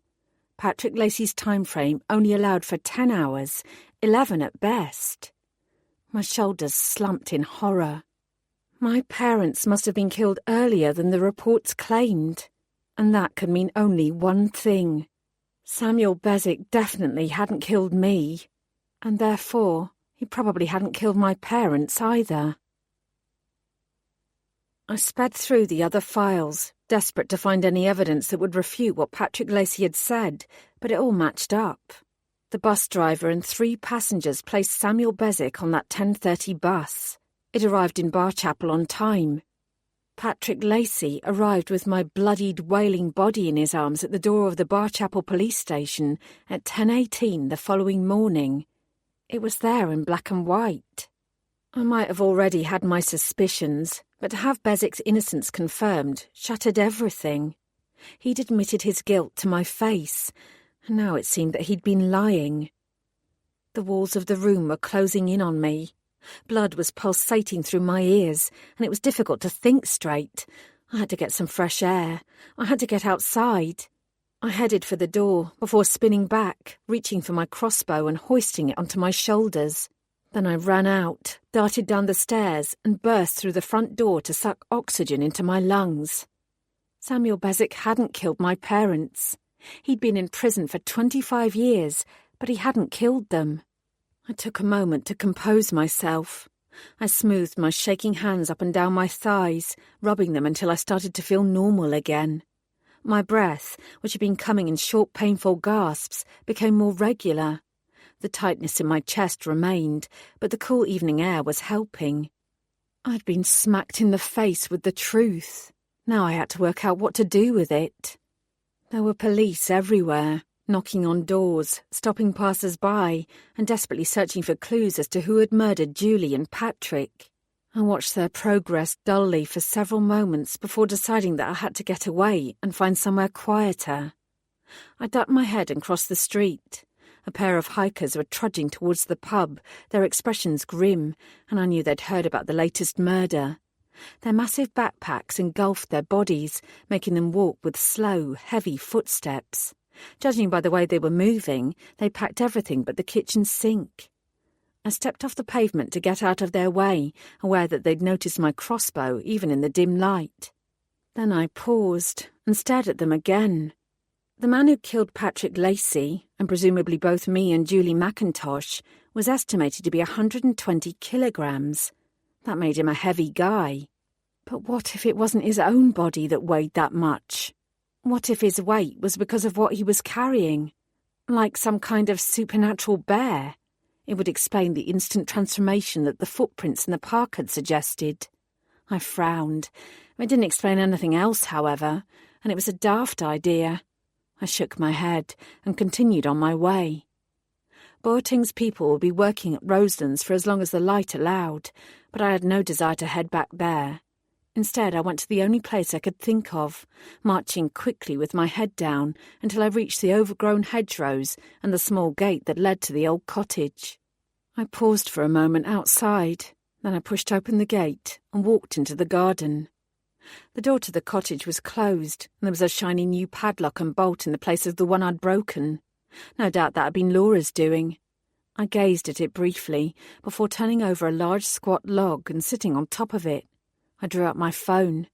I had to do this. I couldn't put it off for any longer. Anyone serving at Her Majesty's pleasure usually couldn't receive phone calls from the outside world. They weren't at a holiday camp after all. But I was a serving police officer, and where there was a will, there was a way. After pondering the fastest way to get what I wanted, I located DSI Barnes' phone number and called her up. "DC Bellamy," she answered, her tone more formal than usual. "What is going on down there? I've seen the report about the second murder, and I can't say I'm feeling good about the situation." "Me neither." I picked up a stick and drew a random shape in the dirt by my feet. "Although I have to tell you that it's looking increasingly unlikely that there's any supernatural involvement. I'm not sure whether to be relieved by that or dismayed. How is the SIO managing?" "DCI Boateng is very capable. He's doing a good job." "Not good enough if more people are being killed," Barnes retorted. There wasn't much I could say to that. "He's a good detective," I said lamely. "But that's not why I'm calling. I need to speak to Samuel Bezic again." "So, speak to him. You don't need my permission to do that, Emma. Make another appointment to see him." I tossed the stick aside. "I need to speak to him as a matter of urgency. I was hoping that you could contact the governor at Galloway and arrange for me to phone him." There was a beat of silence. "This is highly irregular. I fail to see what could possibly be so urgent that you need to talk to Bezic immediately, unless you think he has some information that might help with the recent murders." Now there was an idea. "I'm following a particular lead," I said vaguely. "Go on."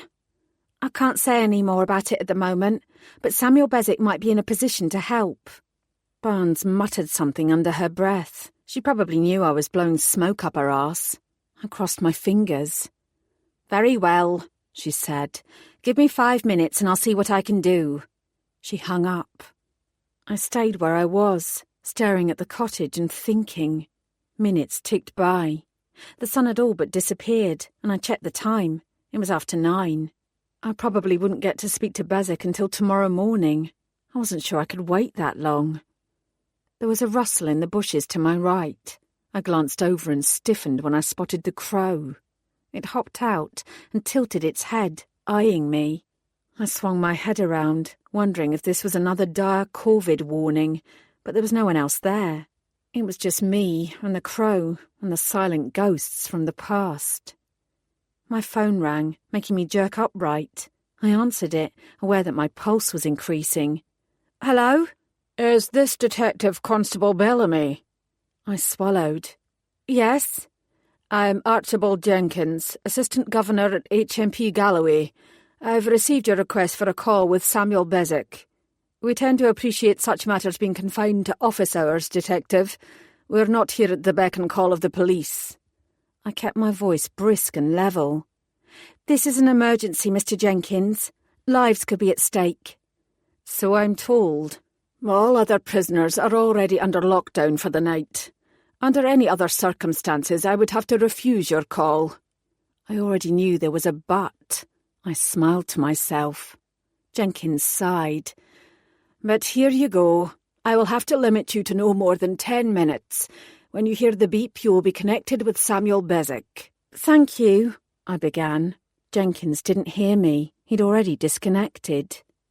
A few seconds passed, then a high-pitched note sounded. My body stilled as Samuel Bezic's voice filled the line. He sounded uncertain. Hello? Keep it professional, Emma, I told myself. Hold yourself together. This is Detective Constable Bellamy, I said. We spoke the other day. Bezic's response was dry. I haven't forgotten, Detective. What on earth could be so urgent that you have to drag me out of my cell at this hour? You lied to me, I said flatly. Bezic didn't answer immediately. When he did speak, his words were slow. I'm not sure exactly what you're referring to. You told me you murdered my parents. You admitted your guilt to my face. But you didn't do it, did you? You didn't kill them. Why did you lie? Are you covering for someone? I could hear the tension vibrating through my voice. What are you trying to hide? Bezic spoke quietly. How? He asked. How did you know? That's not relevant, I snapped. Have you found evidence that exonerates me? Every word shook with desperate hope. Fuck. I couldn't escape his question. Not enough evidence to satisfy a court of law, I said truthfully. I heard him release an audible but unsurprised sigh. I lifted my chin. But I will find it. I promise you that. First, I need to know why you lied. What purpose was that supposed to serve? And if you lie to me again, I'll... It was you, he said, interrupting. I lied because of you. I blinked. What do you mean? You lost your parents. I didn't lose them, Mr. Bezic. They were murdered. He sighed. You needed peace and closure. You needed to know that the right person had been punished. One look at your face told me that. I thought it would be better for you if you believed that justice had been served. But if you didn't kill them, then justice has not been fucking served. Their killer is still out there. Bezic's answer was gentle. I've been in prison for 25 centuries, and will probably be here until the day I die. Nobody is going to find who really killed your parents, not after all this time. What he was saying didn't compute. You were trying to be kind to me by telling me you murdered my mum and dad. I suppose I was. It seemed the right thing to do. I shook my head in disbelief. It wasn't. My hand tightened around the phone. Tell me, I said. Tell me what really happened. Sometimes the lie is easier to cope with than the truth, Detective. Tell me, I repeated. Please. A moment passed. Fine. I spent the day in London. I got back to Barchapel that evening. I walked home. I heard the news the next day when I went to work, and I was arrested 3 days later. That's it. That's all there is. No, my voice was flat. That's not all there is. Your fingerprints were found at the scene. I was round there a lot. I liked your mum. She was a friend with my girlfriend at the time. Miranda. I pinched off a headache. Their blood was found on your clothes. He sounded sad. I don't know why that was. I couldn't explain it. I still can't. What about Miranda? I demanded. And Patrick? Why did they believe you were innocent when nobody else did? He didn't answer. Samuel? There was a sigh. I saw them. When I got off the bus, they were together. Miranda looked upset. So did Patrick, for that matter. I followed them. They were walking quickly towards the cottage where your parents lived. Miranda spotted me and gave me a hug and told me to go home. I sucked in a breath. Are you saying that you think they're the ones who— No, they didn't kill your parents. How do you know? I just know. Neither of them is a killer. I believed it then and I believe it now. They didn't do it. I don't know who did, but I know it wasn't them. But— The guard is waving at me. I think we have to wrap this up, Detective. God damn it. Thank you, he said. I shook my head. For what? You're the first person in a long time who has believed that I'm innocent. You've no idea what that means to me, especially because it's you. I'm so sorry, Em. I'm sorry for what you had to go through. You're in prison for a crime you didn't commit. Them's the breaks, he said, sounding like a man who'd long since accepted his fate. There was a loud beep. Your time is up, Jenkins said. I hope you got what you needed. Not even close. Well, prison routines are more important than you might think. If you want to continue your conversation, I could arrange a visit for tomorrow. But it's late now, and— Fine, I said. I'd returned to London for a couple of hours so I could see Beswick and find out more. I had to look him in the eye and go through what happened in more detail. There had to be something, some clue that would help. I certainly couldn't leave things the way they were. 2:00?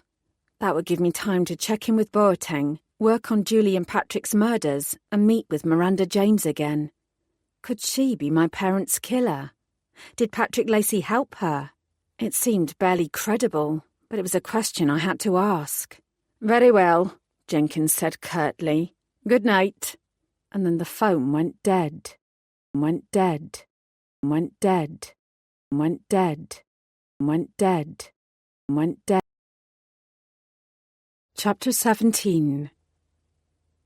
I remained where I was for several minutes. The air was far cooler now, but I didn't feel cold. I didn't really feel anything. The damned crow continued to hop around, poking at the ground. Don't you sleep? I asked it eventually. It paused in its search for a juicy worm and looked up at me. What are you? I asked. The bird dipped its head and returned its attention to the ground. A long, drawn-out whisper broke the silence. Emma. I jerked. Little Emma. I grabbed my crossbow. Who is that? I demanded. Who's there? The crow squawked. It flapped up into the air, sailing over my head and out to the road beyond. Emma. Fucking hell. Where was that coming from? One minute it seemed to be from beyond the cottage. The next it was over by the copse of woods. I have a crossbow, I called out, and I will use it. I held it up, pointing its tip from one corner of the garden to another. From over the hedgerow there was a loud caw. It was followed immediately by a low, mocking laugh. An involuntary shudder ran down my spine. The crow cawed again. Was it the damned bird calling my name? No, that was stupid. My eyes narrowed. Who's there? Who are you? There was nothing but silence. I held myself very still. I possessed supernatural hearing. It wasn't as good as a werewolf's, but that didn't mean I couldn't rely on it. I sniffed the air and smelled nothing but dewy earth and the faint scent of honeysuckle. I squinted through the gloom, but I couldn't see anything beyond the shadows. I walked to one side of the garden, beyond the wall of the cottage, then I walked to the other. Nothing. No more freaky whispers. No sign of any living being. Even the crow had vanished. I gritted my teeth and waited for several moments. There were no more strange sounds. I was alone, and, I had to admit, I was scared. Eventually, with the crossbow in front of me and ready to fire at any moment, I left. I was on edge all the way back to the burden bush. I jumped at every shadow and constantly looked over my shoulder. I'd felt like this before in those initial days and weeks after my boyfriend Jeremy had killed me. I'd felt this sort of fear. Given what I'd learned about my supernatural abilities, I hadn't expected to feel this way again. And yet, Here I was again. Hello, darkness, my old friend. My tension eased a fraction once the pub came into sight. The streets were quieter than before. While there was still a heavy police presence, the patrolling uniformed officers were obviously there to reassure the Barchapel residents and visitors rather than question them. I recognised several faces and nodded as I passed. I was tempted to drop in on Boateng at the station and see if there had been any developments, but I was certain from the police officers' grim expressions that nothing useful had been found. At this point, I'd only get in the way, not to mention that my presence would cement my lack of usefulness now the investigation pointed towards a human suspect. I swung round the corner towards the pub's low entrance. As I drew closer, I realised that someone was there. My hand tightened on the crossbow and then relaxed. "Albion," I said, "isn't it a little late for you to be out on a school night?" The teenager didn't smile. "It's Al, not Albion." He pushed himself away from the wall and walked towards me. His hands were in his pockets, but his body betrayed his tension. "And I'm not a kid. It's not that late." "There have been 2 brutal murders here in less than a week. You shouldn't be out on the streets on your own." "I can look after myself." "It's not safe," I reiterated. He glared at me. "I don't care." I chose not to pursue it. He was clearly here for a reason. The quicker I let him say what was on his mind, the quicker he'd go home. "What do you want?" I asked, doing my best to keep my tone friendly. Unfortunately, my apprehension after the incident at the cottage got in the way, and I sounded more stern than I'd intended. Albion stopped in front of me, inches from my face. Interesting. He didn't strike me as the type to attempt an intimidating stance, but here he was, squaring up to me. I knew he'd clocked the crossbow. It was hard not to notice it, but its presence didn't deter him. "I want you to stay away from my mum." I raised my eyebrows. "I can't do that, Al. I've got questions that only she can answer." His expression darkened. "She's done more than enough for you already. She's frailer than she looks, and she gets sick when... He couldn't finish his sentence. "She gets sick." I dropped my shoulders, using my body language to convey that I wasn't a threat. "I'm sorry to hear she's not well," I said carefully. "And I can understand that you want to protect her." "You don't understand," he burst out. "You don't understand at all." His cheeks flushed red. His determination to warn me off only stirred my curiosity further. "Then explain it to me," I said. "I'm more than prepared to listen." "Just fucking stay away from her, all right? You should be worrying about the murders happening now, not those from before. I'm sorry about what happened, but you can't change the past. Asking questions about it only makes things worse." "How? How does it do that?" His mouth twisted. "Stay away from us. Stay away from my mum." He shoved past me and marched off. I watched him go. Then the images of Julie and Patrick's corpses flashed before me. I sighed and trailed after him. Nothing untoward would happen to Albion and James. Not tonight, and not on my watch. I followed Albion all the way home, keeping out of his line of sight to avoid another confrontation. When he reached the manor doorway at the top of the long driveway, I considered striding up to speak to Miranda, but the house was in darkness. It was too late to start questioning her again.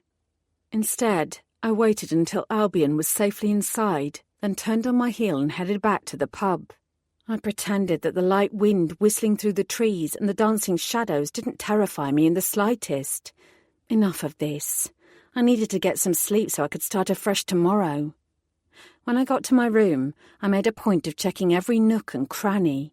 Nothing and nobody was in the wardrobe. There was nothing hiding behind the shower curtain and no monster underneath the bed. I peered out of the window, but this room looked onto the street rather than the back garden, and there was nobody out there. It was fine. I was safe. I didn't know why I was allowing myself to get so damn jumpy. It wasn't as if I should be afraid of dying. I brushed my teeth, splashed water on my face, and climbed into bed. Everything would look better in the daylight. I was sure of it. I must have been more tired than I'd realised, because I fell asleep almost instantly. When I woke up again, it was still dark. I stretched out, deciding that it wasn't the urge to pee that had woken me, but the unfamiliar surroundings and my unsettled thoughts. I checked the time, satisfied that there were hours to go before dawn, and closed my eyes again. And that was when I heard the creak outside my door. My eyes flew open. This was an old building. There were all sorts of creaks and groans. It was probably nothing. Then I heard it again. I reached down to the side of my bed, my fingers grasping the cold metal shaft of my trusty crossbow. With my heart beating faster, I checked it was loaded and thumbed off the safety before pointing it at the door. Breathing. I could hear someone breathing on the other side. In a flash, my fear was replaced by rage. Hadn't I enough to deal with already? Who was the fucker who thought he could come here in the middle of the damn night and try to kill me again? I set my mouth into a grim line.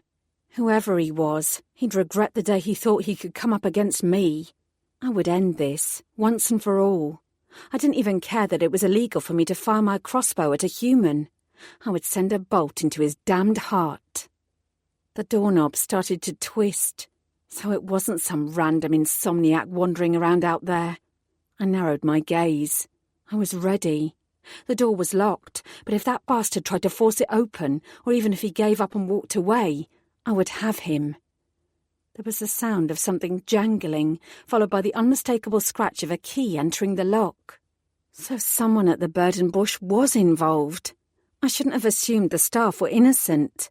Nobody else could have got hold of a key to my room. I tensed and waited. The doorknob turned again, and this time it worked. The door opened a mere crack at first. Whoever was out there was doing a good job of keeping quiet, but they weren't quiet enough. I squinted and took aim. As the door opened wider, I pressed down the trigger and fired. I heard a muffled grunt. I dropped the crossbow, and it fell to the floor with a heavy thud. Then I rushed forward, the blood draining from my face. "Lucas, you fucking idiot!" His pained black eyes glinted at me through the darkness. "Well, D'Artagnan," he managed, "your aim has certainly improved since the last time you tried to shoot me." I got him onto the bed and turned on the light so I could see the damage. The bolt was protruding from his chest, less than 2 inches from his heart. I hissed, "You idiot! Why didn't you tell me you were coming early?" He smiled crookedly. "I wanted to surprise you." "You certainly did that," I huffed. "I had visions of you waking up in the morning with me beside you. I should have known better." He could say that again. "How did you get inside the pub at this hour? And how did you get a key to this room?" He groaned slightly when I undid his shirt so I could examine the wound. "I called ahead." "And they gave you a key?" My voice was rising.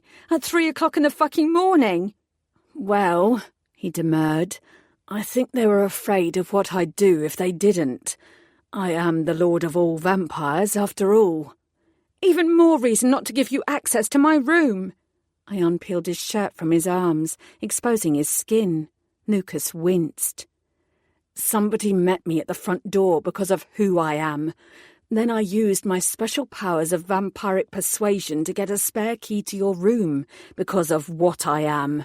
"It shouldn't be that easy," I growled, thinking about the boot prints in the wardrobe in my last room and the strong hands that had encircled my neck. "I agree.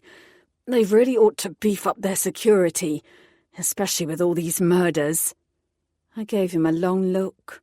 Lucas shrugged and then grimaced when the action clearly brought him more pain. Good. He damn well deserved it. "I could have killed you, Lucas." "Fortunately," he managed, "you didn't. Can you take the bolt out?" "I don't know. We should probably go to hospital." "Not a chance. I have a reputation to uphold." I gritted my teeth. "This is not the time to worry about your ego." "Take out the bolt, Emma." I cursed. "Fine." I grasped its shaft. "Brace yourself. On a count of 3. Lucas nodded. 3. Got it." 1. I yanked on the bolt, pulling it free from his flesh. "I knew you were going to do that," he muttered. Then his eyes rolled back in his head. and he passed out, passed out, passed out, passed out. Chapter 18. The bedsheets were heavily stained with Lucas's blood. Between the scorch marks from my resurrection in the first room and the bloodstains in this room, I doubted whether the burden bush would ever welcome me back as a guest. I gazed out of the window, watching the sun climb. Everything about this trip was a clusterfuck. Everything. I'm sorry. I glanced round at Lucas. He was pale but conscious. It was just as well he possessed supernatural healing powers, because without them he'd be strapped to a hospital gurney, or worse. He didn't seem to have any internal damage, and I'd bound his chest up as best I could with the materials I had to hand. He was a lucky boy. Things could have been far worse. I didn't think it through properly. I was so focused on getting my work done quickly and getting to you so I could help that I underestimated how you'd react if I surprised you. I had the feeling that Lucas didn't apologise very often, if ever.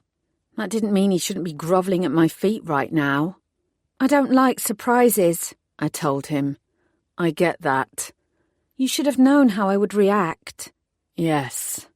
If I'd killed you, it would have been my own fault. He splayed out his hands in a gesture of humility. I won't do anything like this again. Next time you're murdered, I'll keep out of the way. You'd better. I paused. I'm glad you're here, Lucas, even if I do wish you'd waited a few hours and arrived in daylight. The corners of his mouth lifted up slightly. Would this be a good time to ask you to kiss me better? I looked at his handsome face, with his inky black hair falling across his forehead in loose curls and his glittering black eyes, and I knew that, despite the nature of his arrival, I truly was glad that he was here. Later, I promised. I've got a lot to do this morning, and I checked my watch. I have to head to London before 2. I wagged a finger at him. Another reason why you should have contacted me beforehand. Lucas's brow furrowed. Why do you have to go to London?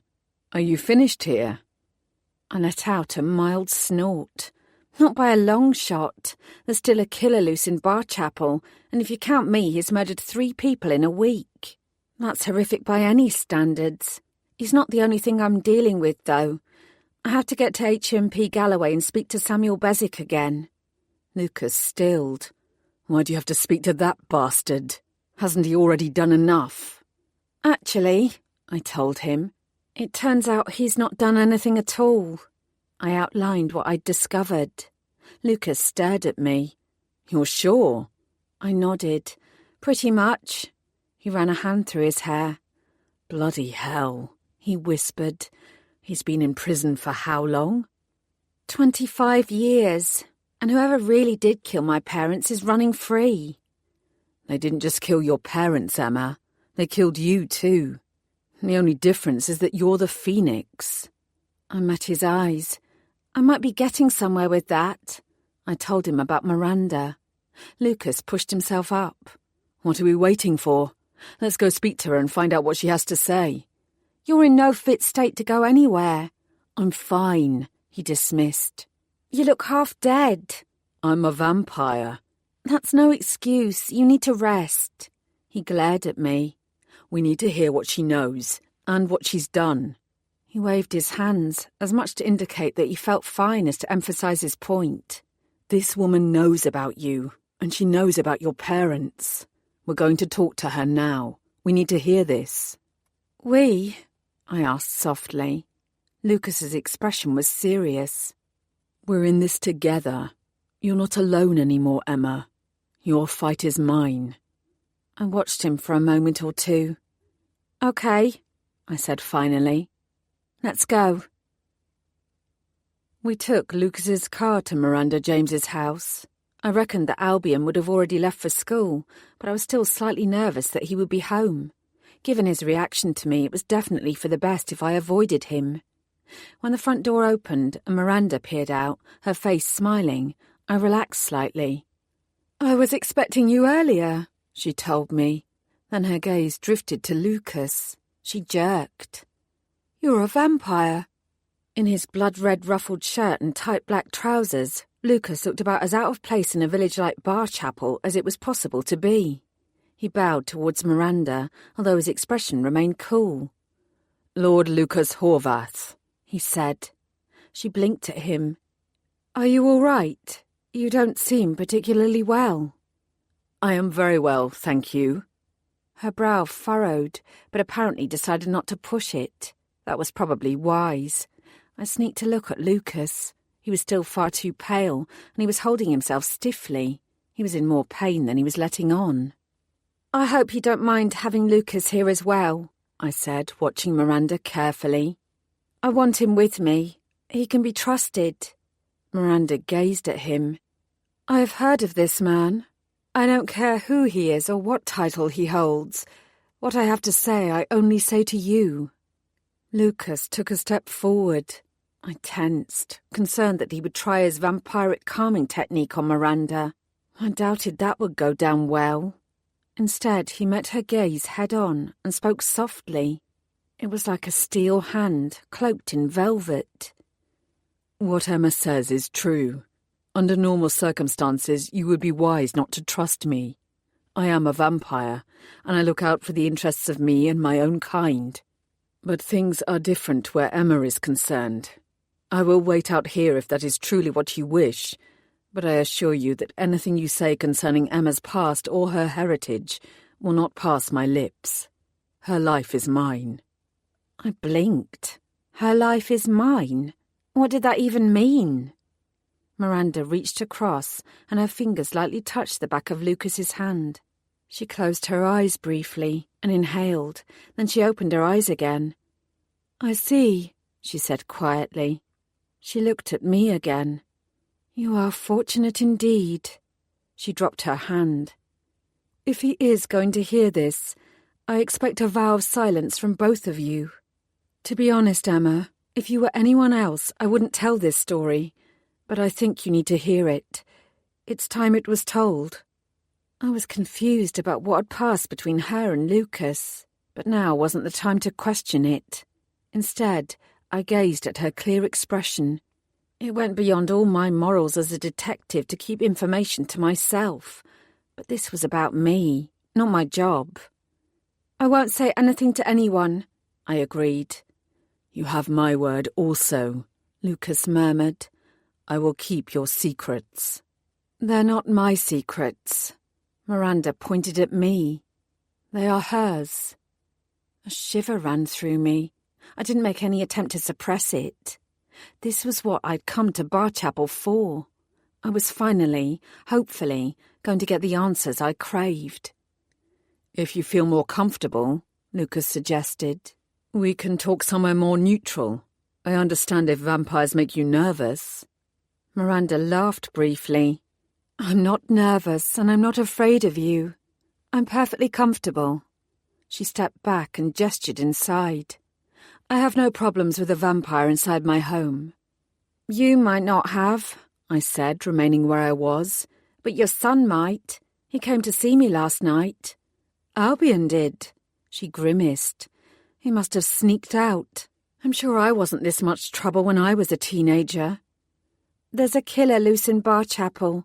He really shouldn't be out on his own, especially at night." "Yes." Miranda dropped her eyes. "I heard about Julie McIntosh. For the life of me, I can't imagine why someone would want to kill her." "Something about this village seems to invite horrific murders," Lucas said. Miranda looked sad. "Yes, I suppose it does." We walked inside, passing underneath Boris the spider and his elaborate web, and sat in the kitchen.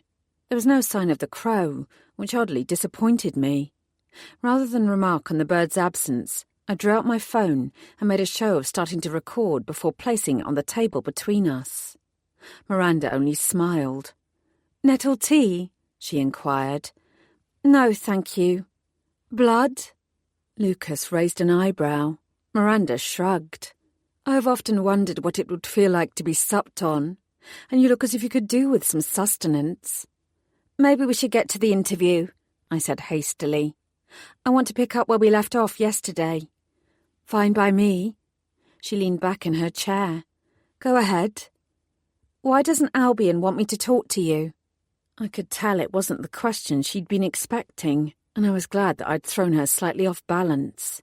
"He likes to think he's protecting me," she said quietly, "but that boy worries too much." "He mentioned an illness." Miranda scowled. "My health is not what it used to be, but I'm perfectly fine."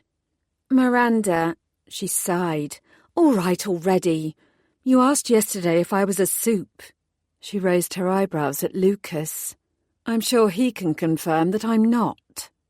I didn't need to look at Lucas to know she was speaking the truth. "However," Miranda continued, "I am not without some power." "Indeed. I bet this power had a whole lot more to it than tarot cards and crystals and dancing in a forest in the moonlight."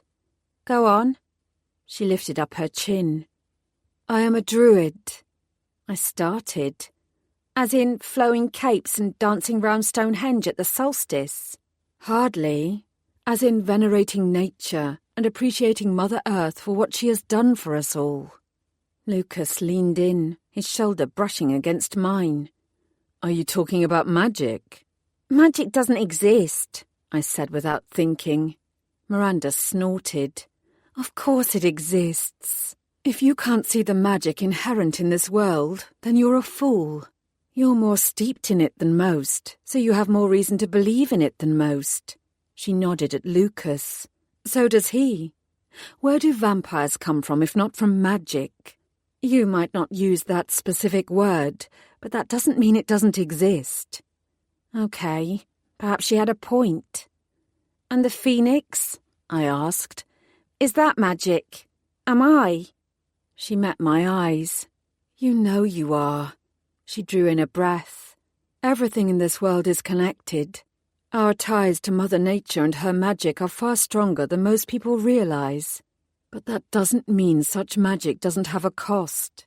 Vampires gain strength and greater longevity, but the payoff is that they have to drink blood to survive, and," she added with a knowing glint in her eyes, "they are feared and despised more than they are admired and respected. Wielding strong magic as a druid brings on bouts of sickness. I dabbled too much when I invoked the power that helped you. As a result, I have to suffer the consequences.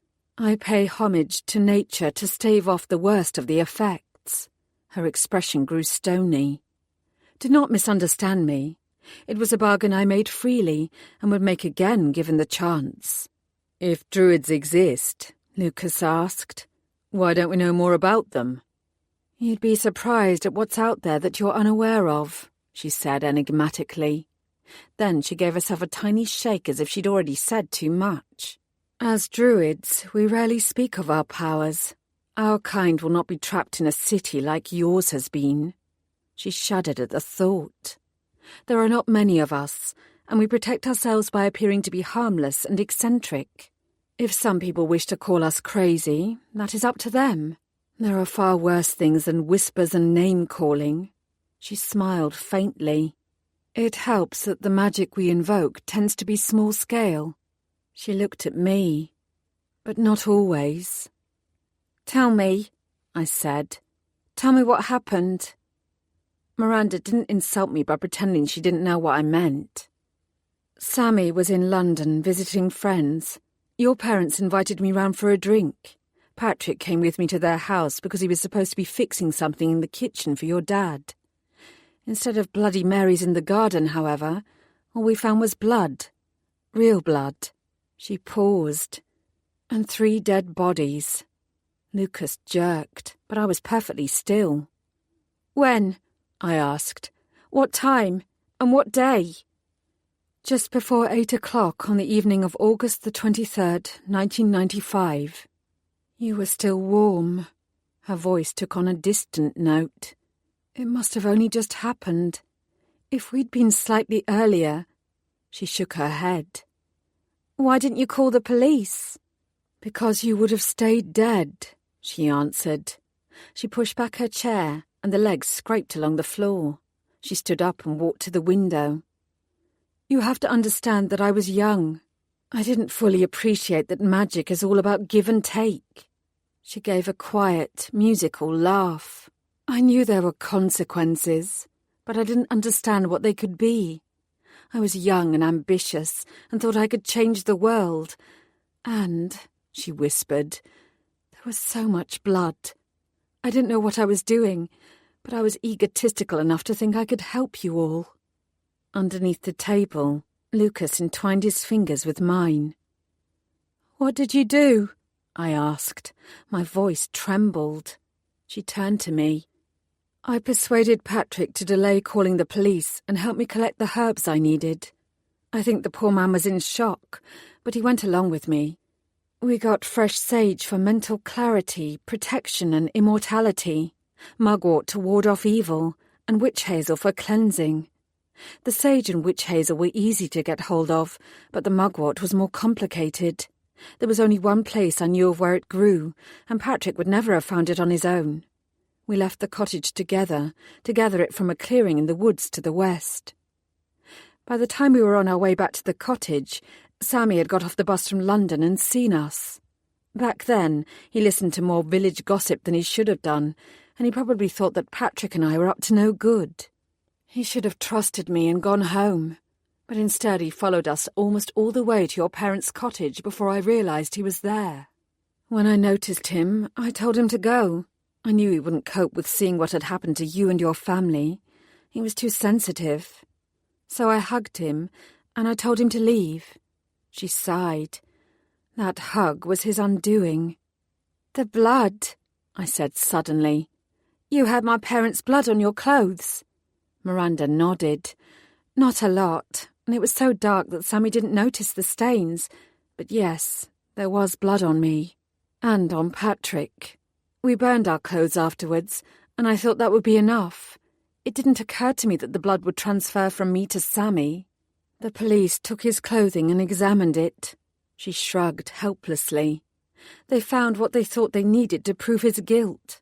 She allowed a beat of silence before murmuring, I wasn't the only one who paid the price for the magic I invoked that night. I squeezed Lucas's hand.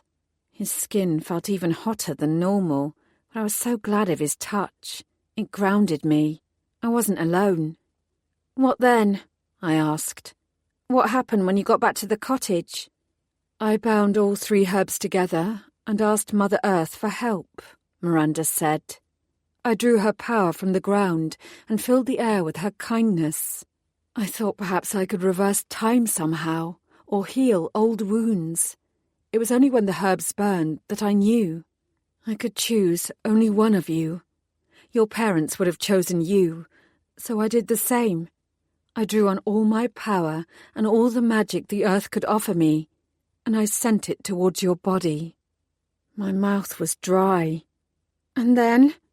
She smiled slightly. And then nothing. I expected explosions, light, something. I'd felt the power go through me, but it seemed it had gone nowhere. I didn't know that I called the phoenix upon you. That came much, much later. She lifted her shoulders resignedly. When it seemed that my attempt had failed, Patrick wanted to call the police, but I stopped him.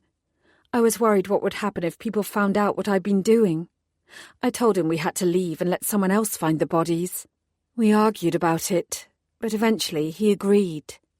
He went back the next morning on his own, though, I said. Didn't he? Miranda nodded. He couldn't leave it alone. He thought he would pretend he'd gone round to do the work in the kitchen that day and then run to the police about what he'd seen. But what he saw was you, alive and well and screaming your head off. And the rest is a matter of record, she said simply. You could have still gone to the police. You could have told them you were there the night before, and... I did, Miranda said tiredly. I spoke to them until I was blue in the face. But I was Sammy's girlfriend, and they didn't believe me. They thought I was trying to protect him. They were never going to believe that I'd performed a magic spell and brought you back to life. And Patrick was so afraid of what we'd done and of the power we'd invoked, he couldn't say anything. She looked at me. It destroyed him in the end, you know, though I doubt he could have said anything that would have changed the police's minds. They were sure that Sammy was guilty, and they thought they had all the evidence they needed. Miranda sat down on the chair. She was far paler than before, and sweat was beading her brow. Her hand shook as she reached for a glass, and she changed her mind. The power and energy it took to do what I did meant that I became very ill afterwards. Even now, just talking about it brings some of the illness back. It's not an easy thing to play with life and death. She jerked forward, her gaze suddenly burning into mine like coal fire. You are not a child now. You have a terrible gift that a lot of people have paid for. Do not waste what you have. Do not waste what you are. She paused. And please, do not tell anyone what I have told you. Druids don't need to be hunted down for what little magic we possess like the... She halted in mid-sentence and amended her words. We don't need to be hunted down. Life is hard enough as it is. I nodded. I wouldn't say anything, but I still had one more question. You said you didn't know who killed my parents. Was that the truth? Miranda's body seemed to fold in on itself. It was. Her words were barely audible. I have no idea who could have done that to them, or to a child like you, like you, like you, like you, like you. Chapter 19. Lucas and I didn't speak until we were back in his car. I noted the way his hands were shaking and took the keys from him, telling him I would drive. I half expected an argument, but he simply nodded. His eyes met mine. Do you believe her? He asked. I turned my head and stared out of the window at the dark trees. Yeah, I do. I licked my lips. Do you? Her story appears credible. I curled my hands into fists, my fingernails digging into my palms. I'm the phoenix because of her. I'm alive because of her. All this time and... I shook my head, unable to finish my sentence. I hadn't acquired my phoenix power because of genetics, or because I was special or heroic or deserving. I was the phoenix because of blind, dumb luck. If Miranda hadn't happened upon the murders at the cottage, I'd have been worm meat for the last 25 years. Part of me wished she'd saved my mother or my father instead. Part of me wanted to run inside the house and fall to my knees in gratitude for the life that I'd been given. My whole world was churning. I didn't know what to think or feel. What about this druid stuff? I asked, needing something concrete to focus on. If she can really wield that sort of power, and there are others like her... British history is littered with references to druids. It stands to reason that some still exist. Lucas paused. I've heard rumours, but I didn't pay them much attention. Druids weren't on my radar, and had no cause to be. If that woman is to be believed, exerting any large blast of power has far-reaching consequences that most druids would want to avoid. And if nature is so important to them, you can understand why they maintain such secrecy. They'd be labelled as soups and forced to move to London with the rest of us. They'd be subject to soup law. But they're essentially human, I objected. Miranda James is human. So were alleged witches, Lucas said quietly. It didn't stop them from being burnt at the stake for hundreds of years. He had a point. If people like Miranda James can have that sort of power hidden in plain sight, then who else is out there? I asked. What else is out there? It's a good question, he said grimly. Let's not forget that we didn't know that a phoenix could exist until very recently. I swallowed, my brain suddenly conjuring up all manner of monsters. This was why the British government was so keen to keep track of all existing soups. It was down to fear that had as much to do with conjecture as reality. I glanced over at Lucas. Damn it, he didn't look well at all. There was a sheen of sweat on his forehead, and his complexion was wan. You're sick. That crossbow bolt did a lot of damage. I'm fine. I don't think you are. I gestured to his chest. Show me. It's bandaged up, Emma. There's nothing to see. I folded my arms and glared. Lucas sighed, then lifted up his shirt. I sucked in a breath at the damp, blood-stained bandages. You're still bleeding. A lot. I have excellent healing powers. In a few hours I'll be dancing and skipping and solving any nasty murders that come my way. I gave him a long look, and he pulled a face. All right, he admitted. I might be in more pain than I initially let on. I'm trying to be brave so that you think I'm a valiant hero. I'm here to help you, not the other way around. A ghost of a smile crossed my face. You are helping me, more than you know. I brushed my fingers lightly against his chest. I have to get to London, no matter what. If we leave now, there's time for me to take you to Soho. Your vamps can look after you while I go and see Samuel Bezic. I don't need to be looked after. I need a bit of rest. That's settled then, I said, satisfied. Rest it is, in London. I turned on the engine. Nobody else would order me around like that, Lucas growled. And? What's your point? He leaned his head towards mine. I like being told what to do when it comes from you, he said in a low voice. Despite his words, there was a note of warning. Lucas would only take my so-called orders so far. Regardless of our romantic ties, he was still Lord Horvath. Do you have to speak to Bezic? He asked. You already know his side of the story. Honestly, Emma, I think it's better if we both stay here. I'll rest up in your room so I'm close by if you need me. In fact, if I could find someone willing to donate some blood to my worthy cause, I'll heal even more quickly, and then I'll be of more use to you. You won't find someone like that in Barchapel, I told him, pretending I'd already forgotten Miranda's offer of her own blood. And I have to see Samuel Bezic. He's been in prison for 1/4 of a century for my parents' murders. I owe him a face-to-face meeting. It's the least I can do. My phone started to ring. I checked the screen, frowning at the withheld number. Hang on, I said. This might be important. I pressed the answer button. This is DC Bellamy.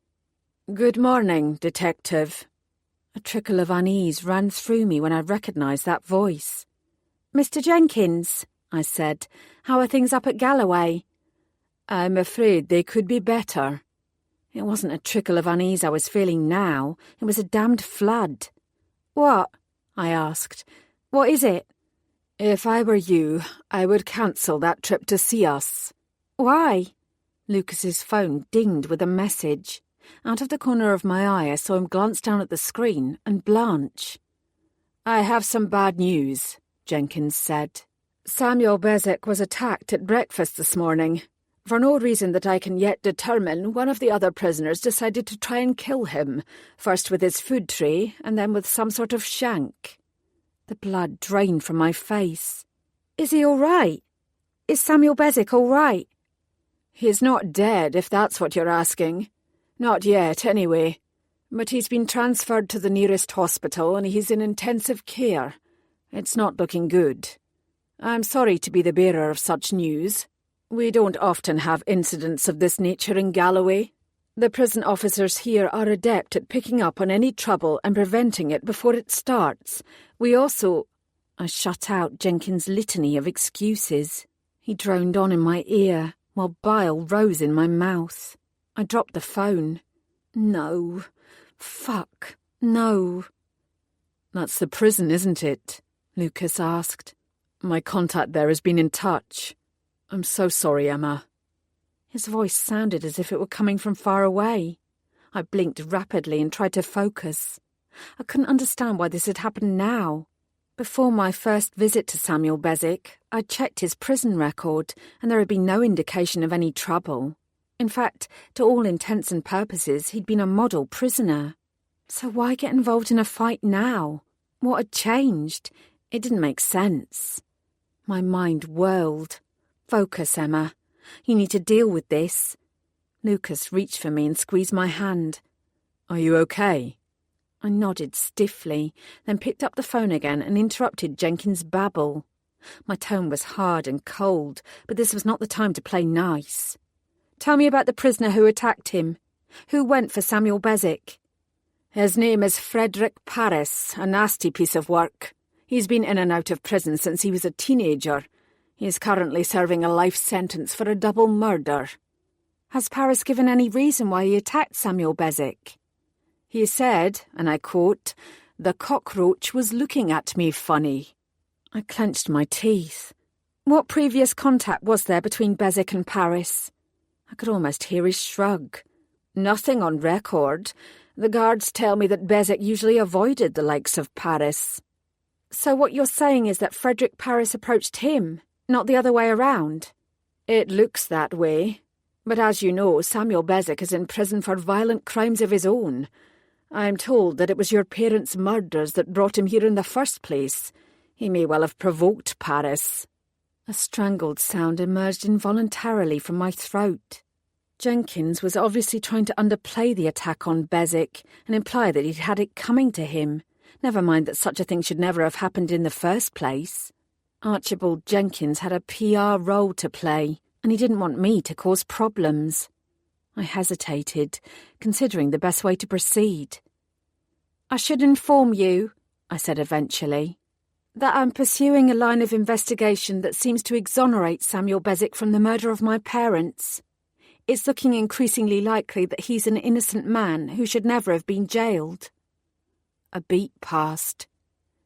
"Goodness, that's... are you sure?"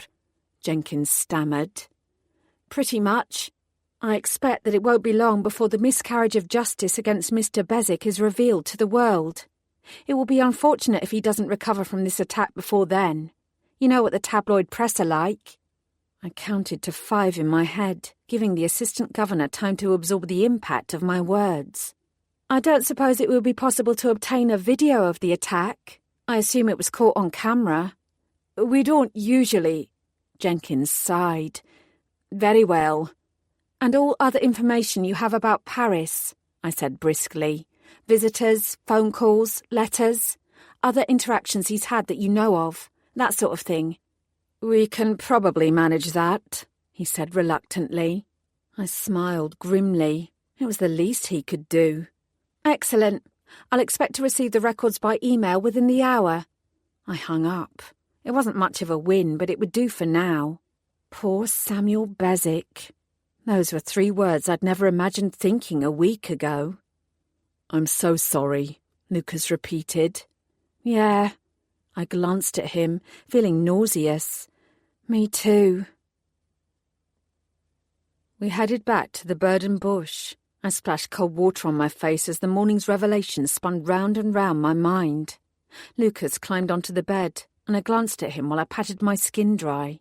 His eyes were closed, and he still had an unhealthy pallor. I shouldn't ask the question, but I knew I'd have to.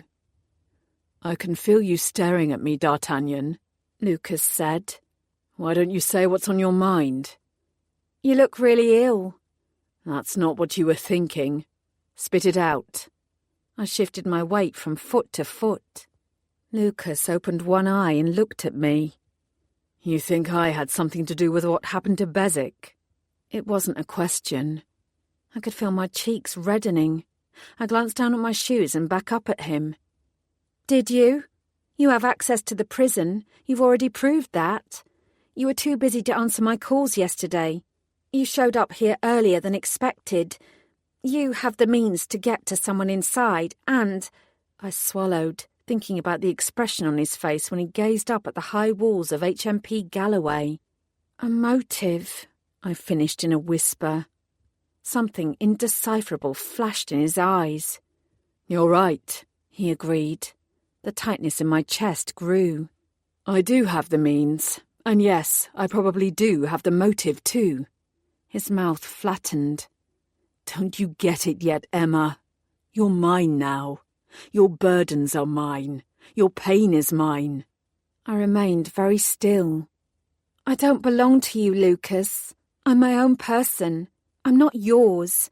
I'm not a thing. He didn't remove his eyes from mine. You know what I meant when I said that. The words are crude, but the sentiment is true. He touched a hand to the centre of his broad chest. You're in here. You're a part of me, just as I hope I'm a part of you. I don't travel to the English countryside for anyone, you know. He drew in a ragged breath. It's early days in our relationship, and we're still finding our way around each other. But you know this feels right. I can see it in your eyes when you look at me. You feel what I feel." His voice deepened to a growl. "I know you don't trust me yet, and I can understand why. Life hasn't always dealt you the easiest of hands. However, I might be a vampire, but I'm not a villain." "I don't think that you're a—" I protested. Lucas held up his hands. "It's okay, Emma. I get it. I don't like it, but I get it. And I admit that if I'd thought for one moment that ending Samuel Bezic is what you truly wanted, then yes, I probably would have done it. I could have arranged it in a heartbeat. But if I had done it, he wouldn't be in a hospital bed. He'd be in a coffin." I dug my fingernails into the palms of my hand. "I also know you, Emma," Lucas continued. "You're in the police. It's hardly a secret that you believe in the human legal system. If I did anything that caused harm to Samuel Bezic, you'd never speak to me again." He managed to smile, and I couldn't have that. He reached for my hand. "Sooner or later, you'll trust me. In the meantime, I can be patient. And, for what it's worth, I didn't answer your calls because I was trying to finish my work quickly to get here to support you. The fact that you accuse me of murder after almost murdering me yourself—" He winked. "Well, I'll let that slide, because I'm a good guy." I stared at him. "I'm sorry, Lucas." "I told you already. It's all right. I get it." He raised his eyebrows. "You didn't stew about it, and you didn't allow your suspicions to grow while you stayed silent. You asked me for the truth. Right now, that's enough." His voice took on an edge of self-mockery. "I'm not saying I'll always be so relaxed about such accusations, but for the moment I'm prepared to let it go. And you know why?" I licked my lips. "Why?" "Because sooner or later you'll trust me, body and soul." He closed his eyes again. "You're right about one thing, though." "What's that?" "I really don't feel very well. Now that we're not heading to London, do you mind if I have a nap?" I moved closer to him. "I think we should go back. You need proper care." "You need to be here. That means I do, too." I drew a deep breath into my lungs. "Take some blood first, then. You need it." "From you? D'Artagnan, much as I love you, your blood tastes foul. I'd rather not. And you won't endear yourself to anyone in Barchapel if you go looking for a willing donor. You were right before. I just need some rest." "London isn't that far." He squeezed my hand. "A bit of sleep," he murmured, "and I'll be fine." He paused. "And some peace and quiet will give me time to consider what reparations you need to make to my ego. Right now, I'm thinking thigh-high leather boots and whipped cream might do the trick." My shoulders dropped. "I'm willing to consider those options." Lucas's mouth curved upwards. "I'm very pleased to hear it, D'Artagnan. Very pleased. Be pleased. Be pleased. Be pleased. Be pleased." Chapter 20. Barchapel was doing unpleasant things to my psyche. The more time I spent here delving into my past and uncovering the real truth about what had happened to my parents, the less sure I was becoming of myself. The guilt I felt at accusing Lucas of arranging to have Samuel Bezic killed on my behalf gnawed at me, even though he'd understood my mistrust came from a dark place that had little to do with him. The problem was that someone had attacked Bezic, and the timing of that attack couldn't be ignored. It was time to get to the bottom of all this. Woman up, Emma. Woman up. Until the information from Jenkins came through, any thoughts I had would be nothing but conjecture. But I couldn't simply sit around twiddling my thumbs. The attack on Samuel Bezic had happened for a reason, and I reckoned that reason was because of what I'd uncovered. The timing was too strange otherwise. I was getting close to the truth. After checking through the old files that DCI Barnes had sent, and confirming that Miranda James had made repeated statements declaring that Samuel Bezic was innocent, I made a decision. I left Lucas to sleep and headed out of the room, squared my shoulders, and marched to the Barchapel police station with quick, determined steps.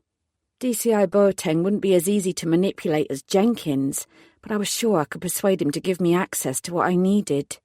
It helped that, when I appeared at the door, Rothsey ushered me through without hesitation. "We've been through this." Boateng spoke firmly, although his expression was kind.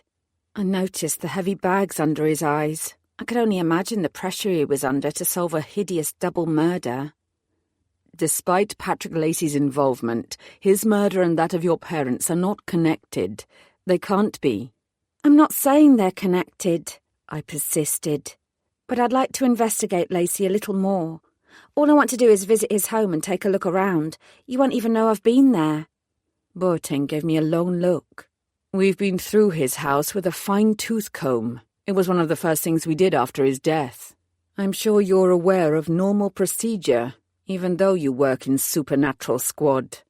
His mention of my position in Soup Squad was deliberate, to remind me that now they no longer suspected a Soup of being involved, I didn't have a legitimate interest in either killing.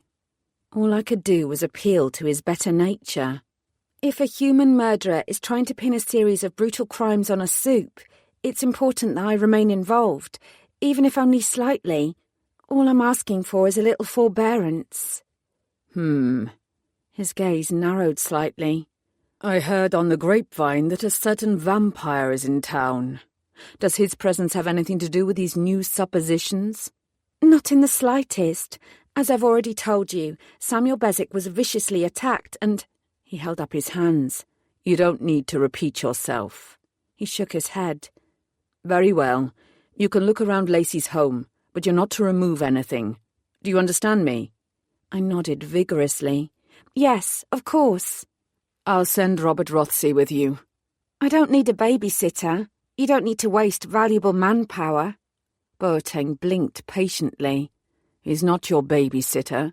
He's going to join you so that he can learn the value of avoiding a wild goose chase." DCI Boateng was dubious, but I was convinced that Patrick Lacey was no random victim. His murder had something to do with what had happened to my parents. I knew better than to belabour the point, however. "Thank you," I said simply. "I appreciate it." Boateng grunted. "Don't make me regret this." "Of course not. Have you found any suspects?" I wasn't sure whether he would tell me, but I had to ask the question. His mouth twisted. "Unfortunately, I'm beginning to feel like we're also on a wild goose chase." I nibbled my bottom lip. "There is something else I should probably mention." Boateng looked wary. "Go on." I drew in a deep breath and told him about the strange voice I'd heard in the garden of my parents' cottage. "It could have been kids," he said.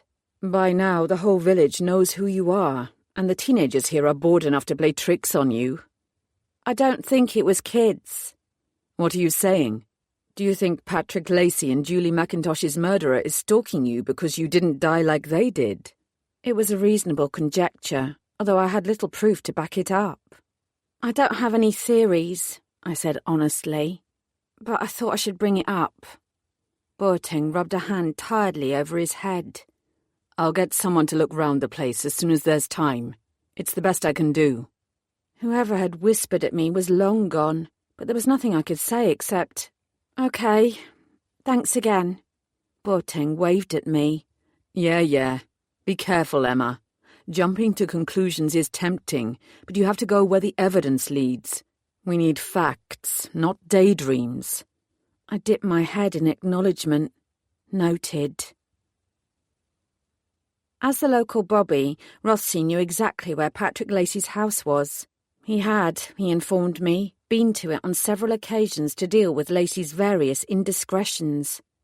"Patrick Lacey needed help," I said, "not jail time." Rothsey snorted derisively. He still possessed the self-assurance of the young, where right was right and wrong was wrong. He didn't know what I did about Lacey's past. "You could say that about anyone who's committed any crime. He was a victim of a brutal murder, but that doesn't make him an angel."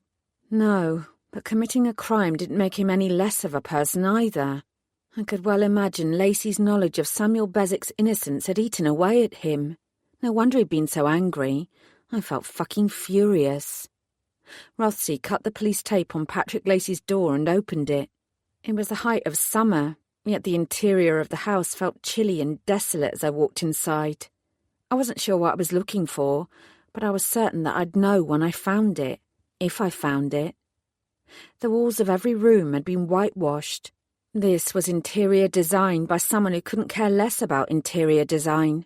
There were odd personal touches here and there, including a few interesting ornaments based on fantasy characters that had probably been bought from somewhere like the Forbidden Planet. Whether Lacey had bought them for himself or they'd been given to him, I didn't know. I flicked through the stacks of books in the living room and the first-floor spare bedroom. He'd been a prolific reader with eclectic tastes. From the massive bottles in the kitchen, it appeared he'd also been a prolific drinker. I gazed at the opened bottles of whiskey and vodka and tequila and rum and thought of the shaking young man who'd been interviewed 25 years ago. Consequences upon consequences. I sighed. The bed in Lacey's bedroom was unmade, the sheets marked with sweat stains. Although he remained silent, Rothsey's nose wrinkled in disgust. I went to the heavy old wardrobe in the corner, opened it, and gazed at the clothes hanging there, before squinting down at its clawed legs. I gave the wardrobe a shake. It was surprisingly wobbly for such a large piece of furniture, as if it were not balanced properly. Perhaps something was wedged underneath it. I prepared to drag it out from its corner so I could check. Rothsey immediately hopped over to my side. "What do you need?" As a result of my supernatural strength, I was more than strong enough to pull the wardrobe away from the wall. Given how Soups made Rothsey nervous, however, it would probably be better if he believed I was a normal human with normal muscles. Give me a hand with this, will you?" He nodded eagerly, and together we shoved the heavy wardrobe a foot forward. I looked behind it and spotted a wad of folded paper that had been setting the wardrobe off balance. I opened it up. If I'd been expecting a fabulous clue that would lead me to Lacey's murderer, I would have been sorely disappointed. It was nothing more than an old electricity bill. It looked like Boateng was right, and there was nothing to be found here. I left the wardrobe where it was and got down on all fours to check underneath the bed. There was nothing but dust bunnies. I got up again and opened the top drawer in the bedside cabinet to reveal a dog-eared paperback, a balled-up tissue, and several condoms still in their foil packets.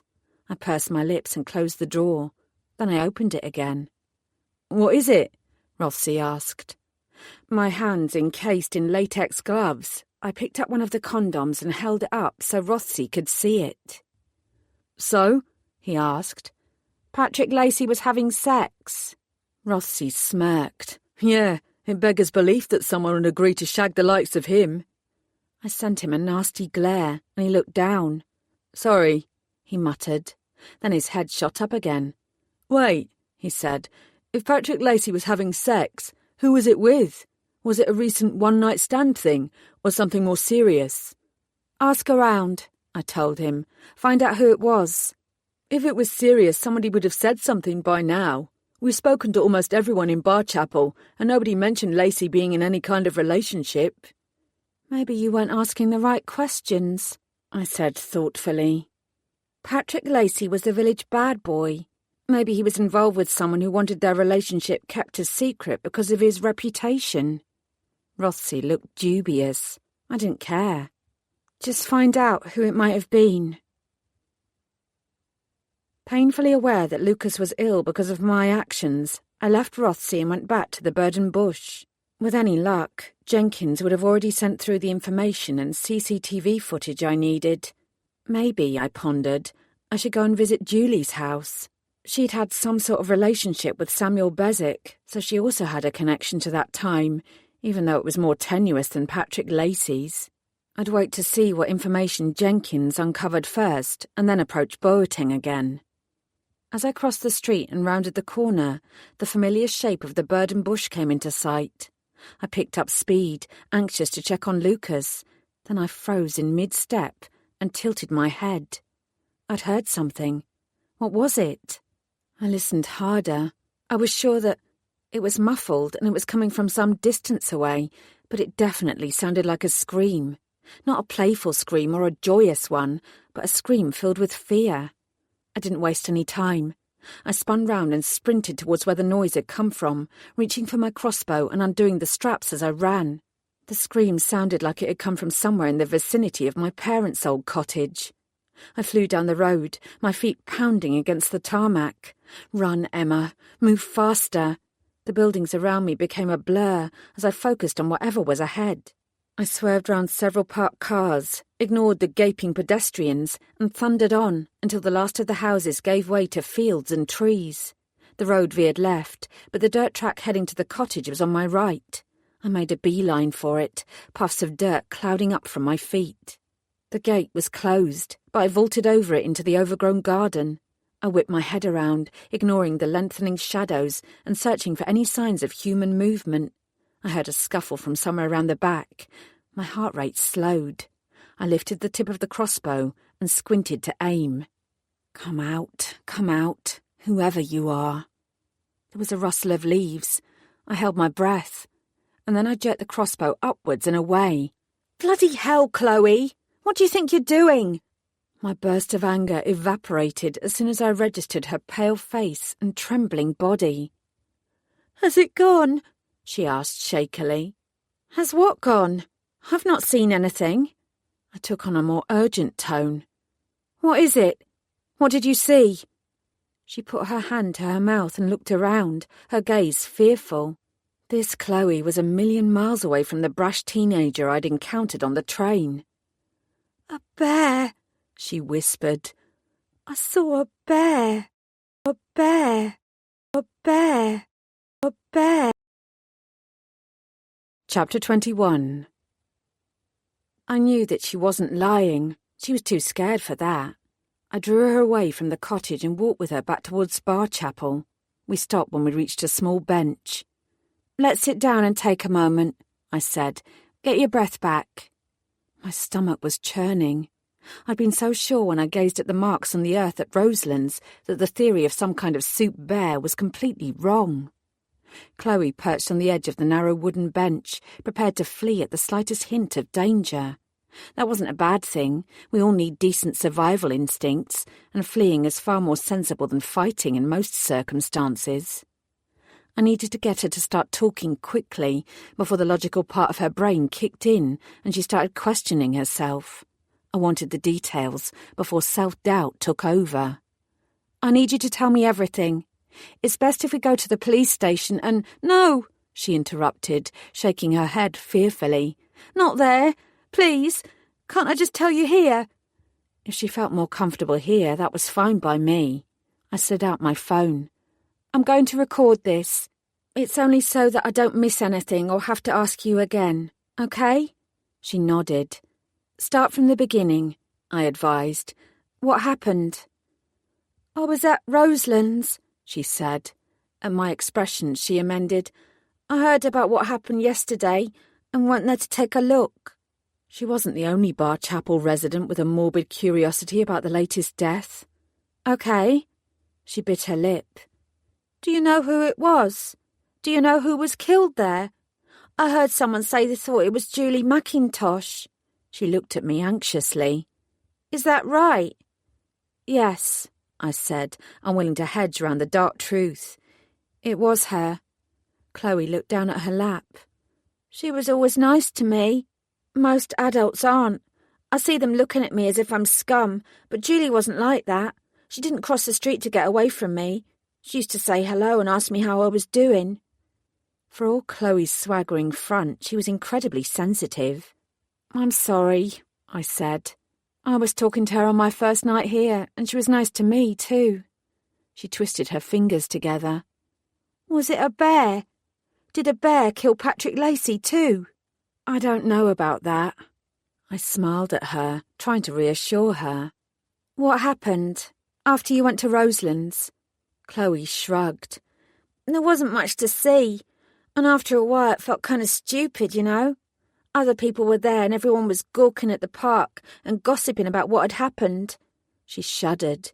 I thought about going home, but then I overheard what a few people were saying. She raised faintly accusing eyes. You didn't tell me who you really are. I told you my name. Yeah, but you didn't tell me you were that Emma. When I was at Roselands, I heard Mary, who runs the corner shop, talking about you. She said this village was cursed and that you coming back proves it. Chloe scowled. I offered to take you to the cottage. You should have told me that it was you, that it was your parents who were murdered there. She crossed her arms. You should have told me. Do you remember what I said? That everyone has their own darkness and difficulties. Her gaze dropped again. Yeah, she mumbled. But I thought you meant Albion, not you. My voice was gentle. I was talking about everyone. Me, Albion, you, Mary at the corner shop, the Queen. I let a beat pass.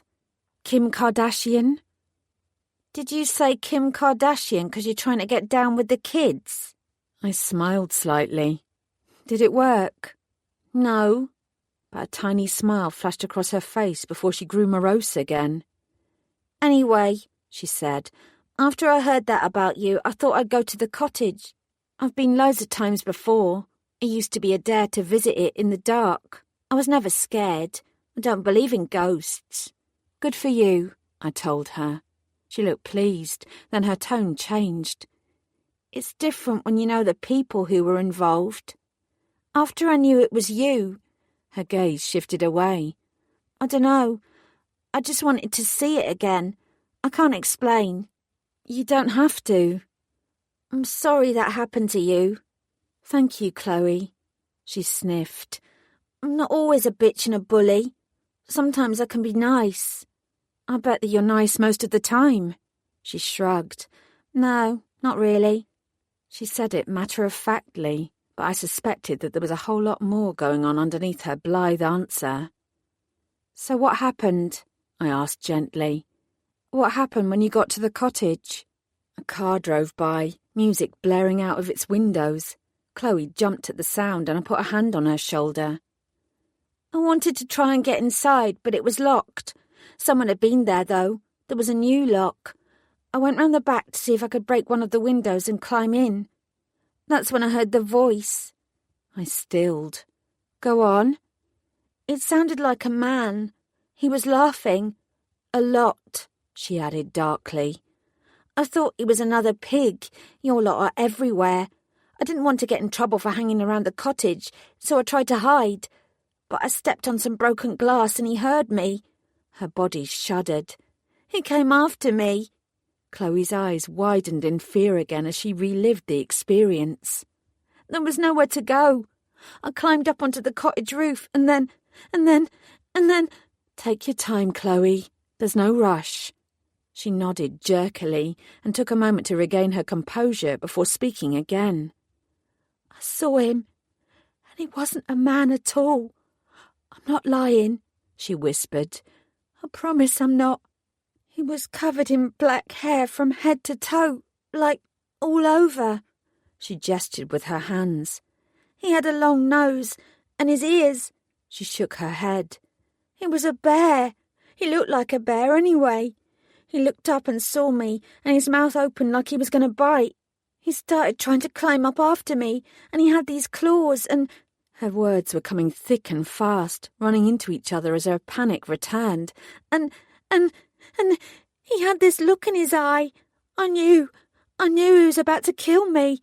I don't know why, I just knew. She gulped back a sob. It's okay, you're safe now. Have a break for a few minutes and gather your thoughts. She shook her head, determined to get to the end of the story.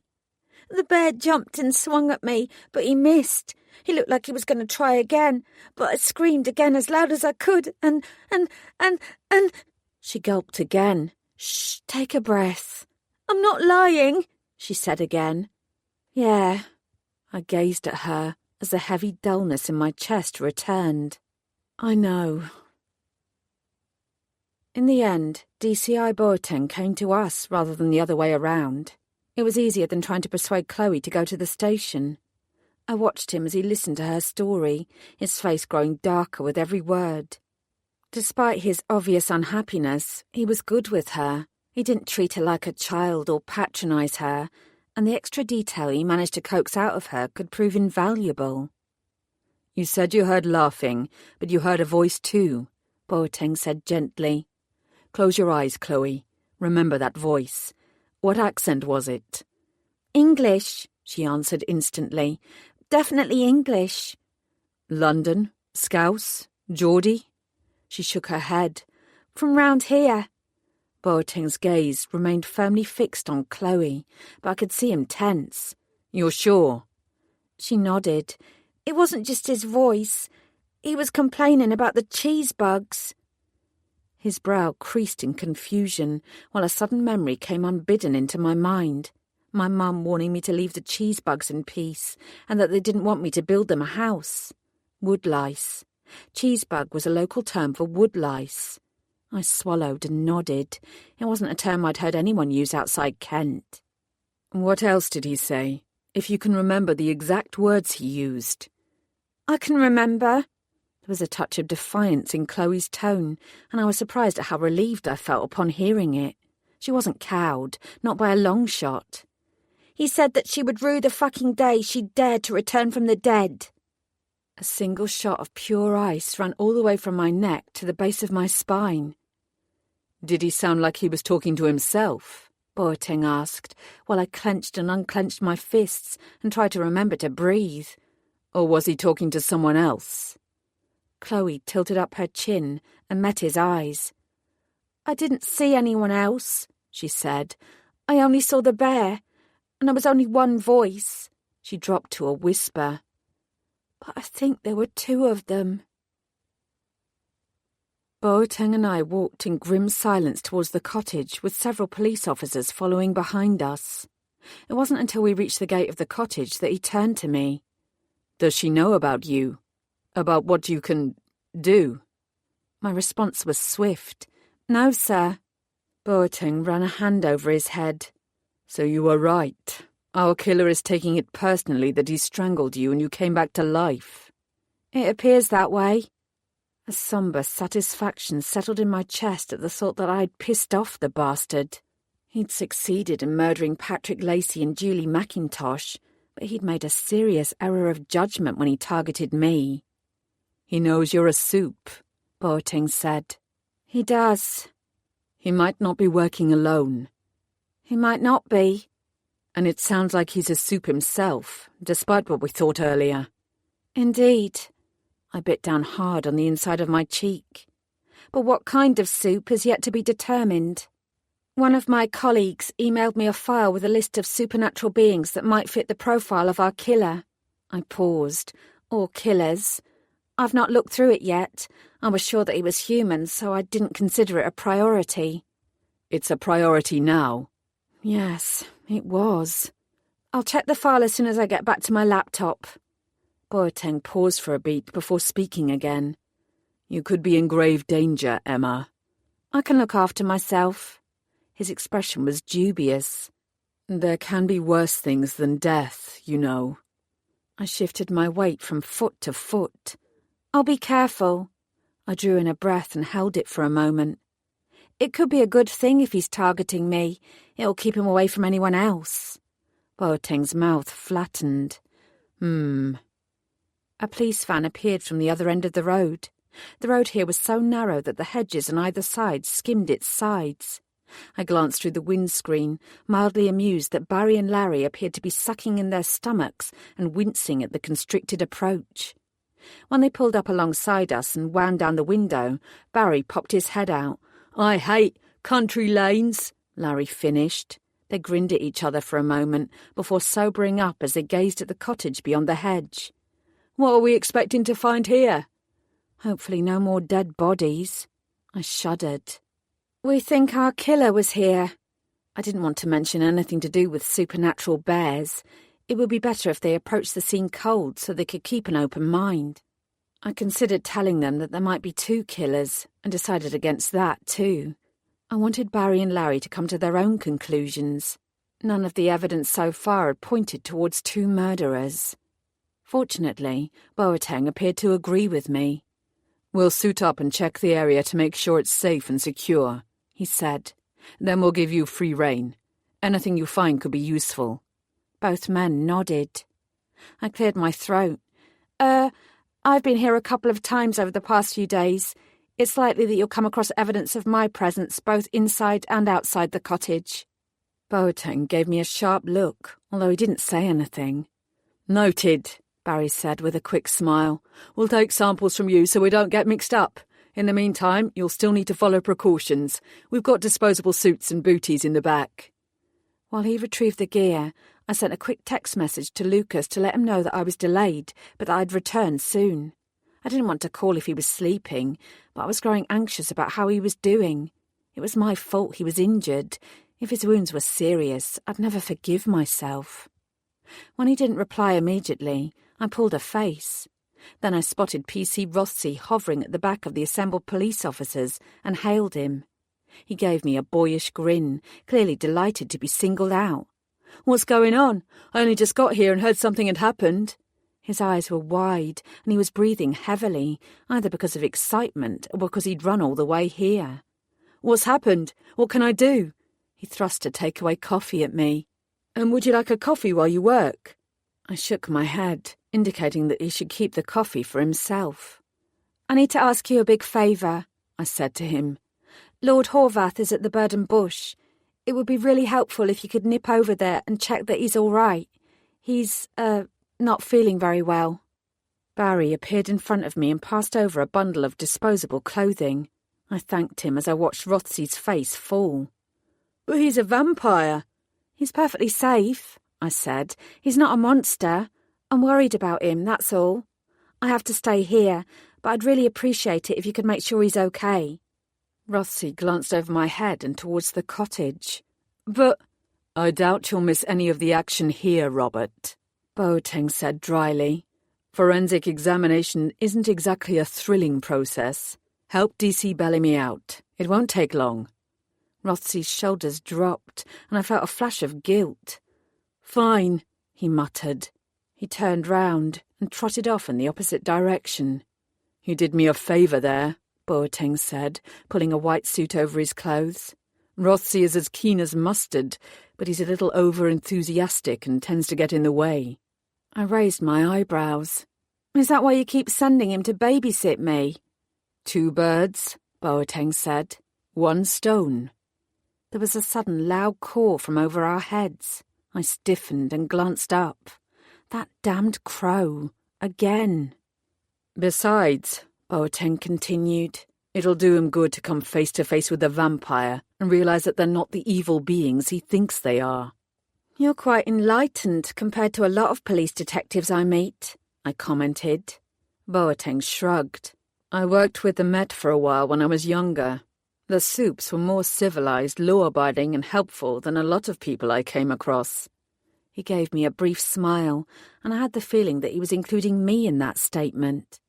I smiled back, then hastily pulled on my own disposable suit. Unfortunately, if Chloe was right about the bear she'd seen, we might be about to disprove Boateng's notion.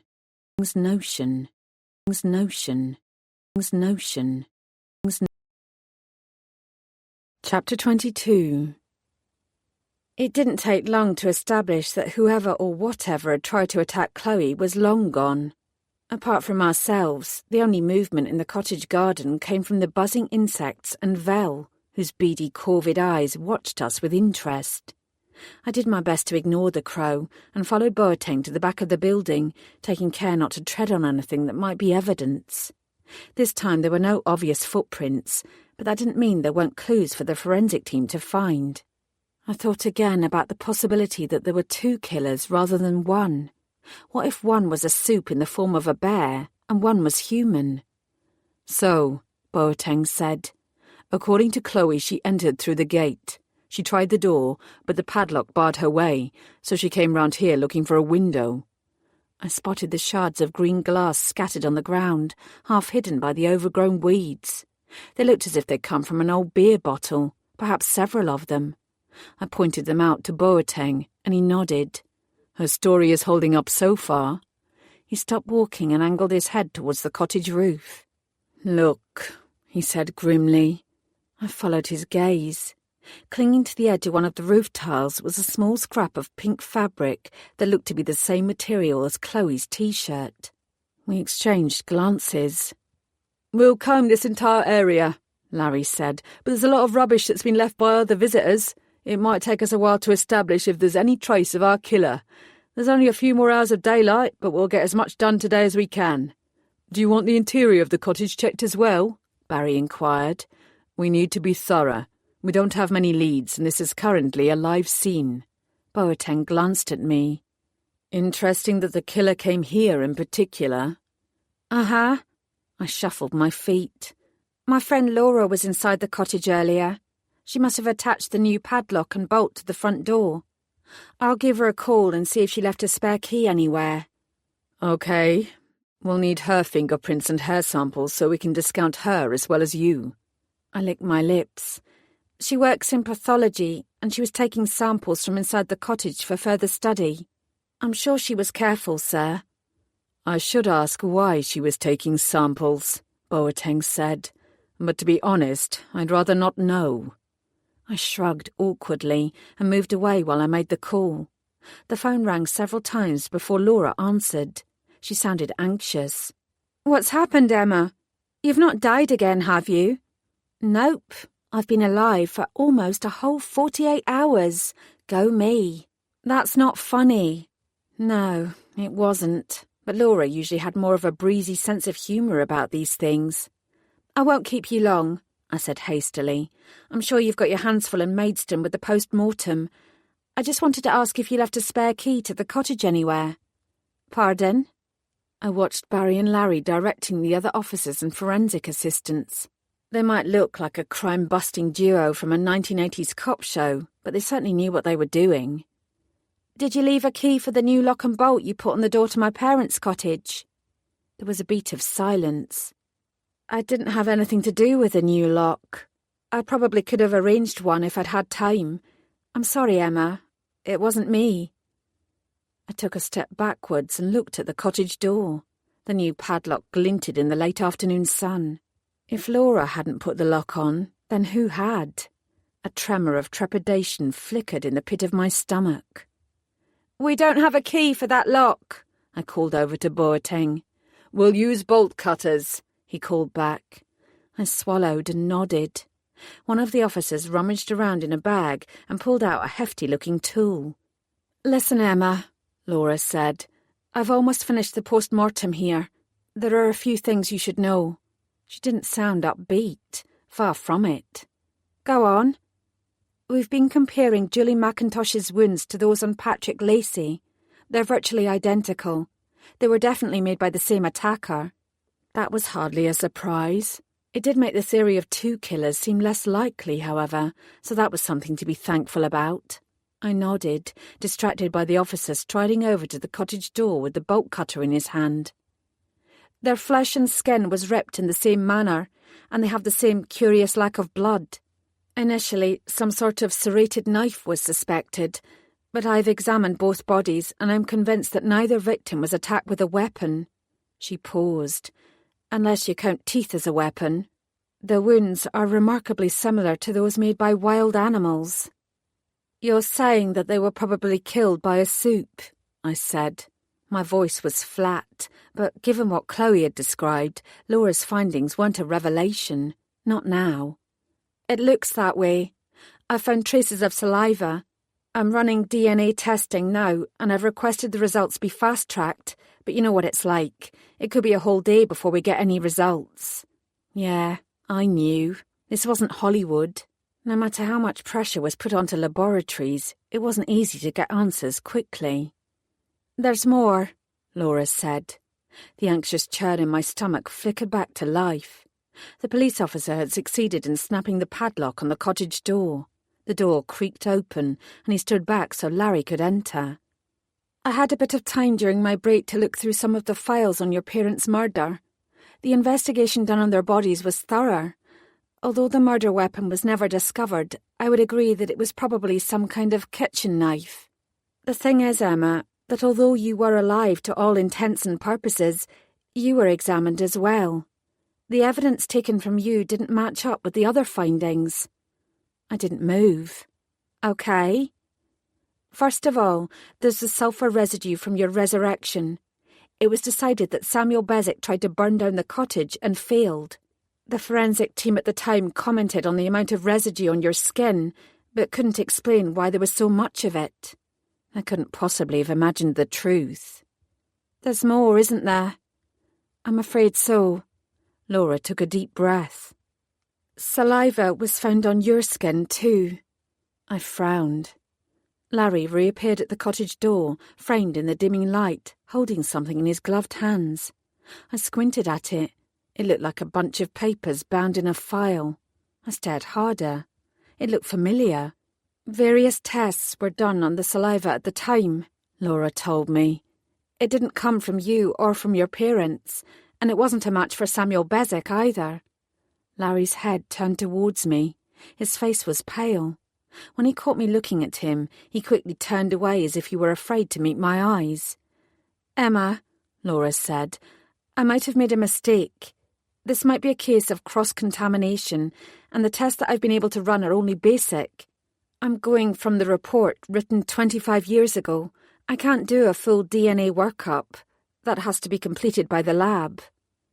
Laura, I said, tell me what you found. I looked again at the wad of papers in Larry's hands. Something was written on the front of the file in large, clumsy letters. R.I. I tilted my head to get a better look. She sighed. The initial markers detected in the saliva found on Patrick Lacey and Julie McIntosh are identical to the markers in the saliva that was found on your skin when you were 5 years old. Blood thudded dully in my ears. I stared at the words written on the papers. R.I.P. E.B. Rest in peace, Emma Bellamy. Oh, I whispered. Oh. I found the files in the kitchen, Larry said. I've seen enough of these in my time to know that they're ours. We've checked the serial number. Boateng's arms were folded tightly across his chest. It matches the file on Patrick Lacey's murder that I gave to you. The one that was stolen from my room at the Bird and Bush? Yes. Barry's moustache quivered. We'll need to do tests to be sure, but the writing on the front appears to have been done with blood. I met Boateng's eyes. What's the bet that the blood is a match for either Julie McIntosh or Patrick Lacey? I said grimly. He didn't blink. Why? If we assume that EB stands for Emma Bellamy, then why go to this trouble? Why target you? Why leave the file here of all places? Because the same person who killed my parents 25 years ago killed Patrick and Julie as well. Boateng shook his head. That's not possible. Of course it is, sir.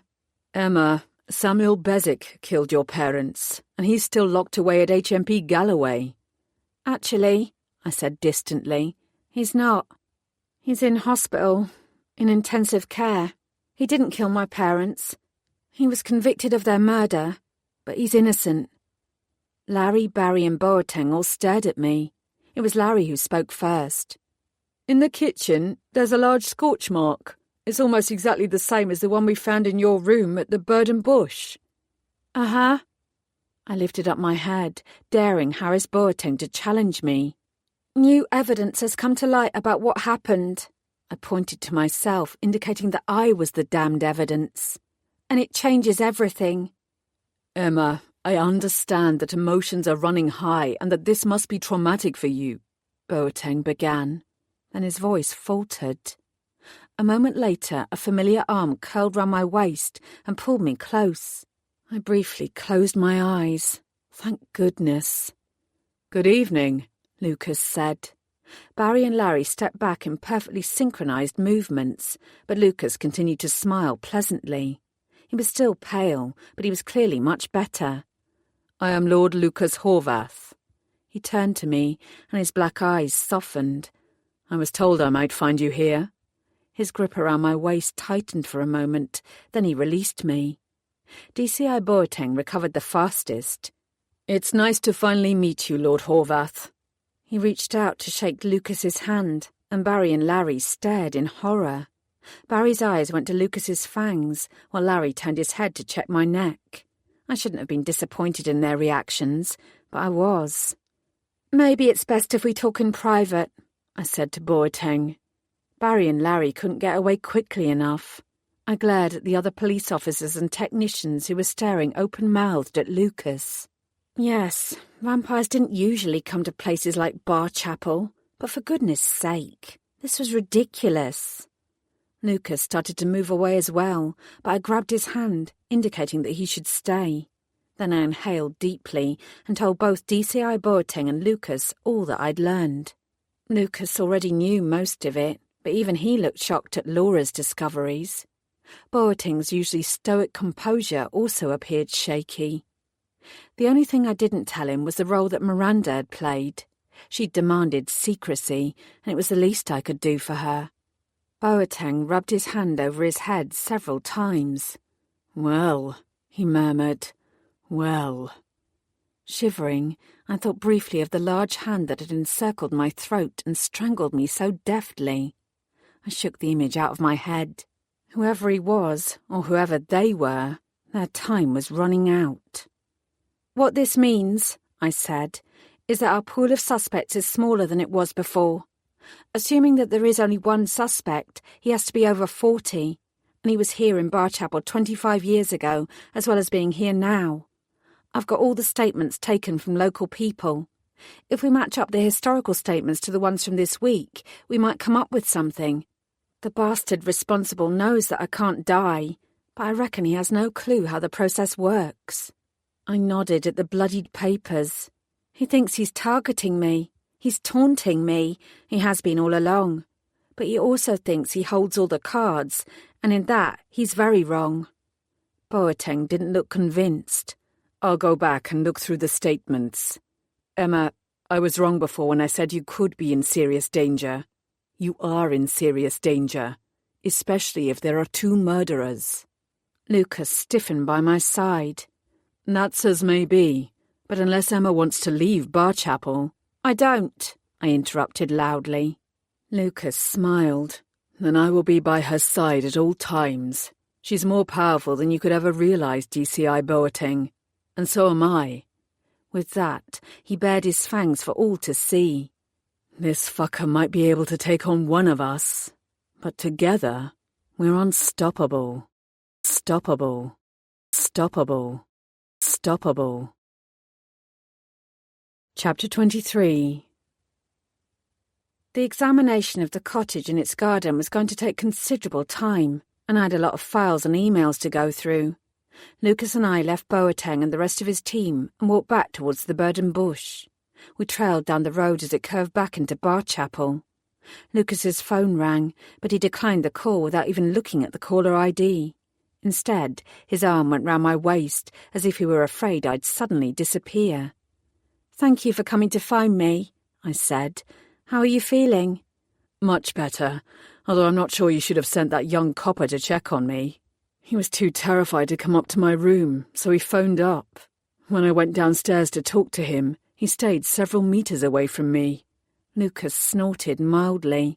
"I reckon he thinks that vampirism is contagious." I thought about Barry and Larry's reactions. PC Rothsey wasn't the only one who let his fear of soups get the better of him. I should probably be glad that he wasn't wearing that daft garlic necklace any longer. "I don't know how you put up with that sort of thing all the time." "You get used to it," Lucas said with an ambivalent shrug. "But sometimes it's good to remain amongst my own kind. There are plenty of reasons to be angry and frustrated that we're ghettoized in Soho, but there are also reasons to be thankful for it too." "It's not fair." "No," he agreed. "But as you know, life is far from fair." Samuel Bezick's thin face flashed into my mind, and a sadness washed over me. "No," I said quietly. "It's not." I glanced at him. "I really am sorry, you know," I told him, "about stabbing you in the heart." Lucas's phone started ringing again. Again he declined the call. "You stabbed me in the heart long before you shot me with a silver arrow," he told me with a chuckle. He stopped walking and turned towards me, reaching for my hands. His black hair fell loosely across his forehead and curled down towards his eyes. I wet my lips, and his gaze followed the movement. "I should have been here in Barchapel from the very beginning. I'm with you in this, Emma. I'm with you in everything. Sooner or later, you'll realize that." He took my hand and placed it palm side down over his heart. then put his own hand over mine. I closed my eyes, feeling his heartbeat underneath my fingertips. "I never thought I could feel like this," Lucas murmured. "I used to be made of steel. Now it feels like I'm made of marshmallow." His voice hardened. "And if that fucking murdering bastard tries anything again..." I reached up on my tiptoes and planted a kiss on his mouth. I wanted the murdering bastard to try again. It would be the best way to catch him. For the third time, the ringtone on Lucas's phone pealed out. "You should probably get that," I told him. Lucas drew the phone out of his pocket and dropped it on the ground, then raised his heel and slammed it down, smashing the screen. The ringing stopped, and a moment later the screen went completely dead. Was that wise?" "This isn't the time to be distracted." His black eyes were serious. "I'm here completely for you, Emma. 100%. Scarlett can more than handle whatever's happening in London without me." "Lucas," I began, "you have other responsibilities." "You're the only one I care about right now," he growled. "Don't argue with me on this." I gave him a small smile, then I reached up to kiss him once more.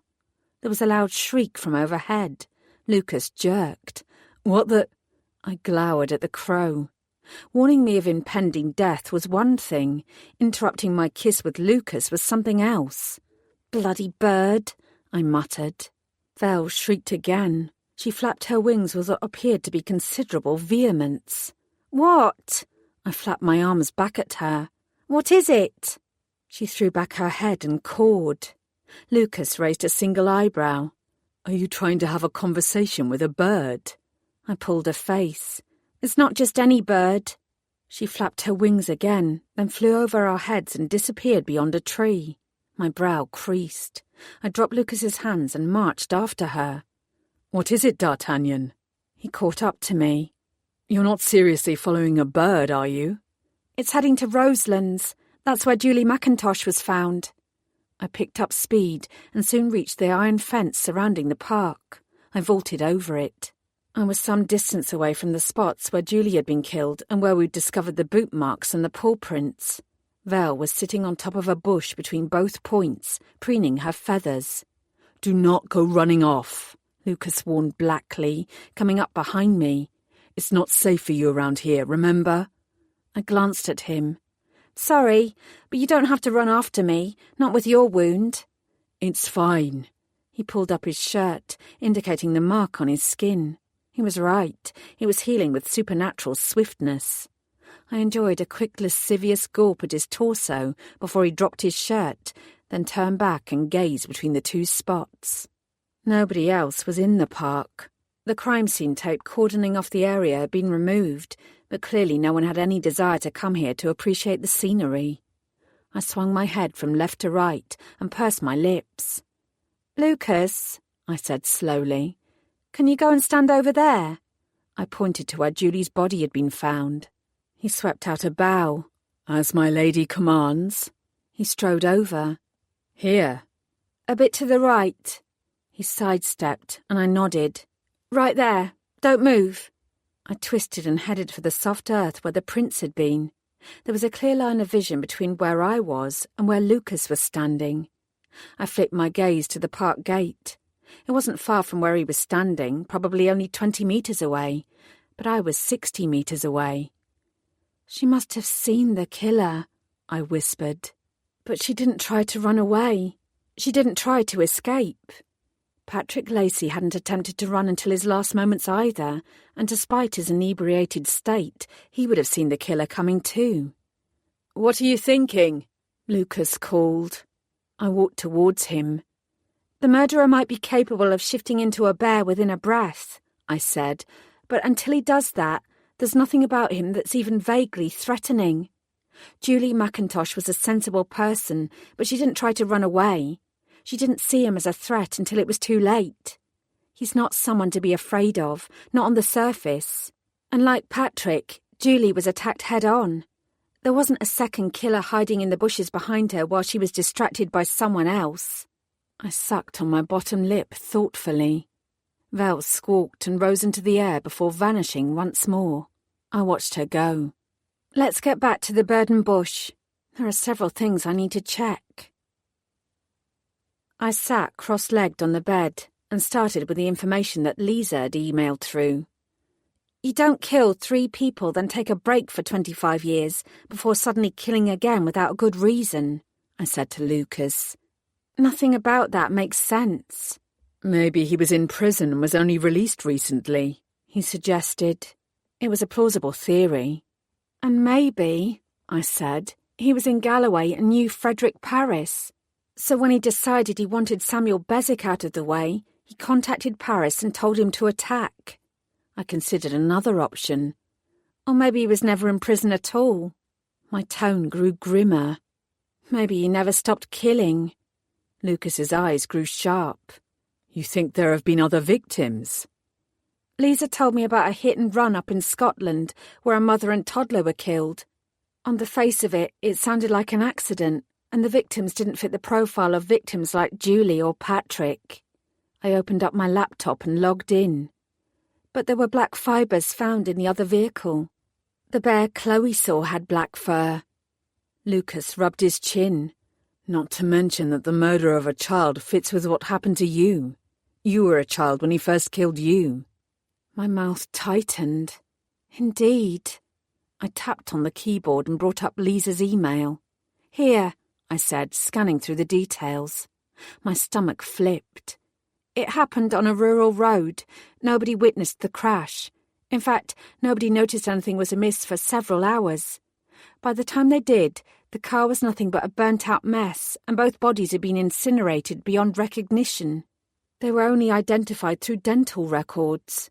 The coroner couldn't identify whether the crash or the fire had killed them. Lucas scratched his chin. What if it was neither of those things? What if something else, someone else, killed them and used the car crash and fire to cover it up? I clicked and brought up several photos of the other car. Lucas sat down beside me and looked at them. How did they know it was a hit and run?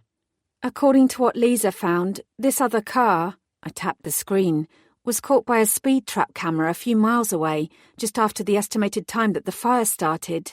There was a large dent on its front bonnet, and yet it still clocked a speed of 104 miles per hour. We both leaned in, trying to make out the driver's face. Lucas clicked his tongue. It's too dark, he muttered. I can't see anything.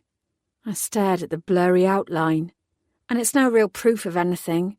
It might have nothing to do with the Barchapel killer. I picked up my phone and dialed Lisa. It rang several times, but she didn't answer. Cursing, I sent an email instead, asking her to look for other similar deaths, not merely from the last couple of years, but from the last 25.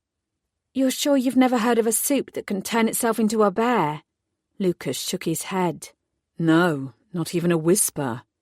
Lisa also did some research on bear-related soups and sent through a few suggestions.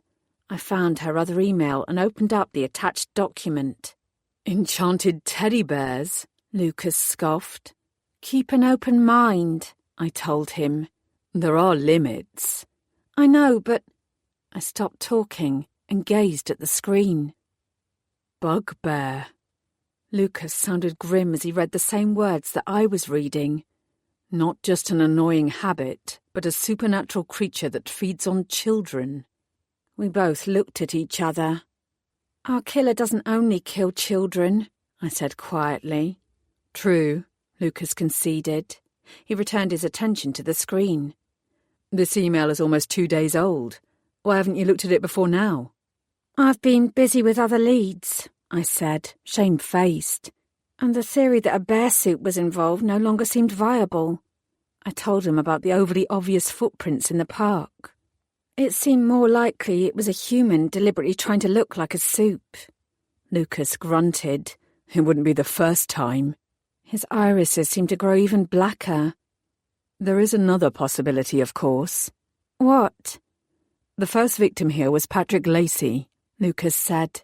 And Patrick Lacey is on record as being the person who found you next to your parents' bodies. That's an immediate connection between you and him. My brow creased. I wasn't aware of that connection to begin with, I said, but the killer wouldn't have known that. Lucas nodded, warming to his subject. Neither of us have heard of any kind of soup with bear-like characteristics. If such a supernatural creature does exist, they've taken great pains to hide their existence. He paused. Until now, that is. They made no attempt to conceal what they were when they killed Lacey and McIntosh. Quite the opposite, in fact. He pointed at me. You're the only Soup Squad detective in the country. At least you were until last week. If someone wanted to draw you out, all they would have to do is commit a soup-related crime. After what happened at the Talismanic Bank last month, you and your abilities are an open secret. Perhaps the killer merely overplayed their hand with the footprints at the park, I said thoughtfully. Or it was a double bluff. He wanted to separate you from the official police investigation and ensure his real identity as a soup was kept secret. You were getting close to the truth, so he used some clever misdirection to mislead you. Let's face it, the only time he messed up was today when that teenager stumbled across him. I met his eyes. You really think that all this is about me? That Patrick Lacey and Julie McIntosh were murdered because of me? Nausea rose from the pit of my belly. You were murdered too, Lucas reminded me gently. Twice, if we include when you were a child, as well as what happened with that bastard hiding in the wardrobe. Think about the voice you heard at the cottage and what was written on that police file. You got away 25 years ago because you became the Phoenix and resurrected in fire and brimstone. Whoever killed you is pissed off about that and wants revenge. My fingers reached for my throat. What if it was a test? I whispered.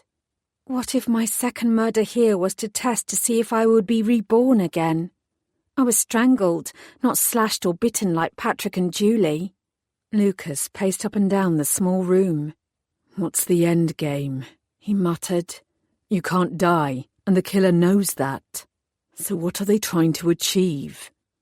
Julie's friendly face flashed into my mind. Fear. My voice was barely audible. Chaos. Confusion. They want to punish me for living. My fingers smoothed the rumpled duvet cover. And they're doing a good job. I gazed at Lucas. But you're wrong about one thing. The bastard hasn't made one mistake. He's made two. Lucas gave me a questioning look. What's the second? There was one unopened email remaining in my inbox. Samuel Bezic, I said.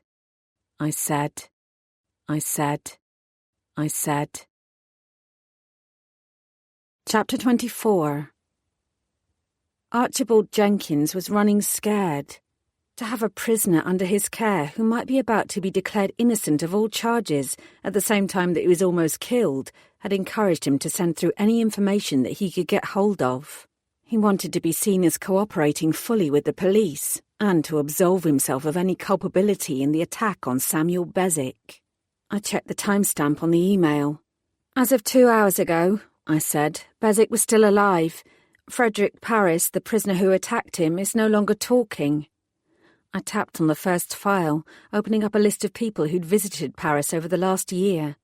Margaret Paris, his mother. Linda Adkins, his fiancée. Simon Gato, his solicitor. I gazed at the photos taken when they'd been in the visitors' holding area at Galloway. None of them looked familiar, and none of their names matched witness statements or interviews from Barchapel. Fuck. I muttered a vexed curse under my breath. Jenkins had attached links to hours upon hours of CCTV footage. It would take half a lifetime to go through it all. I gritted my teeth. I had to start somewhere. I opened up the first clip, which was of the attack itself. The video was a wide shot, the lens looking down at the prison cafeteria from overhead. I located Samuel Bezic sitting in one corner of the room, then I pressed play and held my breath as another figure stood up and approached him. There, that was Frederick Paris.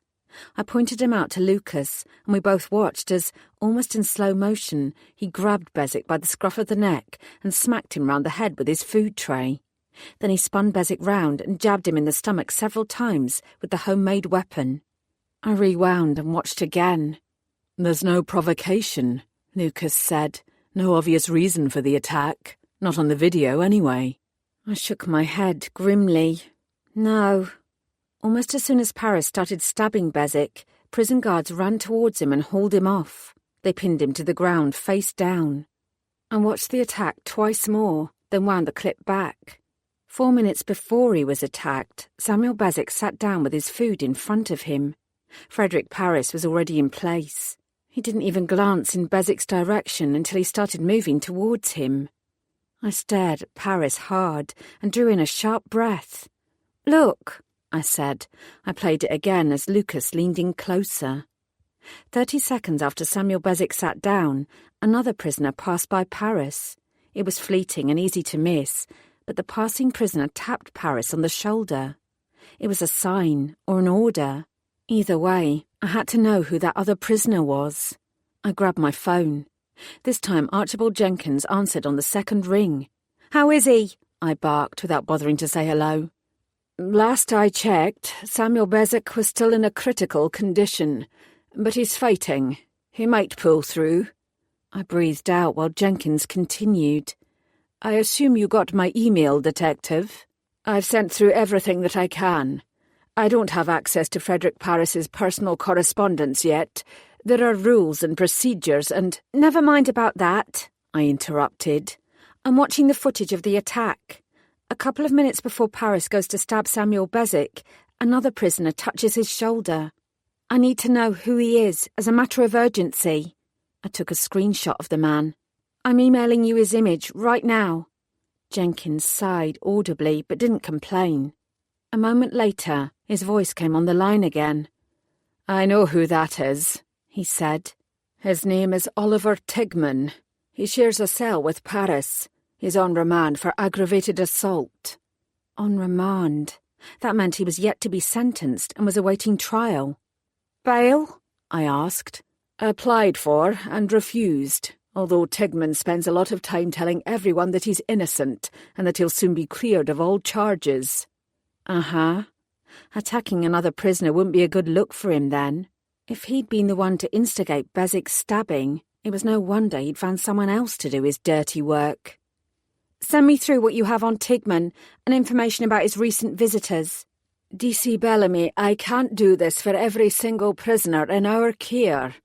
I remained calm. "I'm not asking you to do it for every single prisoner. I'm asking you to do it for Oliver Tigman, immediately." There was a hiss from Jenkins.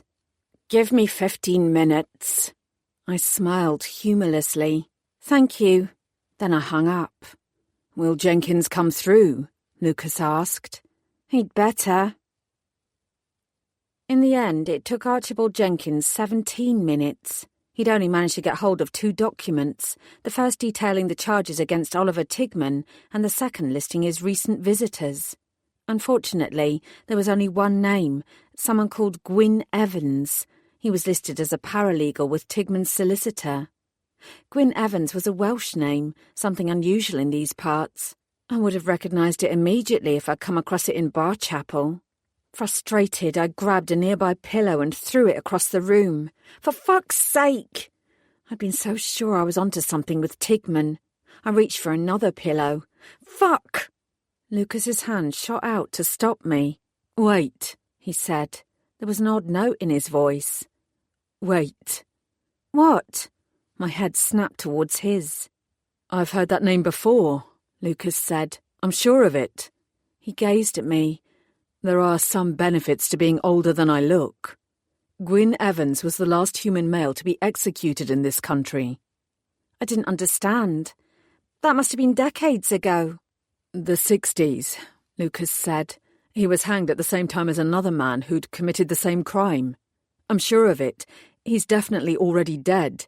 The name could be a coincidence, but—" I'd already scrolled down to the photo of Evans. "It's not a coincidence." I stared at the image, my jaw hanging open. "I've met that man before." "In Barchapel?"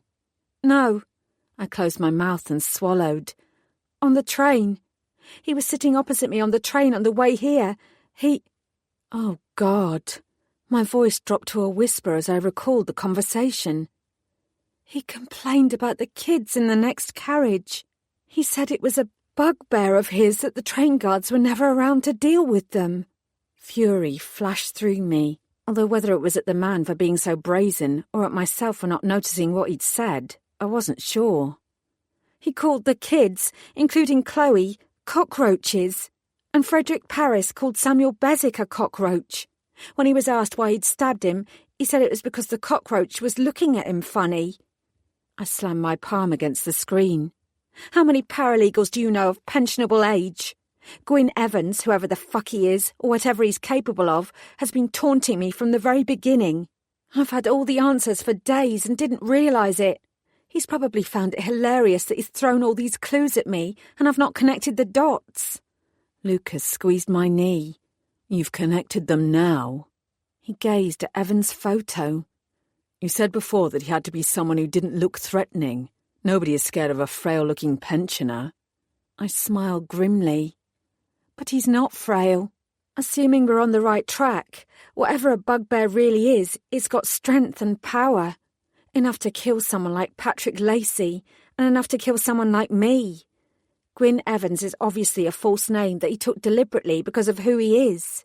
Maybe even because of what I am. Gwyn Evans, back from the dead, just like me.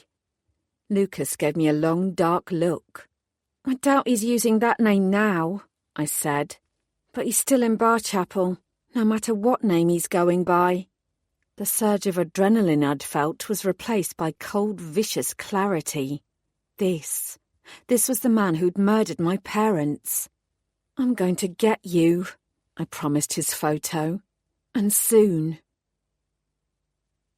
Boateng wasn't answering his phone. I bit out a curse. He's probably still at the cottage. It'll take us 10 minutes to get back there. Less. I pulled back my shoulders. There are loads of police officers there. One of them is bound to have seen the old man somewhere. One of them will have interviewed him and will know where he's staying. Another thought occurred to me. He might even have dropped in for a drink at the bar downstairs. Lucas's black eyes glittered with barely suppressed rage. Before or after he hid in your wardrobe and strangled you? My mouth tightened. I didn't see him on the CCTV footage, but we already know how smart he thinks he is. Not smart enough, Lucas said. We don't know his real name, I cautioned, and he's not in custody. He will be. I reached for my crossbow, checking it was loaded and ready. Either that, I said calmly, or he'll be dead. He's some kind of soup. I held up my weapon. That means I'm legally permitted to use this against him. Something flickered in Lucas's expression. Be careful, he said. You can't tell me he doesn't deserve to die. He killed your parents. He killed you. He's definitely killed at least 2 others, if not more. This man, soup or not, is pure evil. Lucas brushed a loose curl away from my face. But don't forget who you are either. He can't kill you in the physical sense, not permanently anyway. He dropped his hand to my chest. Don't let him kill who you are inside. I know you, Emma, and you are not a killer. I spoke quietly. I've killed before. Only when you had to and there was no other choice. I lifted my chin. There's a first time for everything. Emma. Lucas removed his hand. D'Artagnan. He sighed. You're a better woman than I am a man. You walked away from Samuel Bezic. That was different, I said quietly. He was in prison. It was easier to walk away. Lucas didn't look away. No, it wasn't. My thumb lightly stroked the shaft of the crossbow. Miranda James told me not to waste what I have, or to waste what I am. I won't shoot unless I have to. Lucas's mouth curled up at the edges. I know. He took my hand. Let's find ourselves a murderer. A murderer. A murderer. A murderer. Chapter 25. We started in the bar of the Bird and Bush. It was busy, although the hum of conversation was far more muted than the last time I'd had a drink in there. The locals were obviously finding it difficult to come to terms with Julie's killing. After all, she'd been a regular there. My gaze drifted to the spot by the bar where I'd spoken to her, Then I looked away again. It was at that point I realised how many sets of eyes were upon us. The bartender had frozen in the act of pouring a beer.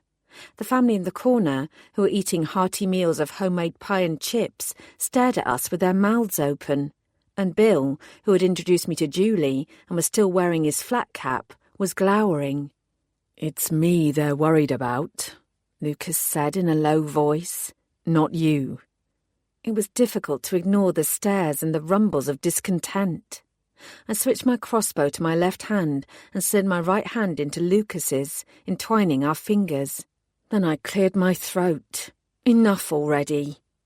"My name is Detective Constable Emma Bellamy," I said, raising my voice to make sure that everyone heard me. "But most of you already know that. I work in Supernatural Squad in the Metropolitan Police.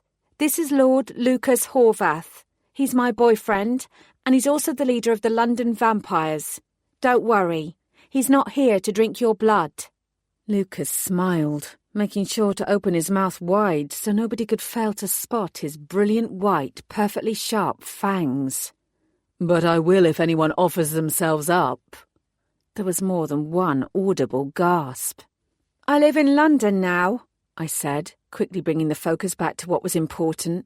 "But I was born here. I spent the first 5 years of my life in Barchapel. My parents were murdered here, and now a killer is stalking these streets again." I hesitated. I had to tread carefully here. I couldn't be seen to outwardly determine someone's guilt. That was the job of a court of law, not me. And I couldn't do anything which might encourage any sort of vigilantism. "We are urgently seeking a man who we believe can help us with our inquiries. I have a photo of him. We need to urgently find this man so that the killer can be brought to justice and we can make sure that Barchapel is safe again."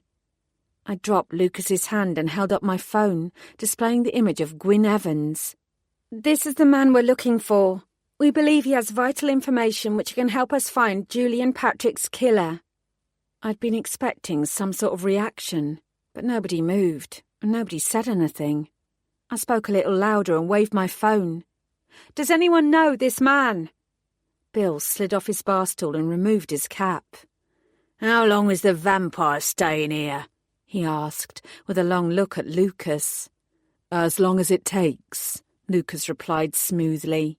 "I know you're afraid of me, but it's not me you should be afraid of. I'm here to help. The killer is a supernatural creature, although we don't yet know what kind. He's not a vampire, and he's not a werewolf, but he has powers, and he's more than prepared to kill. He's already murdered 2 of your people. As I said, I'm not the person you need to be afraid of."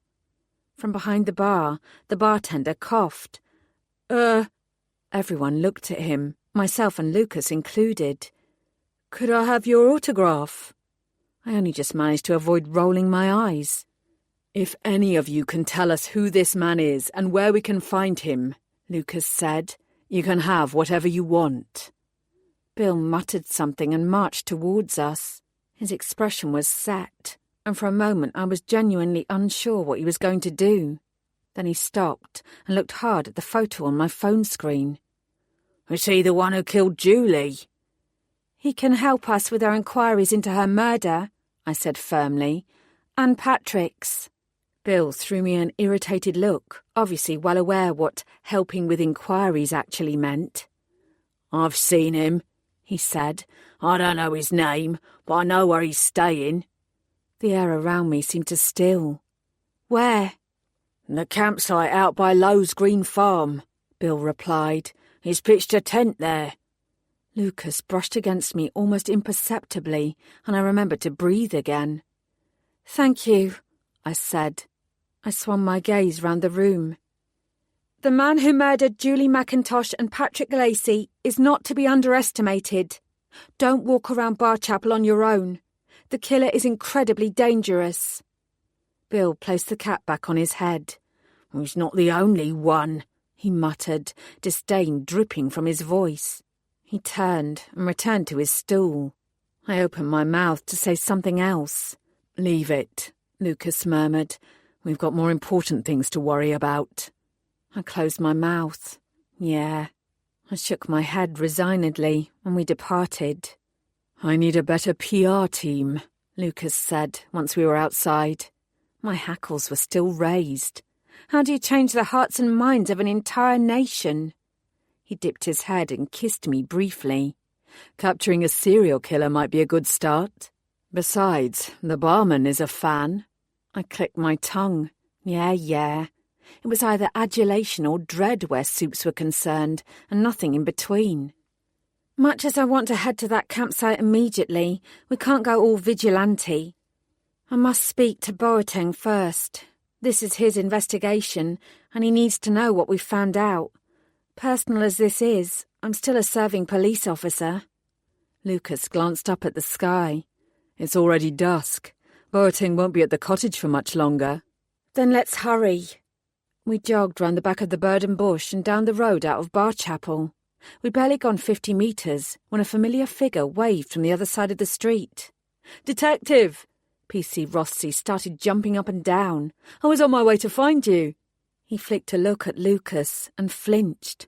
Rossi wasn't much of an actor. He'd have to work on that if he wanted to become a better police officer. You couldn't allow your personal feelings to interfere with your work. I smiled faintly. That was advice I needed to remember sometimes too. "I'll wait here," Lucas said. "It's probably easiest." I grimaced, but didn't disagree, then crossed the road to see what Rossi wanted. Hopefully not much.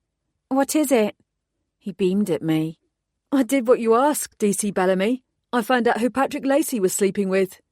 To be honest, I'd all but forgotten about that line of inquiry. "Oh, good work." "Miranda James," Rossi declared. "It appears they were having some kind of clandestine affair." I wrinkled my nose. "Are you sure?" It seemed unlikely. Why wouldn't Miranda have mentioned it?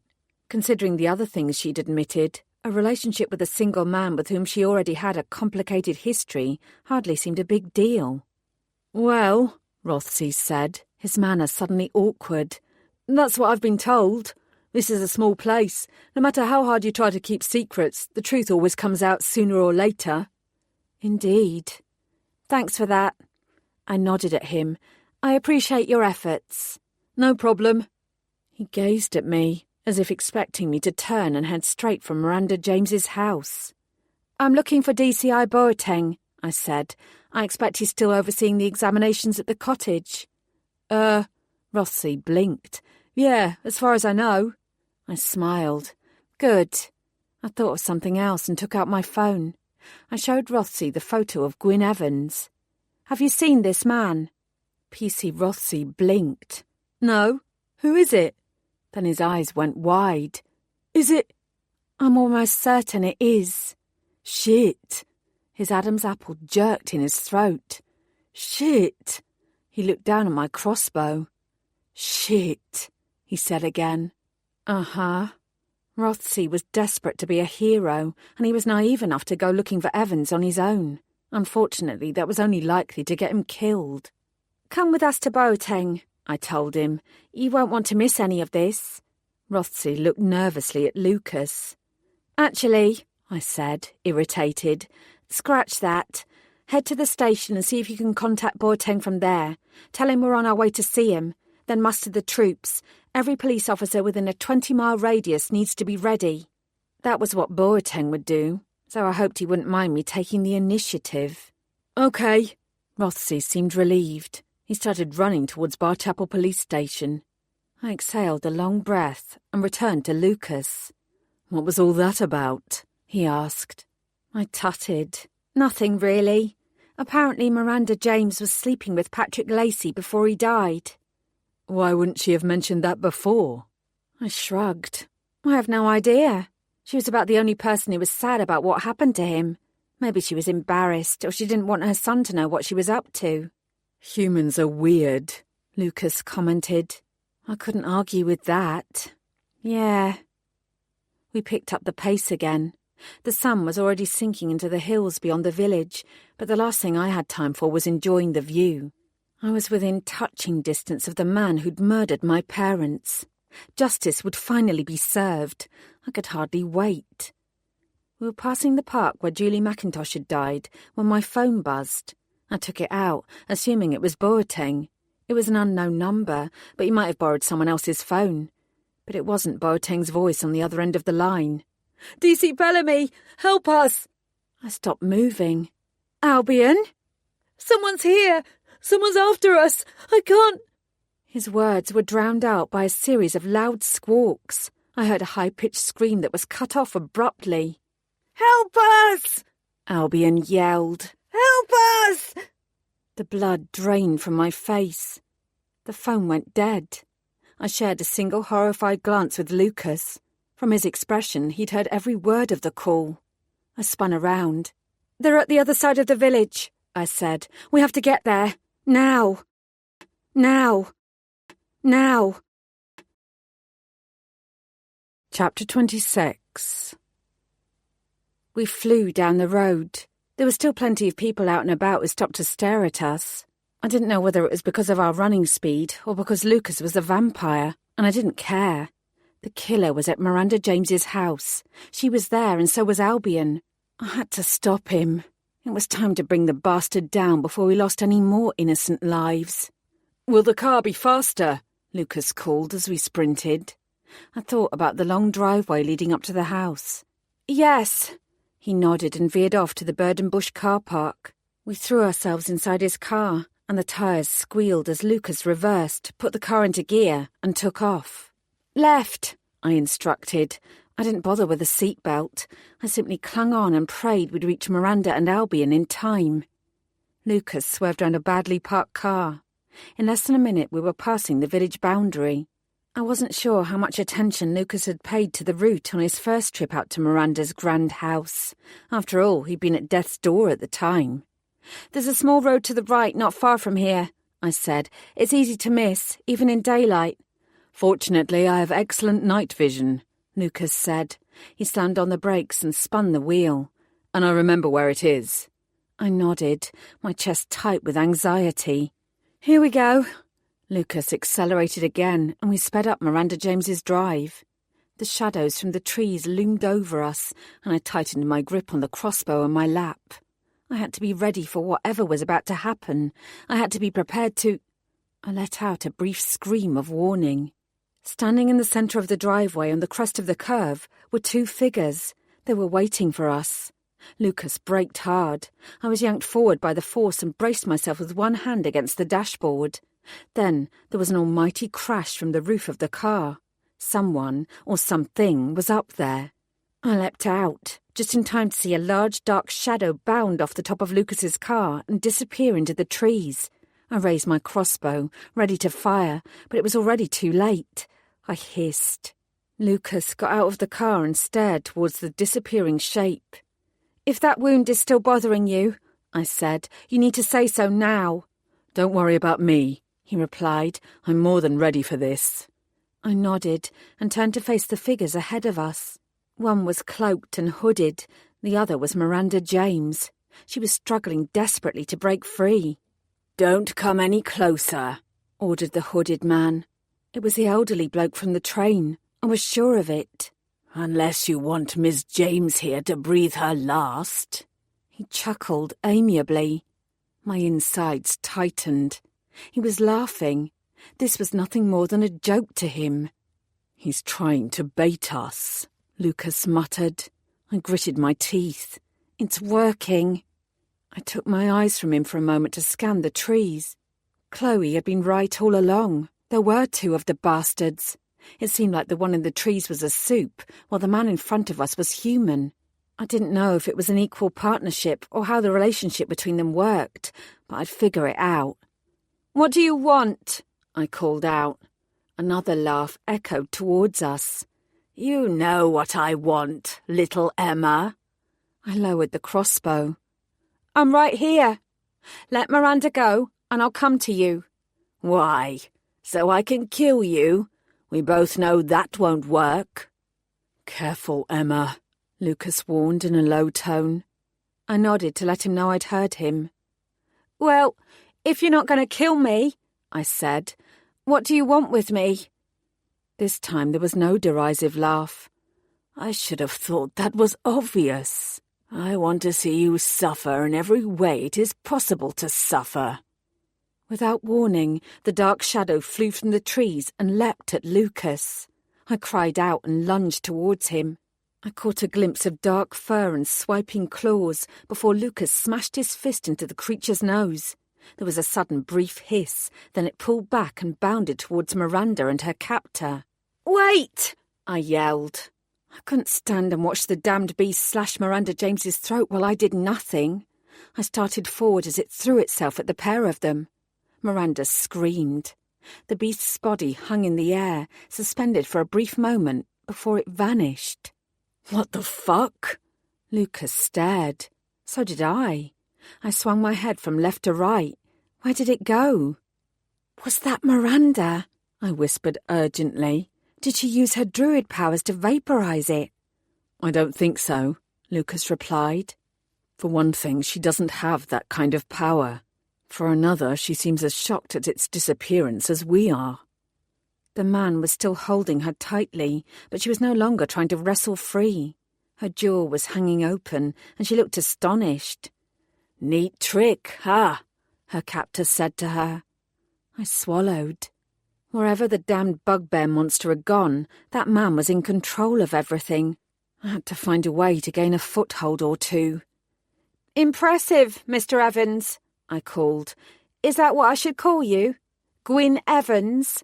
Is that what your pensioner's rail card says?" He drew back his hood, and I breathed in sharply. It was him. He smirked.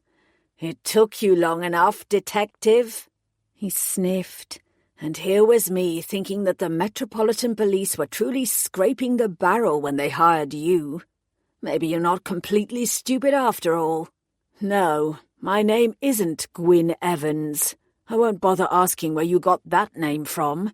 Frankly, I don't really care." "I need to call you something." He paused, tilting his head as he considered.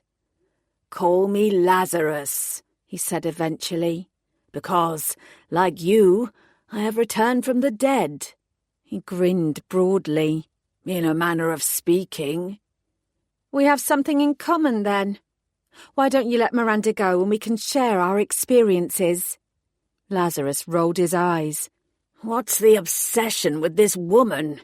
She's nothing. He didn't get the chance to finish his sentence. Taking advantage of his distraction, Miranda raised her elbow and slammed it into his stomach.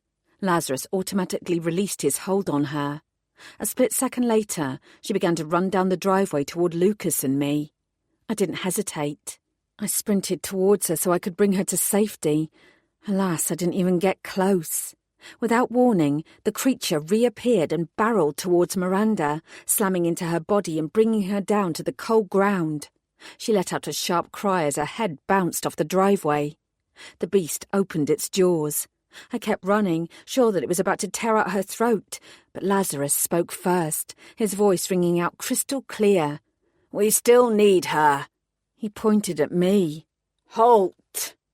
I had no choice. If I went any closer, Miranda's life would be forfeit. Now I could see the monster more clearly. It did indeed look like a bear, a nightmarish bear that had sprung from the jaws of hell. Its fur was as black as Lucas's hair. It had a long snout and curling whiskers. It huffed loudly. For a moment I thought it was going to ignore Lazarus, but then it stepped forward and angled its massive body between me and Miranda. She moaned. She was still conscious. That was something. "It came from him," Lucas murmured at my back. "That beast came from Lazarus himself. One minute it wasn't there, and the next it sprang up as if it had emerged from his shoulder blades. It absorbs itself into his body. That's how it works. That's how it's stayed hidden until now." "So it's a part of him. They're one creature." Lazarus laughed again. He'd heard every word of our conversation. "Oh no, detective. We are entirely separate, I can assure you of that. This is what a bugbear does, you see. It latches on to a human host and conceals itself until it is necessary to emerge. Ours is an entirely symbiotic relationship. I kill for him, and he kills for me." He smiled broadly, evidently taking great pleasure in explaining. "We've been together for 1/4 of a century. You and your parents were our first." His face twisted into a snarl. "Or at least you were supposed to be." He strode down the driveway until he drew level with the bugbear. For one chilling second it looked at him, and he looked at it. Their mutual trust, desires, and ferocious bloodlust were unmistakable. "You don't know what it's like," Lazarus said, gazing at me. "You plan for something, you put your heart and soul into it, and you consider every outcome and every possibility. And then, one person, one child," he spat in disgust, "ruins it all." It was clear he believed that all this was my fault, as if I were responsible for murder rather than him. Next to me, Lucas growled, but I gave my head a tiny shake. Not yet. I wanted to hear what Lazarus had to say, and I wanted to ensure that Miranda and Albion, wherever the boy might be, would be safe. "So you're upset because I didn't stay dead?" I said softly. "Upset? Upset? What do you think this is? Who do you think I am?" Lazarus rolled his eyes expressively. "Upset? Upset is what happens when someone bumps into you or your car has a prang. You ruined me for years." He gestured at the bugbear. In response, it lifted its head and its slitted gaze seared into me. "We didn't know what you saw, what you remembered, or whether the police were after us. If you'd said something to the police at the time, maybe poor Sammy Bezic wouldn't have been arrested. Maybe I would have been." He sniffed. "You have a lot to answer for, detective. It took us years to regain our equilibrium. You were the one that got away." He sounded as if he were throwing a tantrum. It was a strange look for such an elderly man. "But not now. You won't get away again. We might not manage to kill you, but we can kill everyone you've ever cared about. We can make you suffer." I shifted my weight slightly. It wasn't the old man who worried me. He was full of pointless bluster and bruised ego because I'd not stayed dead when I was 5 years old. But he wasn't strong, and he didn't appear to have any weapons. My concern was the bugbear, which could kill Miranda James with one swift flash of its teeth. I didn't know what else it might be capable of, or how much power was contained within that dark, furry body. I had to draw it away from Miranda and towards Lucas and me, but I didn't know how. Stalling for more time as I worked out the angles, I spoke again. "You lured me here to Barchapel, didn't you?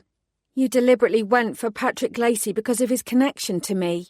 You made sure that everyone knew a suit was involved in his killing so that I would hear about it." Lazarus swept out a dramatic bow. "Indeed. We heard the rumours about you and what you could do. As soon as there was a whisper about a female detective in London who could resurrect, I knew it had to be little Emma Bellamy. I knew it was time to finish what I'd started." Lucas inched towards me and ducked his head to speak in a voice that was barely audible even to my ears. "There's 2 of us and 2 of them. The bear is the danger. We hit it from the same time from both sides." I moved my hand and imperceptibly brushed my fingertips against Lucas's arm. I was still worried about Miranda. She was too close to the bugbear, and she was no longer in any fit state to scramble away to safety. We had to time this perfectly to keep her safe.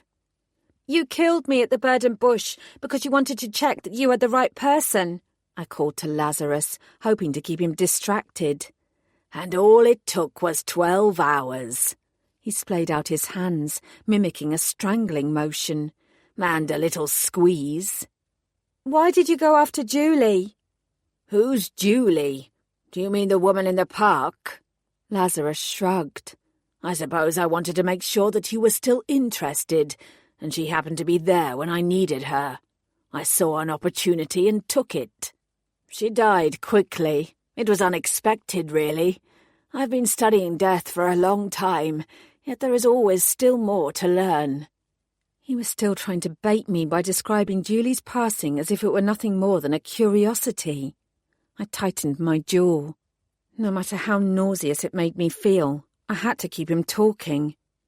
"So why arrange for the attack on Samuel Bezic? Why go to all the trouble of engaging someone inside the prison to attack him? I squinted. The bugbear needed Lazarus. If we went after his human host, who was the weaker and easier target, we might distract the beast from Miranda. Lazarus smiled crookedly. I've picked up several interesting contacts over the years. I could have got to Bezic at any time, but I wanted to wait until you realized that he didn't kill you or your parents. You're with the police. You're supposed to put away the bad guys and protect the good guys. I wanted you to appreciate how pointless the justice system is. An innocent man is imprisoned for a brutal murder, and, just as the truth is revealed, he dies. He sighed, as if deeply contented. You have to admit that the timing is delicious.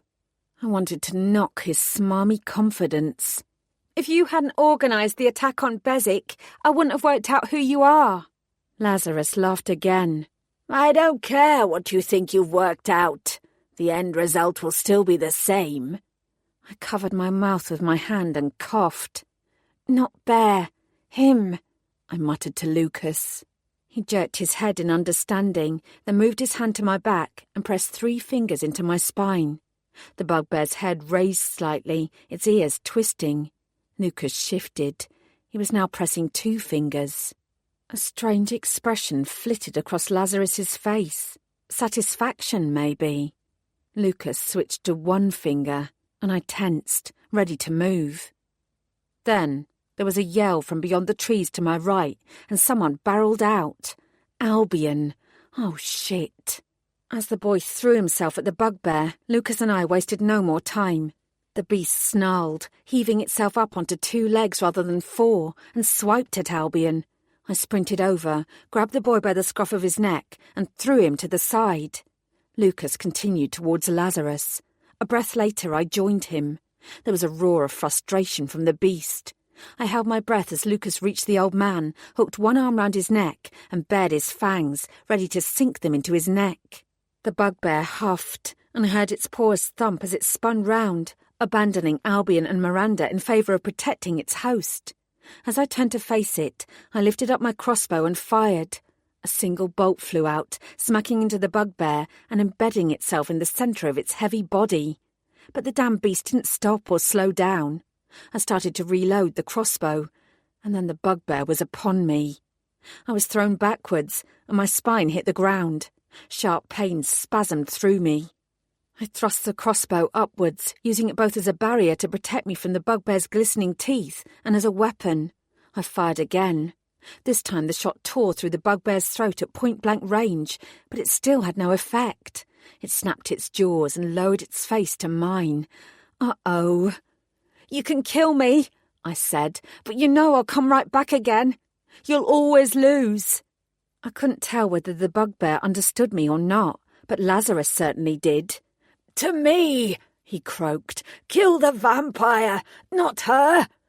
The bugbear sprang upwards, abandoning me. I jumped to my feet as it threw itself at Lucas. Its claws ripped into his skin in a desperate bid to get him to drop Lazarus. Lucas released the old man and jerked right to throw off the bugbear, but it clung on. I saw its mouth open wide as Lucas fought it, smashing his fist into its face.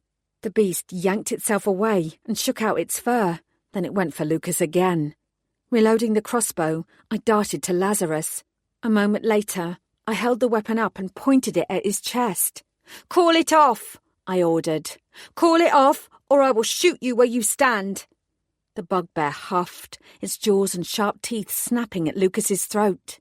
Lucas was preternaturally strong, but I knew that the bugbear was stronger. Lazarus spread out his arms and closed his eyes. Then shoot me, he whispered. I glanced at Lucas and the bugbear again.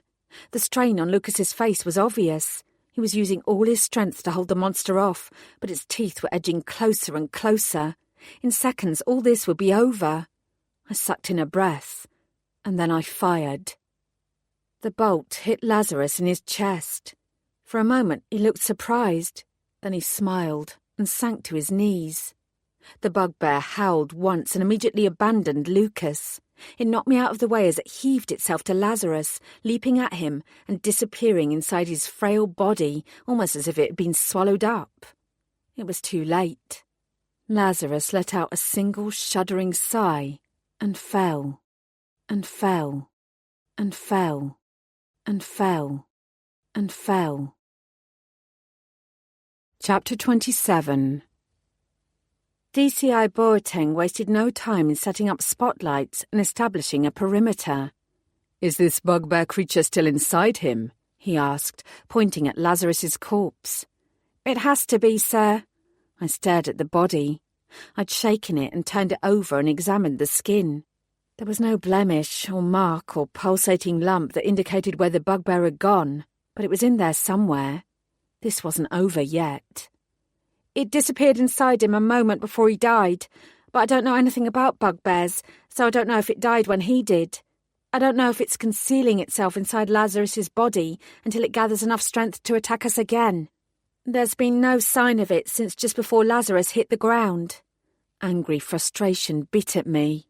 Whether it's still alive in there or not, I should have stopped it before it merged back so we could know for sure. Boateng looked at me. "You saved Miranda and Albion James," he said quietly. He glanced at the flashing blue lights on the ambulance where they were being checked over before being taken to the hospital. "That's down to you. You got the guy. You've done a good day's work, Emma." It didn't feel that way. Until we know what's happened to that damned bugbear, this isn't over. "The body will be monitored at all times. If that parasite is still in there and it tries to come out, we'll know about it." He gave me a meaningful look. "You killed a man. You know the drill. I need to ask for your badge." "I shot that bugbear several times with silver bolts, and it didn't even flinch," I said. "It's a soup, and a fucking powerful one at that. I can follow police protocol and head off to wait until I've been debriefed and cleared, but this is a soup crime, and we're dealing with a soup murderer that might still be lurking inside that corpse. A dozen of your officers won't be a match for it." Boateng grimaced. "Should we—" He hesitated, unwilling to say the words out loud. "Should we cut him open and see what's in there?" I asked grimly. It was not an appealing thought, but needs must. "I reckon so, but not here. We need to do it in a closed environment where we have full control and there's no risk that it will escape." I glanced at Lucas. He was watching me with concerned eyes. I managed to smile, and he smiled back briefly. "This Lazarus fellow was on the same train as you from London?" Boateng asked. I returned my attention to him and nodded. "He was sitting opposite me all the way to Appledore. No doubt he killed Patrick Lacey, came to London to make sure I learned about that murder, and then came to Barchapel to check it out. He was making sure that I did what he wanted." My mouth turned down. "And laughing at me too." "You got him in the end," Boateng repeated. "That's what counts." He sighed heavily and rubbed his hand over his head. "Public safety takes priority over protocol. If you tell me you're okay to continue, you can remain on duty until we know for sure that the bugbear has been taken care of." "I'm okay, sir." In truth, I was more than okay. I didn't know Lazarus's real identity, but I knew he was dead. The man who'd murdered my parents was gone from this world, and I couldn't be sad about that, not even for a moment. The ambulance transporting Miranda and Albion started up and carefully drove away. I watched it disappear down the driveway, then looked at Boateng again. "We need to check out the campsite. Who was Lazarus? What was his real name? Why didn't we pick up on him before? I know he was old and looked harmless, but he must have been interviewed. His presence must have been registered by someone." "Believe me," Boateng said, "I'll be looking into that. There's already a team heading to the campsite. By the time dawn breaks, we'll know everything there is to know about Lazarus, including whether there's a monster hiding inside his dead body." Rothsey trotted up. He stopped when he reached us and stared down at Lazarus's corpse. He scratched his neck. "There's an armour-plated vehicle on its way to transport him to Maidstone." Good. Laura was still at the morgue there. If anyone could find whether there was a monster inside a monster, it was her.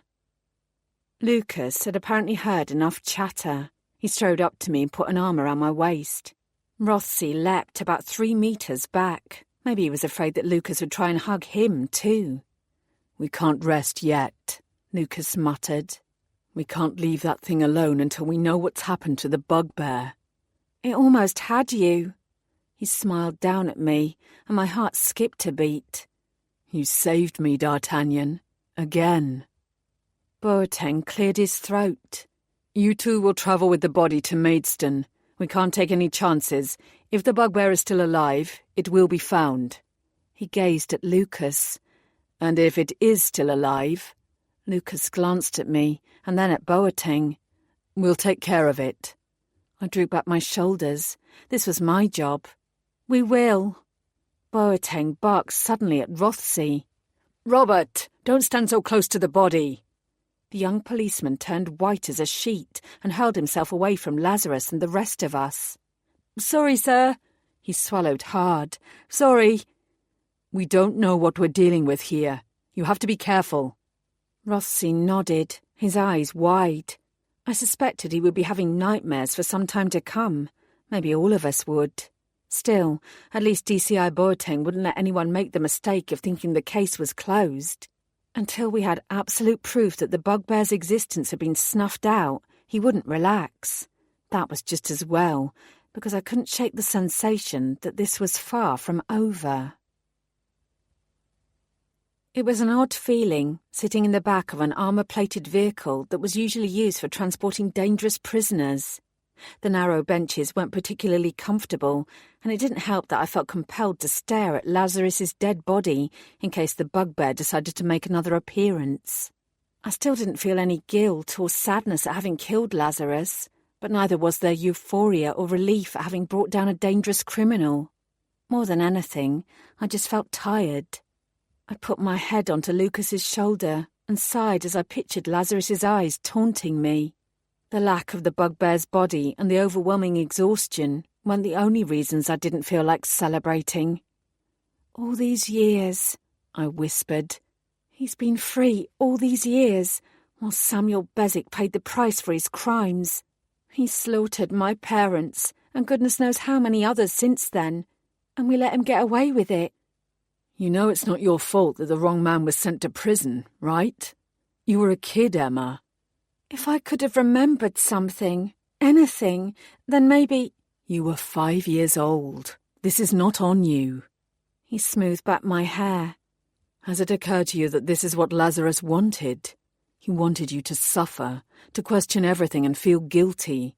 He might be dead now, but you're playing into his hands. You don't have to. This is not your fault." "It feels like it is." "It's not." Deep down, I recognised that, but it was still hard to shake off the gnawing guilt. I stared hard at Lazarus. In death, he looked even more frail. His body was already sinking into itself, as if it were shrinking before our eyes. The van went over a pothole. The body jerked, even though it was strapped down. I jumped, and so did Lucas. We shared a grin born of both humour and nervousness. I gazed at Lazarus again, and frowned. "His feet," I murmured. "What about them?" "They look small. The man who killed Patrick Lacey and Julie McIntosh, and who waited in my wardrobe to kill me, he had big feet. He left plenty of boot prints to prove it." "You said that at least one set of those prints had been left deliberately. He wanted you to find them. Maybe wearing a large pair of boots was another misdirection." "Maybe." The back of my neck prickled. "What is it?" I didn't have words for what I felt. "Nothing," I said. "I'm uneasy, that's all." "It's hardly surprising, given all that's happened." Yeah. I shuffled even closer to Lucas. He was probably right. Laura met us at the entrance to Maidstone Hospital. I felt her eyes on me as soon as I stepped out of the vehicle. "I'm fine," I told her before she asked. "Uh-huh.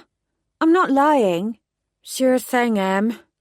I gave her an exasperated look, then helped Lucas cover Lazarus's body with a sheet to conceal him from unwary passers-by before sliding him onto the waiting gurney. "So this is the man?" Laura asked. "Man? Beast?" I shrugged uneasily. "I don't really know what he is. He might still be dangerous." "He doesn't look dangerous." I met her eyes. "You and I both know that the dead don't always stay that way. Not these days."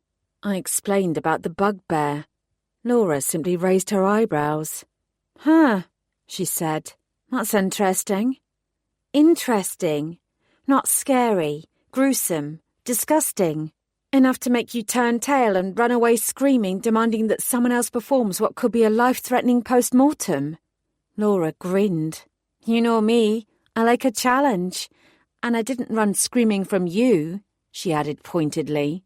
"You probably should have," Lucas said. She smirked at him. "You're the one who sleeps with her." "I do a lot more than that." I could feel my cheeks turning red. "Let's get on with the examination, shall we?" "Slicing and dicing," Laura said with a brief grin. "My favourite thing." We followed her into the hospital and took the large lift down to the basement. Morgues were always in the damned basement. Maybe we liked to pretend that death wasn't an intrinsic part of life. If we shoved it out of the way where we couldn't see it, we could kid ourselves that it didn't happen. Of course, that was easy for me to say, because I'd died 5 times so far. Not one of those deaths had stuck. Yet. The morgue was almost identical to the one where Laura usually worked, and she'd obviously made herself right at home. We wheeled Lazarus into the first room and slid his body from the gurney onto the table. There was still no sign of the bugbear, but I wasn't taking any chances. I stepped back and lifted my crossbow, training it on Lazarus's unmoving chest, as if the creature were about to spring out from his ribcage in a splatter of blood, and I was Sigourney Weaver.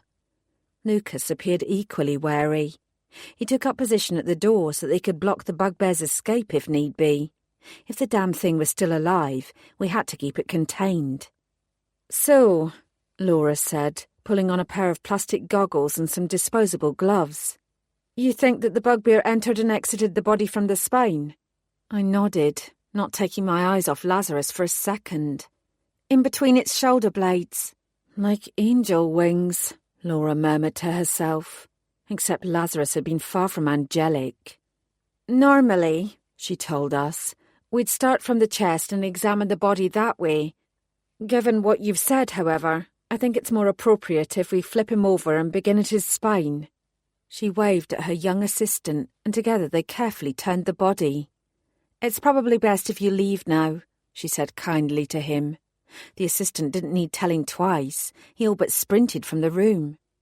Laura used a pair of scissors to cut through Lazarus's shirt and reveal the skin underneath. I leaned forward, holding my breath and tightening my grip on the crossbow. No bugbear, not yet. Without his clothes, it was surprising how thin Lazarus was. The skin on his back was mottled with several angry-looking red patches. Laura frowned, then she stepped back, lifted one of his hands, and turned it over to look at his fingernails. "What is it?" "He has a rash, and his nails are dark." She held up his hand so I could see, then moved to his head and gently parted his thin white hair. A clump came away in her hand. She held it up. "I'd need to do further tests to be sure, but it appears that Lazarus has been undergoing chemotherapy. His body is showing a lot of the side effects that you might expect from aggressive treatment." "He had cancer?" Lucas asked. "It looks that way." "Did he have any ID on him?" I shook my head. "Nothing. No wallet, no credit cards, nothing that might tell us who he really is." "It might be worth checking his picture against local oncology wards," Laura advised. She cut off his trousers and underwear and disposed of them in a plastic evidence bag, then continued checking for external abnormalities or indications. I watched her every move, expecting the bugbear to magically leap from Lazarus's back and lunge for her at any moment, but it was still refusing to show itself.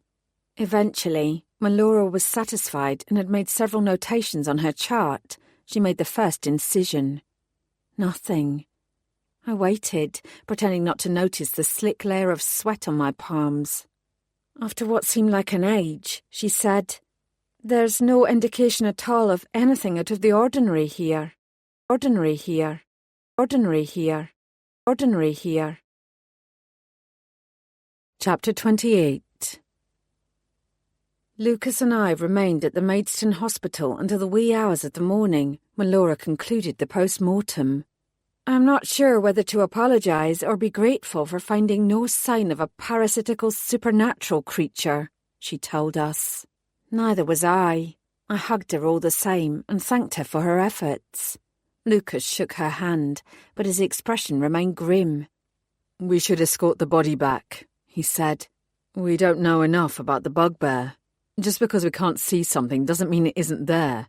The best thing would be to cremate him as soon as we can." I could only agree. I wasn't prepared to take any chances. I called Boateng and updated him on what we hadn't discovered. It didn't take long. He remained silent as I spoke, listening carefully. "We've been busy here," he said. "We've searched the campsite where Lazarus was staying. He didn't have many belongings, but there was a bag containing several different IDs. We've checked them out and they're all fake. We still have no way of knowing who he really is or what he's done over the years." Fuck. Unfortunately, Boateng wasn't finished. "We also found something that confirms your pathologist's cancer theory. There was a discarded hospital wristband in a bin close to Lazarus's tent. It's from a small hospital in London." "What name is it under?" "Derek Bentley." "Does that name ring any bells?" I asked. Boateng sighed. He sounded as tired as I felt. "In 1953, a man called Derek Bentley was convicted of the murder of a police officer and executed. It was his accomplice who committed the murder, not Bentley himself." Lazarus had stayed true to form.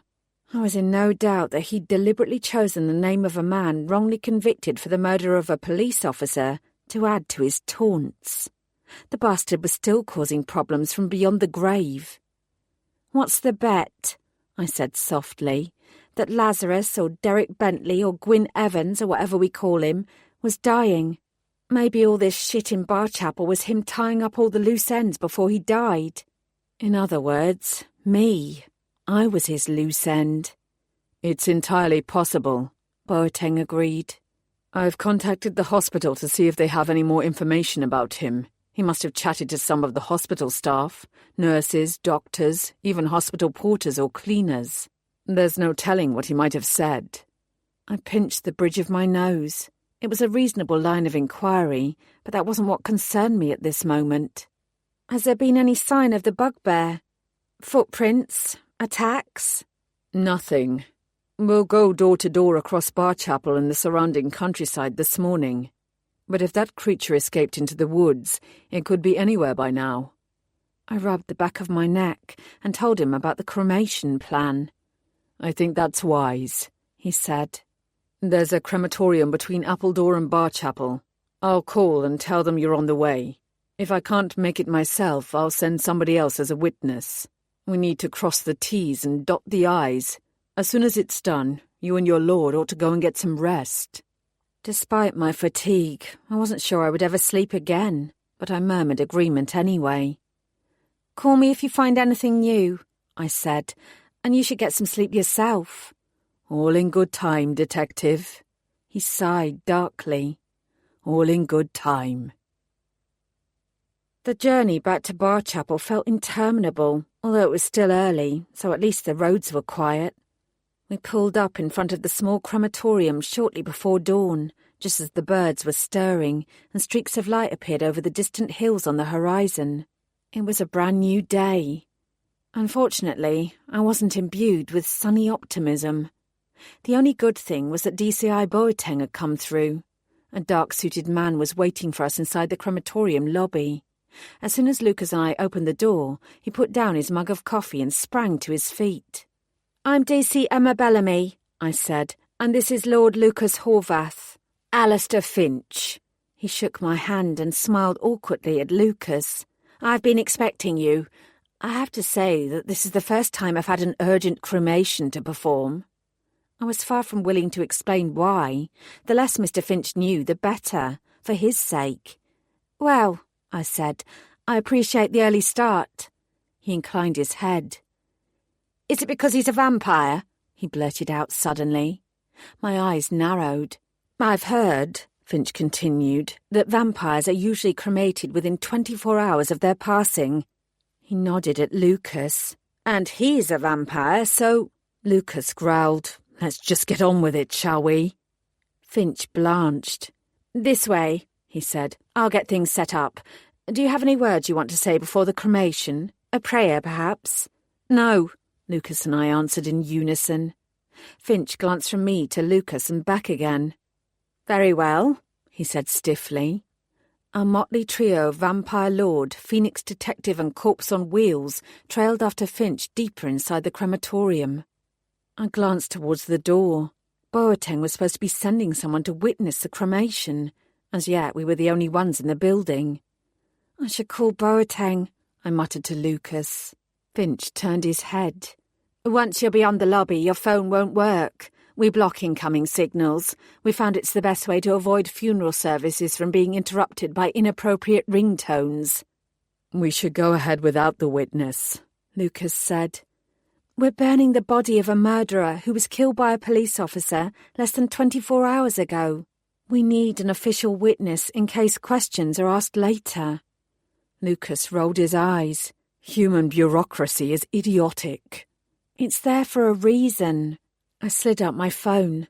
"I'll nip outside and see what Boateng has to say. You need to stay here." I gestured towards Lazarus's shrouded body. "You know, just in case." Lucas nodded. "Just in case what?" Finch asked. I decided to leave Lucas to answer that question. "I'll meet you back here shortly," I said hastily. Then I skedaddled out of the building. "I was about to call you," Boateng said, answering on the first ring. "I'm afraid I've got some bad news." My muscles tensed in preparation. "What is it?" "I've finally managed to get some information from the hospital. They've confirmed that the photo we have of Lazarus matches a patient who they've been treating for lung cancer called Derek Bentley." "Okay." "The thing is, Emma," Boateng said, hedging every word, "hospital admissions told me that on Friday night, Derek Bentley was an inpatient. He checked in at 3 o'clock in the afternoon for routine overnight treatment and monitoring, and didn't check himself out until the following morning. When he was supposedly murdering Patrick Lacey in Barchapel, he was also in a London hospital receiving chemotherapy." I blinked several times. "He was setting himself up with an alibi," I said. "He was admitted into hospital, then he sneaked out and made his way to Barchapel to kill Patrick Lacey and—" "No," Boateng interrupted. "I spoke to one of the nurses who attended him through the night. He was never alone for more than 30 minutes. They checked on him repeatedly. There is no way that Lazarus murdered Patrick Lacey." "That's not possible." "I'm afraid it's true." Bile rose in my mouth. There was someone else. God in heaven, there was another one. "Deal with the cremation," Boateng advised. "Then get here to the police station. Now we know about Lazarus, it can't be that hard to find his companion. And where we find his companion, we'll find that bugbear." "We need an independent witness before the cremation can go ahead," I reminded him. "I've already dispatched 2 officers and a local solicitor. They should be arriving shortly." "Good," I nodded. "I'll meet you at the station as soon as I'm done here." I'd only just ended the call when a car appeared, its wheels crunching on the gravel as it pulled into the small car park. The door opened and PC Rothsey clambered out, blinking eagerly. "Hey, DCI Boateng told me to come and witness the cremation?" He phrased it as a question, so I nodded in agreement. "There's a solicitor and another officer on their way too," I told him. "Thank you for coming at such an early hour." Rothsey smiled amiably. "It's my job." He reached inside the car and took out a takeaway cup. "I thought you might want some coffee before we got started." I exhaled. "You're a godsend." He grinned at me. "I do my best." He passed over the coffee. I gently laid my crossbow down by my feet and immediately took a sip. It was lukewarm, but that didn't mean it wasn't very welcome. I smacked my lips. Amazing, I said. I took a larger gulp. You can head inside if you want. I'll wait here for the others to arrive. Rossi glanced towards the crematorium door. Who else is in there? Lucas and the director of the crematorium. He licked his lips. I'll wait out here. He's not dangerous, I said flatly. Who? Lucas, Lord Horvath. I know he's a vampire, and I know that's intimidating, but he's a good guy. Uh-huh. I sighed. Apparently it was going to take more than my word to sway P.C. Rothsey. It is pretty incredible what you did together, he conceded. Genuinely incredible. You saved Miranda James and her kid. Who would have thought that an old man like that could be responsible for all this trouble? I barely slept at all last night for thinking about it. And this morning I hardly had any appetite for my breakfast. Usually I eat a huge breakfast. I'm a fan of shreddies, but sometimes I go crazy and have Cocoa Pops. Something about the hour, or perhaps the situation, seemed to have endowed Rothsey with a desperate need to chatter. I eyed him as I took another sip of the coffee. My tongue felt furry and unpleasant. I frowned while Rothsey continued to chatter. It's quite nice here, peaceful, and I suppose fire is rather cleansing. When I die, I'd like to be cremated too. Both my parents were buried, but I hate the thought of being shoved in a coffin underground. Ashes to ashes, dust to dust. That's the way to go, right? I put my hand up to my forehead. I was more tired than I thought, and I was starting to feel rather woozy. I grimaced. I'd have to find time for a cat nap so I could clear my head and deal with Boateng's latest revelations. Then I paused and looked at Rothsey. Wait, what was it he'd said? He smiled at me with benign concern. My stomach turned over as I stared at him. Your parents are dead? I asked. Rothsey's smile vanished. But other than that, he didn't move. It was as if he'd turned to stone. My whole body felt shaky. I swallowed and tried to focus. You told me a few days ago that you were planning to ask your mum if you could borrow some silver jewellery. I blinked. My vision was growing blurry around the edges. You wanted to guard yourself against Soups. Rothsey didn't twitch. My voice sounded as if it were coming from a long way off. You tried to send us to Miranda James last night. You told me that she'd been in a relationship with Patrick Lacey. You wanted me to go and talk to her. I felt myself sway. My gaze drifted down to his feet. He was wearing boots, large boots. Julie McIntosh wouldn't have run away from a police officer, I whispered. Even if he was lurking in the bushes at Roselands, she wouldn't have seen someone in uniform as a threat. And you've been very careful to keep yourself at a distance from Lucas. He's a vampire. His senses are more acute than those of a human. There's a chance that he'd be able to tell if he got too close to someone who was hosting a bugbear. Unblinking, P.C. Rothsey continued to watch me. Then, unbelievably, he shrugged. Pops, he said, jerking his thumb towards the crematorium doors, always told me that the devil was in the detail, and the less I said, the better off I'd be. I guess the old man was right. Unfortunately for you, it's come a little too late. The coffee cup slipped from my fingers, hitting the ground and splattering dark liquid in an arc around me. Several droplets landed on my crossbow. I stretched my fingers down, but I already knew I wouldn't reach it. You... I pitched forward as my knees buckled.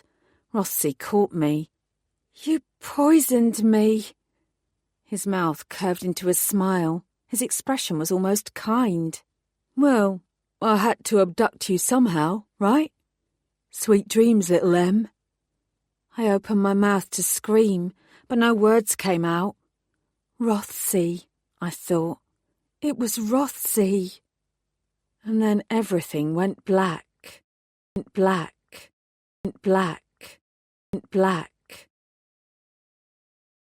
Chapter 29. It felt like someone had taken a hammer to my skull. In fact, it felt as if they were still at it, smashing into my head over and over and over again. I licked my lips and tried to open my eyes before belatedly realising I had been blindfolded. I didn't know where I was, and I didn't know where Rothsey was either.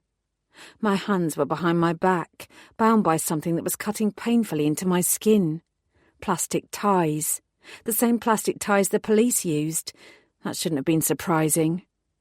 I was sitting on what felt like a wooden chair. I sniffed the air cautiously. There was no obvious smell of either fire or brimstone, so I hadn't died. I didn't know how long I'd been out for, but whatever shit Rothsey had put into that coffee hadn't killed me. "Ah," said a familiar voice from somewhere above my head. "You're awake. That's good. I wasn't sure if I'd overdone it with the poison." He chuckled. "Not that it would have mattered." I licked my lips and tried to speak. My words were little more than a croak. You... I started to cough. "Oh dear, that won't do." There was a rustle. "Here, have some water." I twisted my head to the left. He wouldn't poison me again. No fucking way. "Oh, little Em." Rothsey chortled. There was no other way to describe it. That was a fucking chortle. "You don't mind if I call you that, right? I won't poison you again.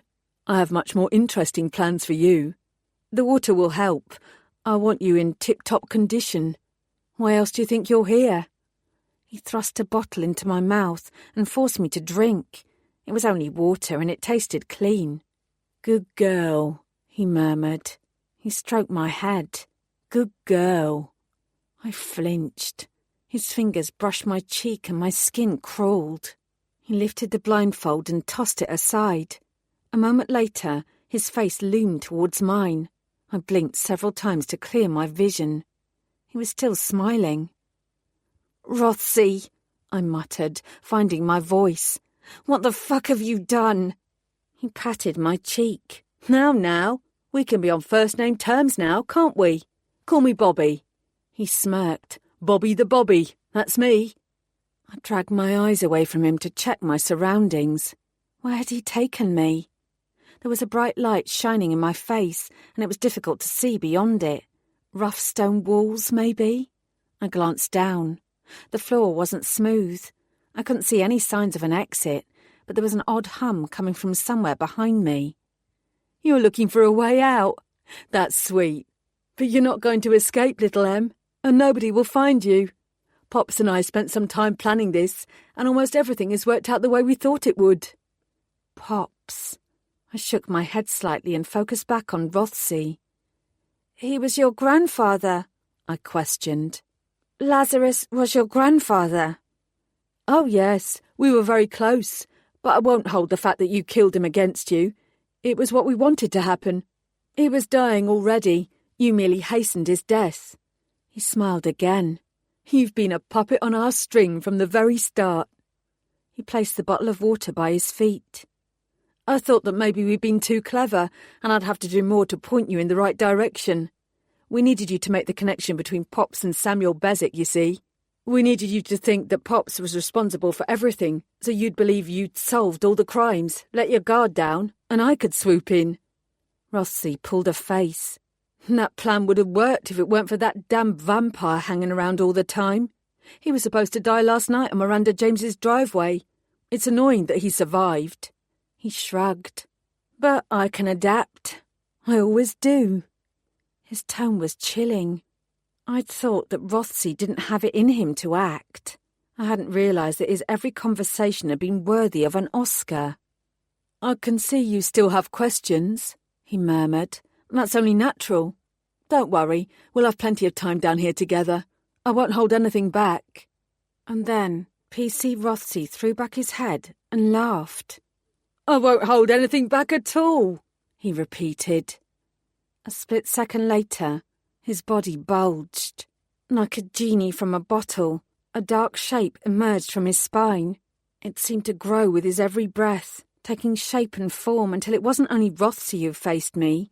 It was the malevolent furred figure of the bugbear too. It was at least as tall as the man and twice as wide. I felt myself shrink against the chair. All right. I was fucking scared. Rothsey reached across and stroked the bugbear's head. It quivered under his touch. This little fellow tasted you before, back when you were pint-sized. He only likes them young, so he won't appreciate your blood now. It wasn't easy to get him to kill Lacey and that stupid woman in the park. You needn't worry, though. Barney will be rewarded for his efforts. I've found 2-year-old twins living in Appledore that I know he's going to love." I gaped at him in dumbstruck horror. "Oh, little Em," Rothsey sighed happily. "I have plenty of plans for you. If only Pops was here to see it. He'd be so proud." "Your Pops murdered my parents," I spat. He nodded earnestly. "And Barney here murdered you. You were his first, you know. Pops told me it was rather disappointing. Barney grabbed you from behind and you were dead before you even knew what was happening. Pops refined his methods and trained Barney to be better." Rothsey leaned across to me.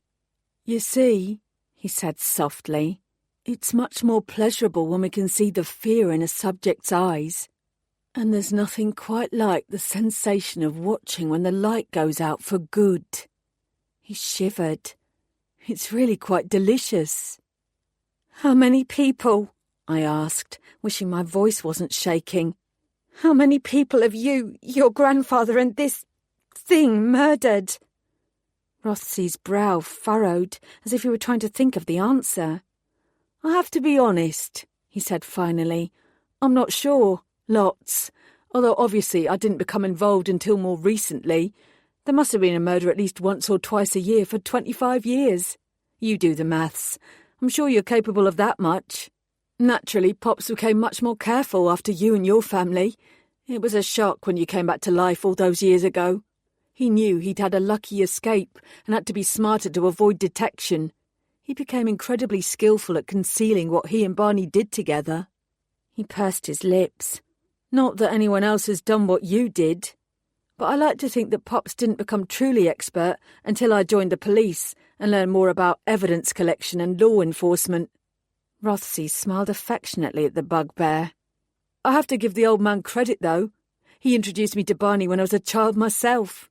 I always knew you were Pop's legacy to me." He scratched the bugbear under the chin, and it sighed with contentment. I could only shudder. I looked from the beast to Rothsey. "How does this work?" I asked. "Has it taken control of you? Did it control your grandfather?" Rothsey snorted. "It's a dumb beast. That stupid crow that follows Miranda James around is smarter than my furry friend here. Pops controlled it. Pops told it what to do. And now that Pops is dead, I'm the one in charge. As long as I provide it with a safe place to hide and enough young blood to survive on, my will is its command. It will give me strength and power beyond what any other living being is capable of." He smiled to himself. "You wait and see, little Em. Pops was good, but I'm going to be magnificent." He was delusional. "My boyfriend is Lord Lucas Horvath," I croaked. "He has the entire supernatural community at his behest." Rothsey smirked and stroked the bugbear again. "Not the entire supernatural community." I shook my head. "Lucas won't simply shrug and head back to London. He'll come looking for me, and he will find me." "No, he won't." Rothsey's confidence was unshakable. "I've had a long time to plan this." He gestured towards the source of the humming. "I have a portable generator and all the equipment I need. You'll be down here for a long, long time." "Why?" I asked. "Why focus on me? This can't simply be about revenge because I refused to stay dead all those years ago." He laughed. "No, you're right. It's not." He turned away and disappeared into the darkness beyond the glare of the light. The bugbear remained where it was, its slitted eyes fixed on me. I heard the clank of metal upon metal, then Rothsey's voice floated back to me. "You see, what made Pop so good was years of practice combined with the strength and help that Barney gave him. I can pick up where he left off, but I'll never be able to match his experience. Not without you." He reappeared with a metal tray in his hands. "You die, and then you are reborn." His eyes shone with ardent, chilling fervour. It won't matter how many times I kill you or what different methods I use. You will always come back. I'll be able to learn so much about the limits of a body's endurance for pain, the best ways to kill someone quickly and slowly. You and I will have years together to practice, and everything I do to you, I can then do to others." He crouched in front of me and picked up a scalpel. "I thought we'd start simply. The Chinese invented the death of 1,000 cuts, but will it actually take 1,000 cuts? I'll count and see. I know it's a bit old school, but I've plenty more ideas. I'm going to learn a lot from you. Frankly, little Em, you're a serial killer's wet dream." He lifted his head and glanced at the bugbear. "I'm actually getting a hard-on just thinking about it." "You seem to have thought of everything," I managed. "Yes." Rothsey looked pleased. "I have." "But," I said, "you haven't actually thought of everything." He frowned. "You see," I said, "you don't know everything about me. You think you do, but you don't." His expression of pleasure turned to one of confusion. "A lot of people know that I resurrect after death," I said, "but very few are aware that every time I die, I grow more powerful." Rothsey's bottom lip jutted out. "More powerful?" I really wish my head didn't hurt so much. "Oh, yes." I tensed my arms, then I yanked my wrists apart, snapping the plastic ties. I sprang up and grinned. "Much more powerful." The bugbear reacted faster than Rothsey. It didn't roar or growl, but it leapt towards me with its jaws stretched wide and its claws extended. I dived to the side, narrowly escaping injury, then jumped to my feet. I knew there were weapons in here. Rothsey had already shown me his damned torture scalpel. I ran to the right, heading for the dark corner where he'd picked up the metal tray. The bugbear lunged for me again, this time connecting with my calf. I howled in pain as its long curved claws dug into my flesh. I twisted from my waist and punched it in its snout with as much force as I could muster. It didn't make a sound, but it did pull back. "You won't escape," Rothsey said. He'd backed away, leaving the bugbear to do his dirty work. "It doesn't matter how strong you are. Barney is stronger." Did I imagine the note of uncertainty in his voice? I heaved myself up once more. There was a strange wooden contraption to my left. Jesus, was that a medieval torture rack? I shuddered and kept moving. I'd already played my hand. If I didn't get away this time, I probably never would. If I died and then resurrected, Rothsey would ensure that I never had the chance to escape and attack him again. I had to throw everything I had at him. Still with no idea where the exit was located, I bumped into a table. Squinting through the dark, I saw all manner of gruesome-looking equipment. Some were obvious: a knuckle duster, a machete, a pair of pliers, but I could only imagine the purpose of the rest. It was probably better not to think about them.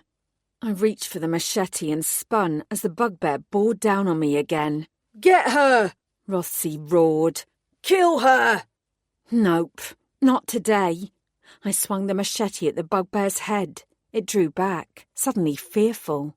I gritted my teeth and swung it again. "Come on, you bastard. Come closer." Silver crossbow bolts didn't work against it, but it wouldn't be quite so energetic when it no longer had a head. The machete didn't connect with the bugbear's head, but it did slice deeply into its shoulder. Thick, dark blood spewed forth. So the fucker did bleed after all. "Tear that bitch's throat out!" Rothsey screamed. As satisfying as it was to injure the bugbear, I knew I had to employ the same tactics I'd used against Lazarus. Bobby Rothsey was the weak link. Dealing with him and cutting off the bugbear's escape route was the best way forward. I swung the machete again. As soon as the bear reared back, I leapt for Rothsey. As he realised I was coming for him, Rothsey's eyes widened in fear. Yeah, not so cocky when your victims actually fight back, are you? I thought. I ran at him, brandishing the machete, and he freaked out, tripping over his own feet in his haste to get away. I prepared to grab him, but unfortunately, the bugbear had other ideas.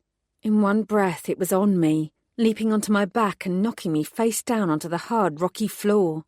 Rather than put my hands out to break my fall, I concentrated on keeping hold of the machete. I managed it, just. There was a hiss of hot breath by my ear as the bugbear prepared to chow down on my jugular. I steeled myself, then, using all the power I could muster, jerked backwards. The bugbear clung to me, piggyback fashion. I could feel its claws ripping into my skin and its heavy weight dragging me down. Gritting my teeth and summoning my strength, I ran backwards, building up as much speed as I could in the short distance granted to me. There was a jolt as I smacked into the bugbear and sandwiched it between me and solid rock. I stepped forward and threw myself back again.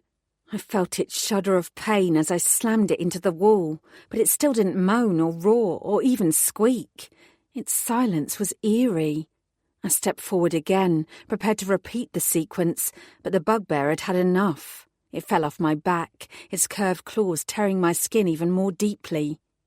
I didn't waste time checking on the creature. I knew without looking that it would be preparing to come at me again. With blood trickling down my chest from the bugbear's attempts to slice me, I ran toward Rothsey. In the time between my first attempt to get him and this one, he'd armed himself more appropriately. The scalpel was on the floor by his feet, and he now held what looked like a samurai sword. A damned samurai sword. He gripped the hilt with both hands and waved it.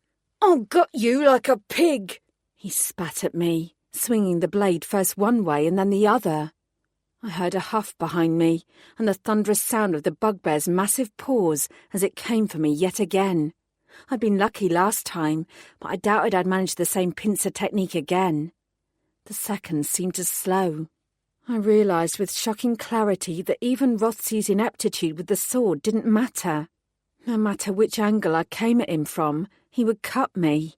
A moment later the bugbear would be on me, ripping my throat and guzzling my blood like it had with Patrick Lacey and Julie McIntosh. But all wasn't lost. There was still one move I could make.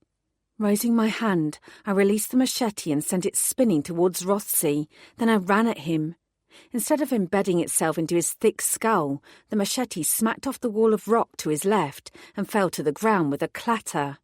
Rothsey laughed. "You missed." No, I hadn't. I took another step and dived for the ground, my fingers stretching for the discarded scalpel. As I scooped it up and gripped it tightly, I slid between Rothsey's legs, twisted, and thrust it to my right through his Achilles heel. Rothsey howled in agony and brought down the sword automatically just as the bugbear lunged for me. Rather than cutting into my soft flesh, the blade sliced the bugbear instead. Breathing heavily, I dragged myself to the side before scrambling up. The sword was wedged between the bugbear's shoulder blades. Its massive jaws opened in a silent scream of fury and pain. Without understanding what had happened, it turned on Rothsey, desperate to protect itself from this new, unexpected threat. Rothsey had told me that it was a beast, an animal without reason. An animal would seek to protect itself against danger, even when that danger came from its master. It leapt forward. Rothsey opened his mouth, but no words came out. His tongue couldn't form whatever word or command he wanted before the bugbear ripped out his throat with its guzzling maw. I grabbed the hilt of the sword, tugging it until it slid free from the bugbear's body. The beast jerked and turned, but it was too late. I raised the blade and brought it down onto the creature's neck, severing it from its spine. The bugbear stared at me with dark, surprised eyes. Then it collapsed on top of Rothsey's destroyed body. Void body. Void body. Void body. Void body. Chapter 30. It wasn't until I found a narrow tunnel leading out of my prison and stumbled along it that I realised I was in a cave far underground. I suspected that Rothsey would have been proud of himself for managing to bring my unconscious body here, if he was still capable of talking. After 30 minutes of shuffling, scrambling and crawling, I finally emerged into bright sunlight. The cave's entrance was all but obscured by thick bushes. Not only that, it also appeared to be in a wood. I swivelled round, gazing at the trees and listening for any signs of life beyond the buzz of insects and the occasional call of a passing bird. I had no idea where I was, and no clue how to reach civilization. The blood from my cuts was continuing to flow, and I felt incredibly weak, but I wouldn't simply lay down and die. Reborn in flame or not, I wasn't that kind of person. I set my jaw and selected a direction at random. Sooner or later I had to come across a farmhouse, or a road, or something. It was slow going.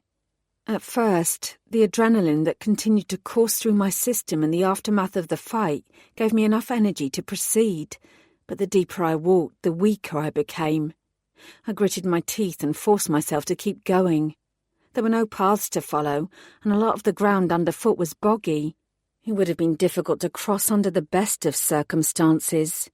Rothsey had the benefit of the bugbear's strength to get me here when I was unconscious. He'd managed it, and so would I. I put my head down and concentrated on putting one foot in front of the other. Lucas would be so worried. I had to get to him and show him that I was all right. After what felt like an eternity, and with almost every inch of me screaming in pain, I heard the burble of flowing water. I stumbled towards it. There might not be a path, but I could follow a river. It had to lead somewhere. It wasn't a river. Even calling it a stream would have been generous. All the same, I launched myself towards it and cupped the cold water in my hand so I could gulp it down. I drank another and another handful. Only when I'd had my fill did I pull back and prop myself up against a tree. I'd rest for 5 minutes, I decided, and then I'd keep going. Something fluttered in front of my eyes. I waved my hands to clear my vision and hoped I wasn't about to pass out again. I waved again, and then I heard a squawk. I blinked as the dark shape that I'd mistaken for my blurry weak eyes became the unmistakable form of a bird. "Vel," I croaked. The bird cawed and flapped its wings.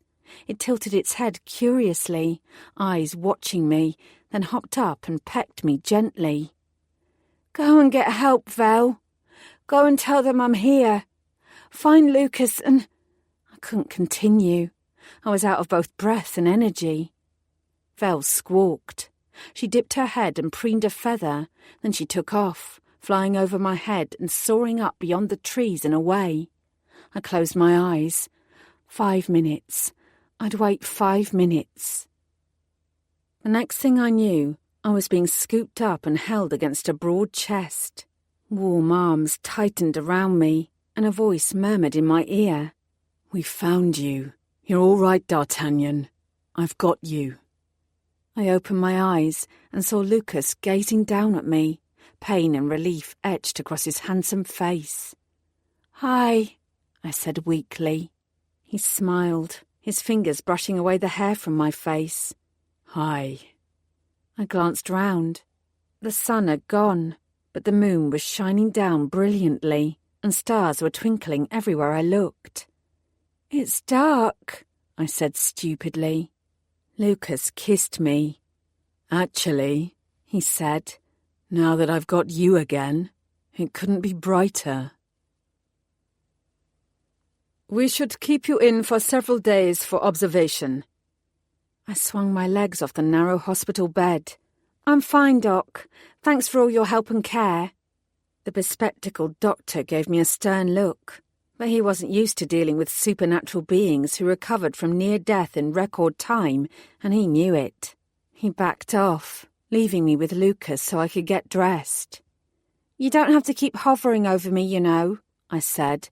"The danger is past. I feel great." Lucas folded his arms.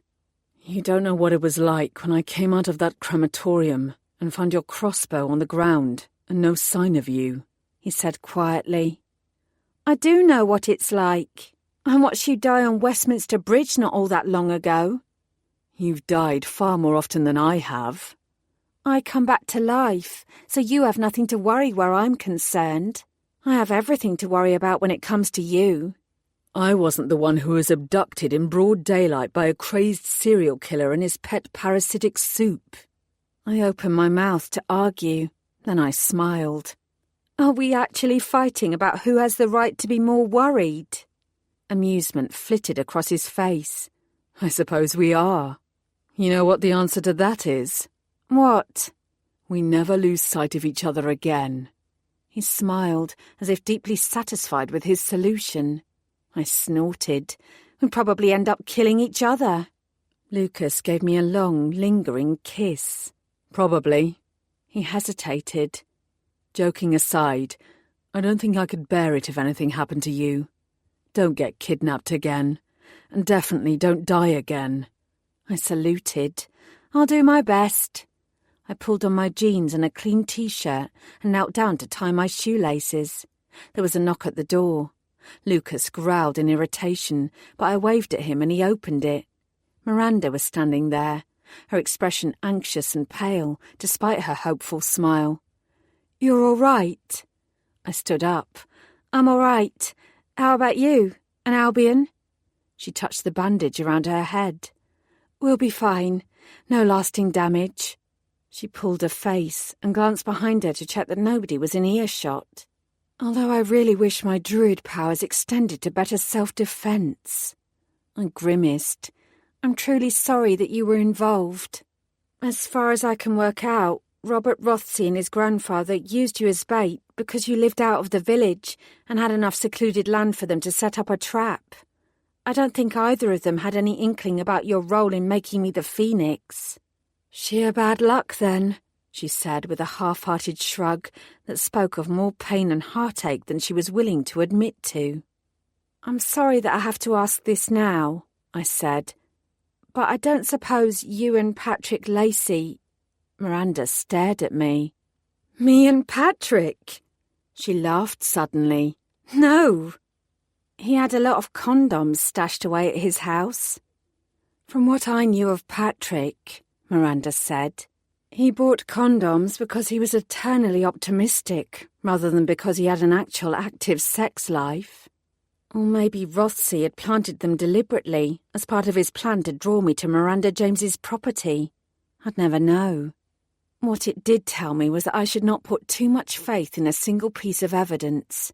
Details were vital, but at the end of the day, it was the big picture that was important. You know, I said softly, we might be able to help you with your illness. The Carlisle Library has all sorts of obscure texts that might include references to druids and help for how to offset problems that arise from using your powers. We could reach out and see if there are any other druids as well, and... Miranda shook her head firmly. No, I'm perfectly happy living my quiet little life here in Kent, and I can't risk other people learning more about druids. It's not just my life and freedom at stake, it's all the others like me too. She glanced at Lucas. Forgive me, Lord Horvath, she said, but I don't want to be treated like the vampires are. I don't blame you, he replied. I don't blame you at all. Miranda turned back to me. Thank you for all that you've done. I'm really glad you're all right. I'll leave you both in peace. She ducked out of the room and closed the door. For a long moment I didn't move, then I sighed deeply. A dull ache remained deep in my chest. This is a situation of society's making, I said to Lucas. What do you mean? If it wasn't in the best interests of certain soups to stay hidden, I explained, I might have known about what Miranda did for me a long time ago. She doesn't think of herself as a soup. No, but that bugbear was definitely a soup. Until a day or two ago, we didn't know such a thing existed. If we had, maybe Rothsey and his grandfather wouldn't have been so successful with all those murders. I looked away. Lisa's been in touch, I continued. Using what we've learned, she's been able to pinpoint 20 more killings that can be attributed to Lazarus, and possibly to Rothsey too. More will probably be uncovered. I shook my head. And nobody had any idea. If soups weren't an anathema to so many people, creatures like bugbears and people like Miranda might not be so secretive. Lucas's clever eyes were watching me. You say that like you have an idea for how to improve matters. I licked my lips. Not yet. I raised my head and managed to smile. But give me time and watch this space. I grabbed my few possessions and wandered out of the hospital, hand in hand with Lucas. There were a few ominous dark clouds on the horizon, suggesting a storm was on its way. I sniffed the air, noting the tang of impending rain. I heard a voice call me and glanced over to see DCI Boateng. Detective Constable Bellamy. His expression was warm as he strode over. To begin with, I thought he was merely going to shake my hand, but he drew me into a hug. Congratulations. I raised an eyebrow. For bringing down a stone-cold killer in his pet soup, I asked, or surviving the encounter. For everything, he said simply. He took a step back. I'm sure your parents would be very proud, Emma. I bit down hard on the inside of my cheek to prevent tears welling up. I'd finally avenged them. That was enough, for now. Thank you. We've uncovered several unsavoury details that back up your report. Oliver Tigman, the prisoner who instigated the attack on Samuel Bezic at HMP Galloway, has been questioned. I raised my eyebrows. He's talking. Boateng smiled faintly. He's been persuaded that it's in his best interests to do so. Apparently Rossi told him that in his role as a police officer, he could access evidence in his upcoming trial and dispose of it. I doubt that's true, but Tigman believed him enough to tap Frederick Paris for the attack. He had it all planned out. I shook my head at what Rossi had done. He'd thought of everything and covered every eventuality, apart from one, me. I suppose you'll be heading back to Maidstone soon?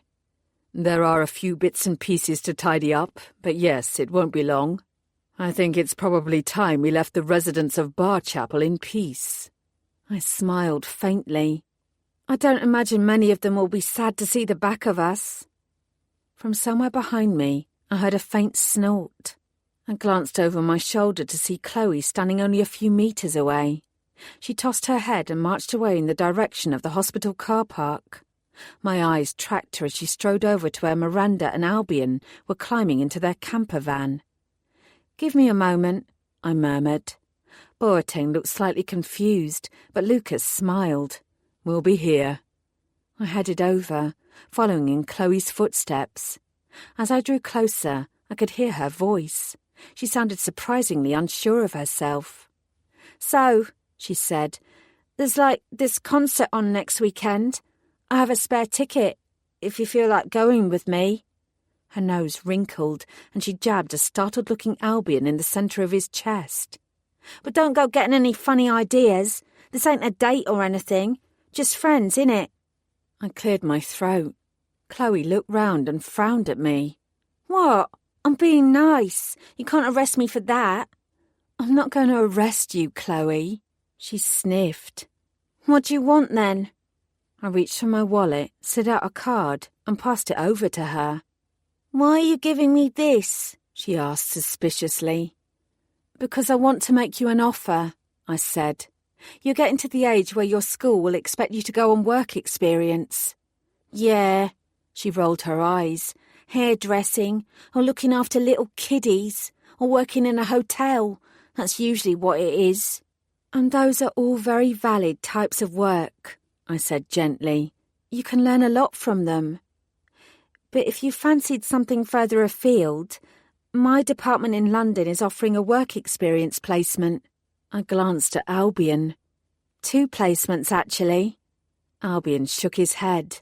"I've had enough encounters with criminals." Miranda jabbed him with her elbow. "But thank you for the offer," he said hastily. I smiled at him. "No problem." Chloe's lip curled. "Work experience with the police? Become a pig?" "It's only a suggestion. Have a think and let me know." And then, because I didn't want to intrude any longer, I nodded and returned to Lucas's side.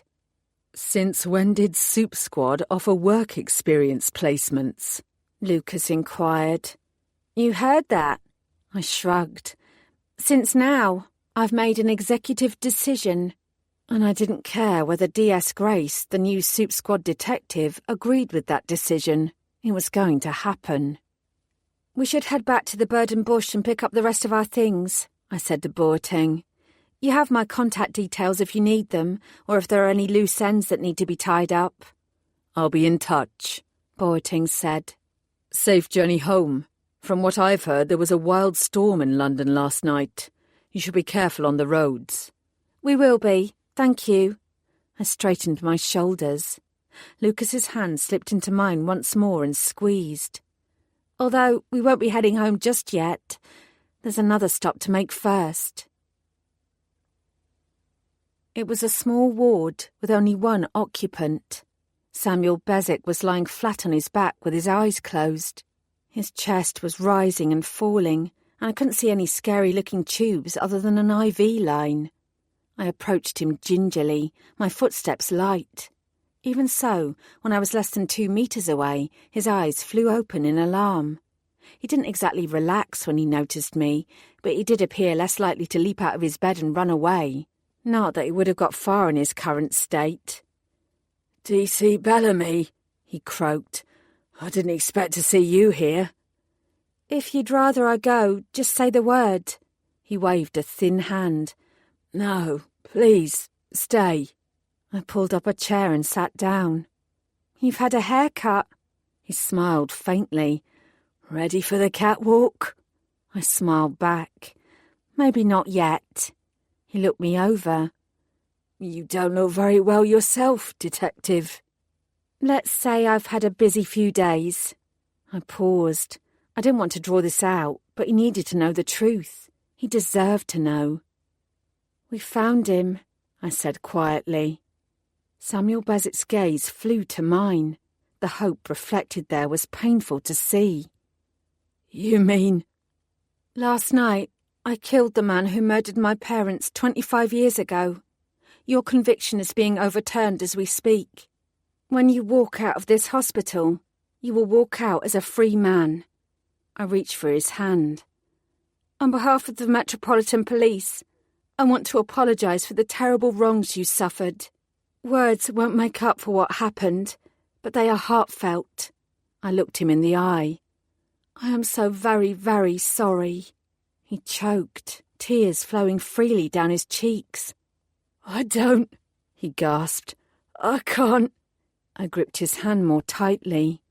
"You're innocent," I told him, "and free."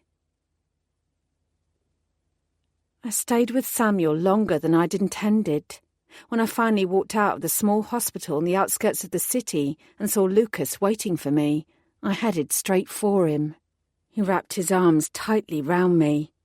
"How did it go?" "It went okay. I thought he'd be angry. He has a right to be angry." I hesitated. Not angry, fucking furious. But he wasn't. I could learn a lesson or two from Samuel Bezic. I burrowed deeper against Lucas's chest. "Did you manage to find a phone and tell the other vamps that you're on your way back?" I did." There was something in his voice. I pulled back so I could look him in the face. "What is it?" "It appears," Lucas said darkly, "that there's been some trouble in our absence. Something to do with trafficking and soups." His jaw tightened. "Apparently Deborah Webb is involved somehow." I stiffened. That was all I needed. "We better get back to the city quickly then." He brushed his lips against mine. "Indeed." I ran a hand through my hair and lifted my chin. No rest for the wicked. This concludes Scorched Heart by Helen Harper, narrated by Ruth Urquhart. Copyright 2020 by Helen Harper.